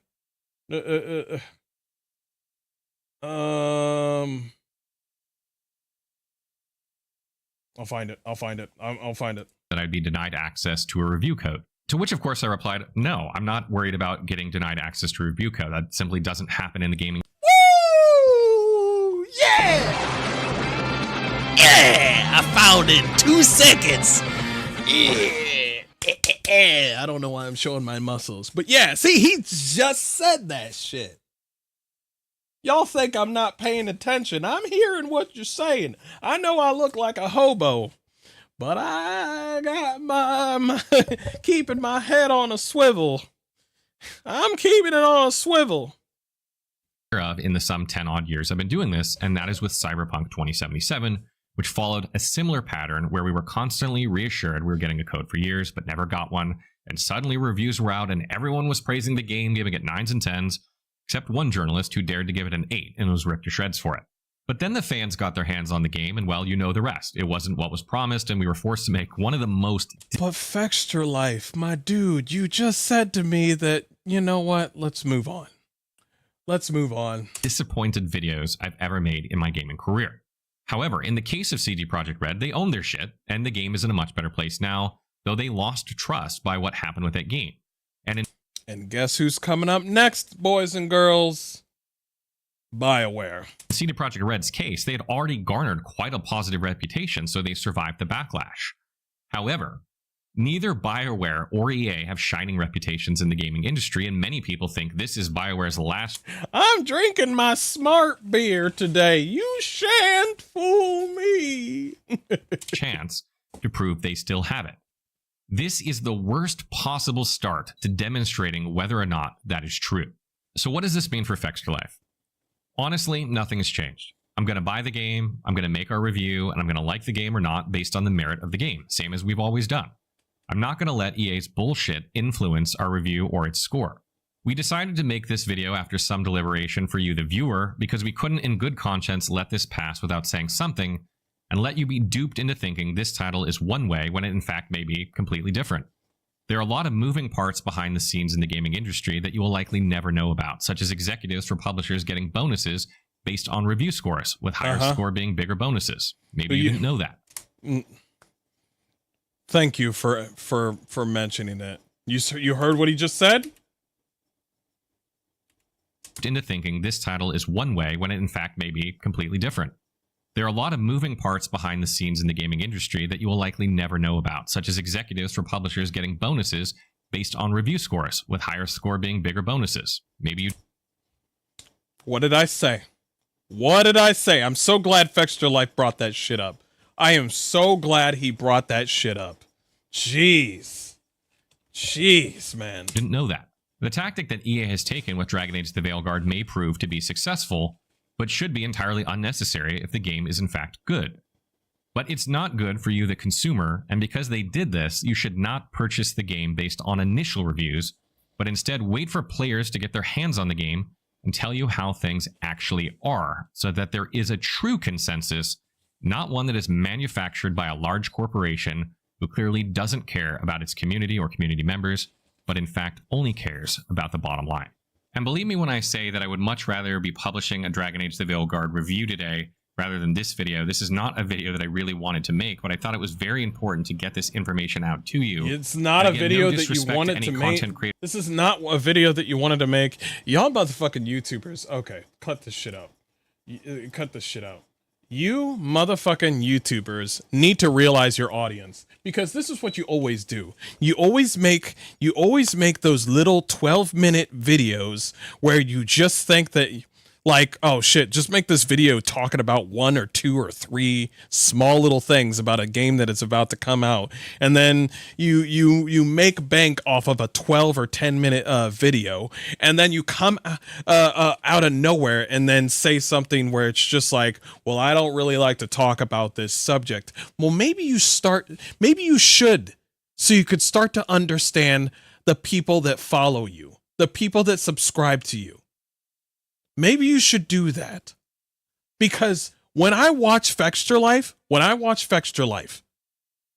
though, I don't even know who the fuck is behind the wheel. I don't know. You guys are all fucking robots to me. At least with Wolfheart, there's a semblance of, like, you know, understanding the YouTuber. He even streams. He streams on Twitch and YouTube. At least he does that. And he talks to other people that like his channel. With you guys, all you do is play the game silently. You remember the fucking time that you guys inflated your numbers? You inflated your numbers on your wiki like fucking thing? You think I fucking forgot that shit? Don't pretend that you're for the gamers, okay? Don't pretend that. You should talk to your players more. Make 10-minute videos about what's going on in the gaming industry. Make people more informed about what the game that they're making. Jesus. All right. That's it. That's enough of that. That's enough of that. So, I will be playing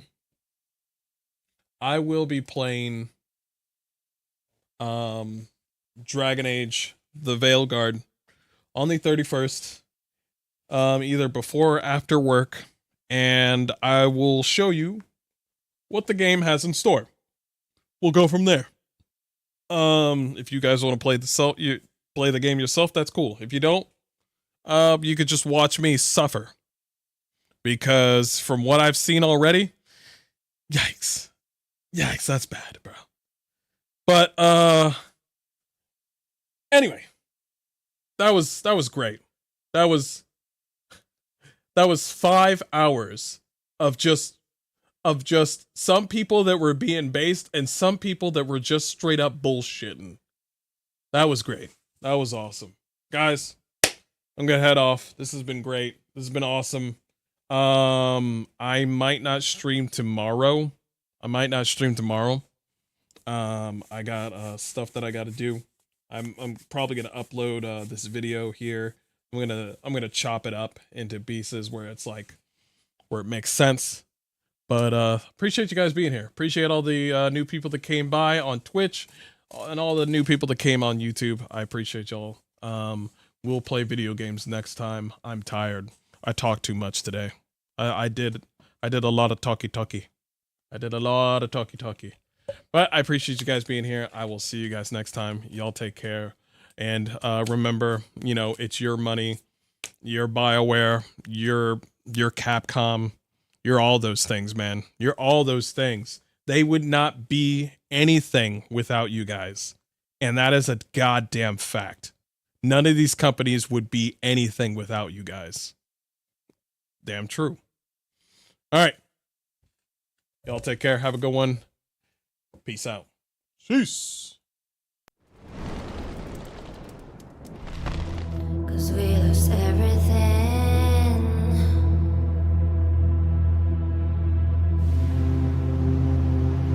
We had to pay the price.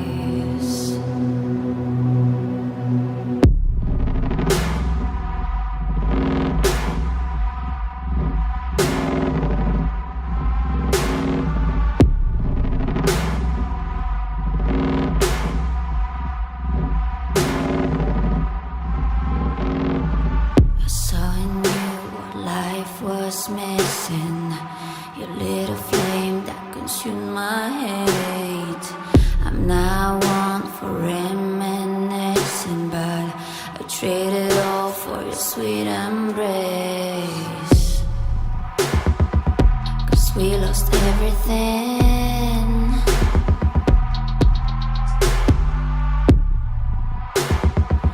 We had to pay the price. There's a canvas with two faces of fallen angels who loved and lost. It was a passion for the ages, but in the end, guess we paid the cost.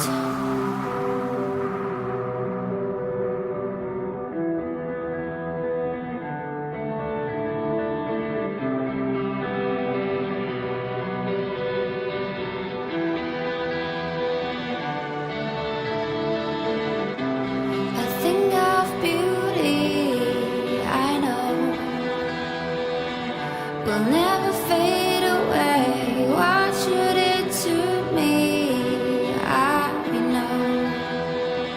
Said what you had to say, but I think of beauty. Will never fade away.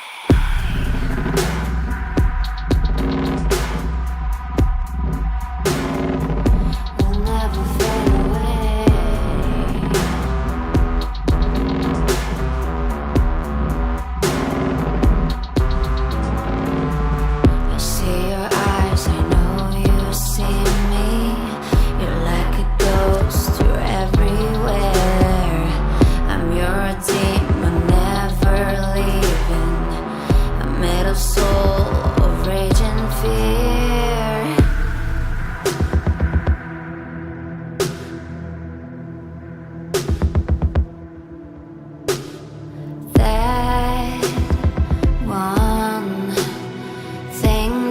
Changed it